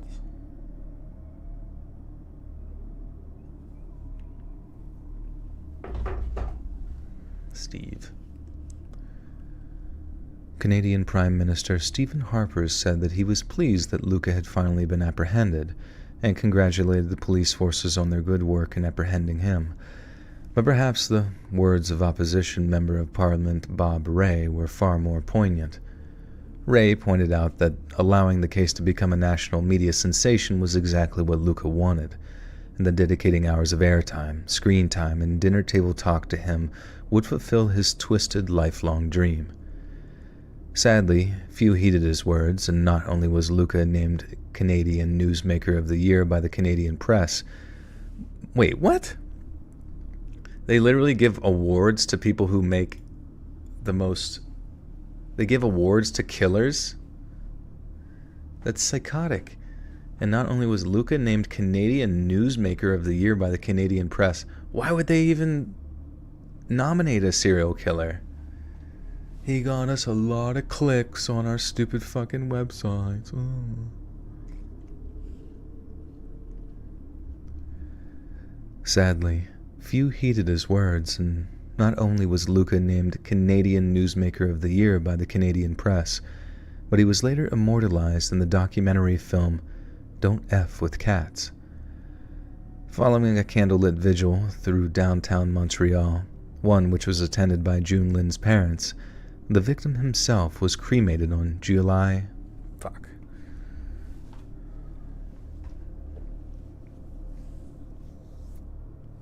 Oh my god.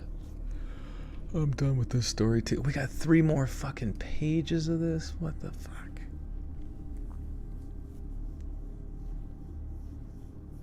It's about stats. Yeah, but like you think there would be like... They would just go to the next highest stats. Like one of the stipulations is like be like... Don't have like dismembered somebody and distributed their body parts to politicians. That should be like 1 asterisk to like negate your ability to get an award. Following a candlelit vigil through downtown Montreal, one which was attended by June Lin's parents, the victim himself was cremated on July 11th of 2012. The previous month, Luca had appeared in court by video link to plead not guilty to all charges through his lawyer. He later appeared in person at a high-security Montreal courtroom to request a trial by jury. At his preliminary hearing on March 11th of 2013, Luca's defense team requested the media and the public be barred entirely from the hearing. The request was declined the following day, prompting one of Luca's attorneys to resign. The following month, Luca was indicted on charges of first-degree murder, offering indignities. The following month, Luca was indicted on charges of first-degree murder, offering God damn it. Oh my god, come on. I made like 200,000 mistakes tonight.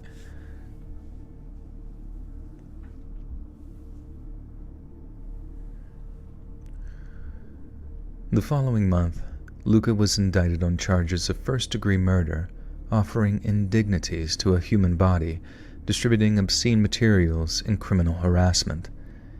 He admitted to having committed the offenses in question but pleaded not guilty on the grounds of diminished responsibility, which is essentially an insanity defense. The trial lasted 10 weeks, and on the opening day, the presiding judge instructed jurors that Luca admits the acts or the conducts underlying the crime for which he is charged. What? That Luca, quote, admits the acts or the conducts underlying the crime for which... Oh, okay.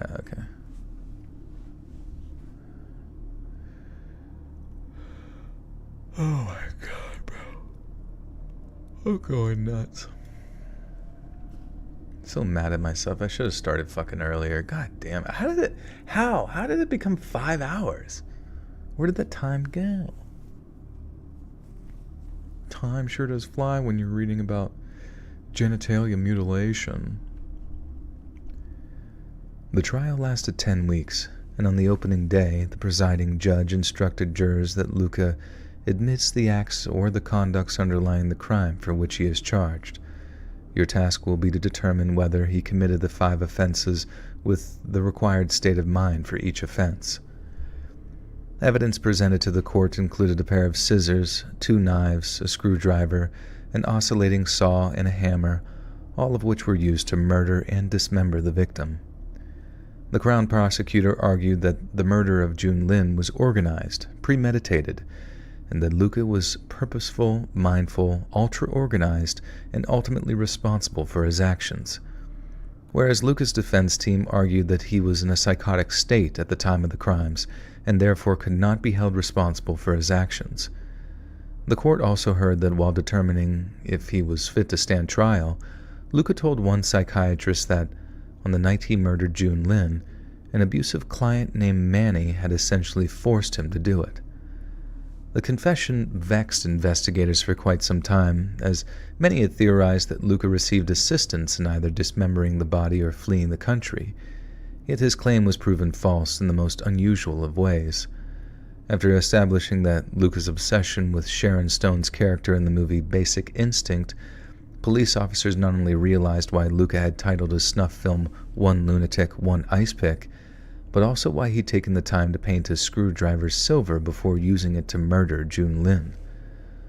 Luca had attempted to replicate the ice pick used in one of the movie's murder scenes, while Manny was simply a fabrication based on the antagonist's fiancée, Manny Vasquez. I don't know if I said that right, Vasquez. Oh boy, oh boy. Poop and piss and pee.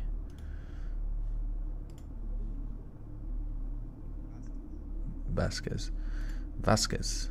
Vasquez.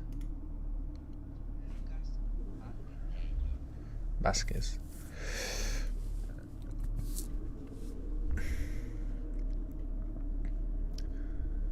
Luca had attempted to replicate the ice pick used in one of the movie's murder scenes, while Manny was simply a fabrication based on the antagonist's fiancée, Manny Vasquez. While to some, this might have been an obvious sign of madness, the prosecution argued that Luca's use of illegal drugs during his teenage years led to symptoms which merely mimicked schizophrenia. They also cited the diagnosis of Dr. Joel Paris of Montreal's General Hospital, who claimed Luca had nothing more than borderline personality disorder, which would not disbar him from prosecution. In short, the prosecution was accusing Luca of pretending to be schizophrenic since his defense hinged on his diminished responsibility plea. Following a 12-week trial, which included almost 10 weeks of hearing testimony, the jury returned a verdict on their 8th day of deliberation. Luca was then given a mandatory life sentence and will only be eligible for parole after serving 25 years in prison. He was also sentenced to 19 years for other charges, to be served concurrently, meaning he will likely accrue 30 years behind bars before having a shot at freedom. Bob Ray, who now works as Canada's permanent representative to the United Nations, once urged us not to pay Luca the attention he craved, but it seems that, in the end, a man who once wished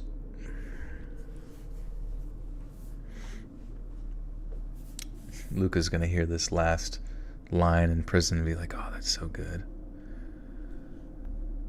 But it seems that, in the end, a man who once wished upon a star became one in the most diabolical of circumstances. All right.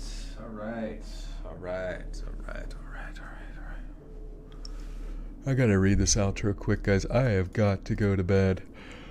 I gotta get up tomorrow at the butt crack of poop. Google Docs.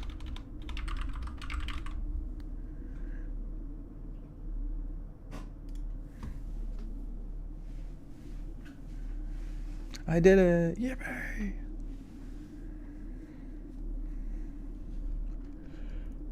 It is kind of weird how, like, when people murder people in, like, very deliberate ways, like, 33 years?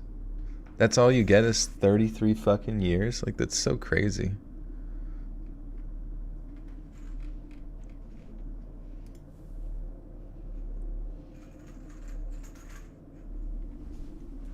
What are you doing?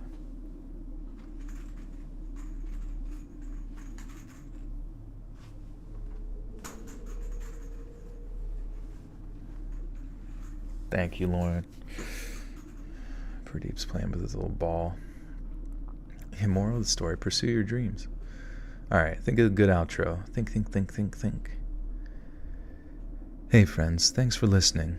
Click that notification bell to be alerted of all future narrations.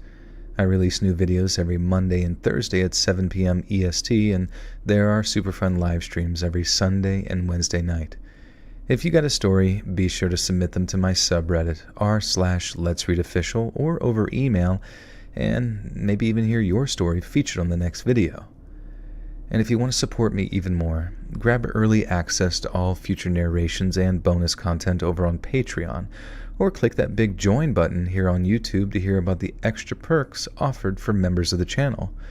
And check out the Let's Read podcast, where you can hear all of these stories in big compilations located anywhere you listen to podcasts. All links in the description below. Thanks so much, friends, and I'll see you again soon. Going. Oh, that's right. I have to think of a thing. Demand a dangerous offender and not get it all. Oh, okay, that's good, that's good. Oh, hopefully not, because he'll probably come for me, because I didn't cover him appropriately in this true crime. I often think about that, too, like where somebody who was a murderer hears, like, a true crime channel and doesn't like the way they were portrayed in the true crime channel, and then comes and kills that true crimer guy. Hopefully not, hopefully not. But I'll be ready. I got like 50 machine guns. Okay. Yes, but to break the rules, remember, if you don't use them, lose them. He'd never be able to get in the United States. He could teleport. He's that good looking. Thanks so much, friends. And remember, if you don't use them, you lose them. They're talking about cheesy puffs. If you don't eat them now, I'll eat them. Alright, bye guys. Thank you so much for everything. Love you, appreciate you. Early access over on Patreon. You get all the audio before everybody else does by at least a few hours. And you can download it, take it anywhere you want. You can do a free trial over there on Patreon. Patreon.com/letsread. I don't know if that's even the link, but there are links there somewhere. But anyways, thank you guys all so much for the support. If you got a membership tonight, be sure to thank whoever gifted you. And be sure to check out the bonus content while you have that available to yourself. And follow me on social media at Let's Read, on Twitter at letsread.official, on Instagram. And otherwise, I'll be back streaming Wednesday night. So I'd love to see you there, chit-chat some more. But otherwise, you guys have a great evening or day wherever you are on planet Girth. And I will see y'all again soon. Bye-bye.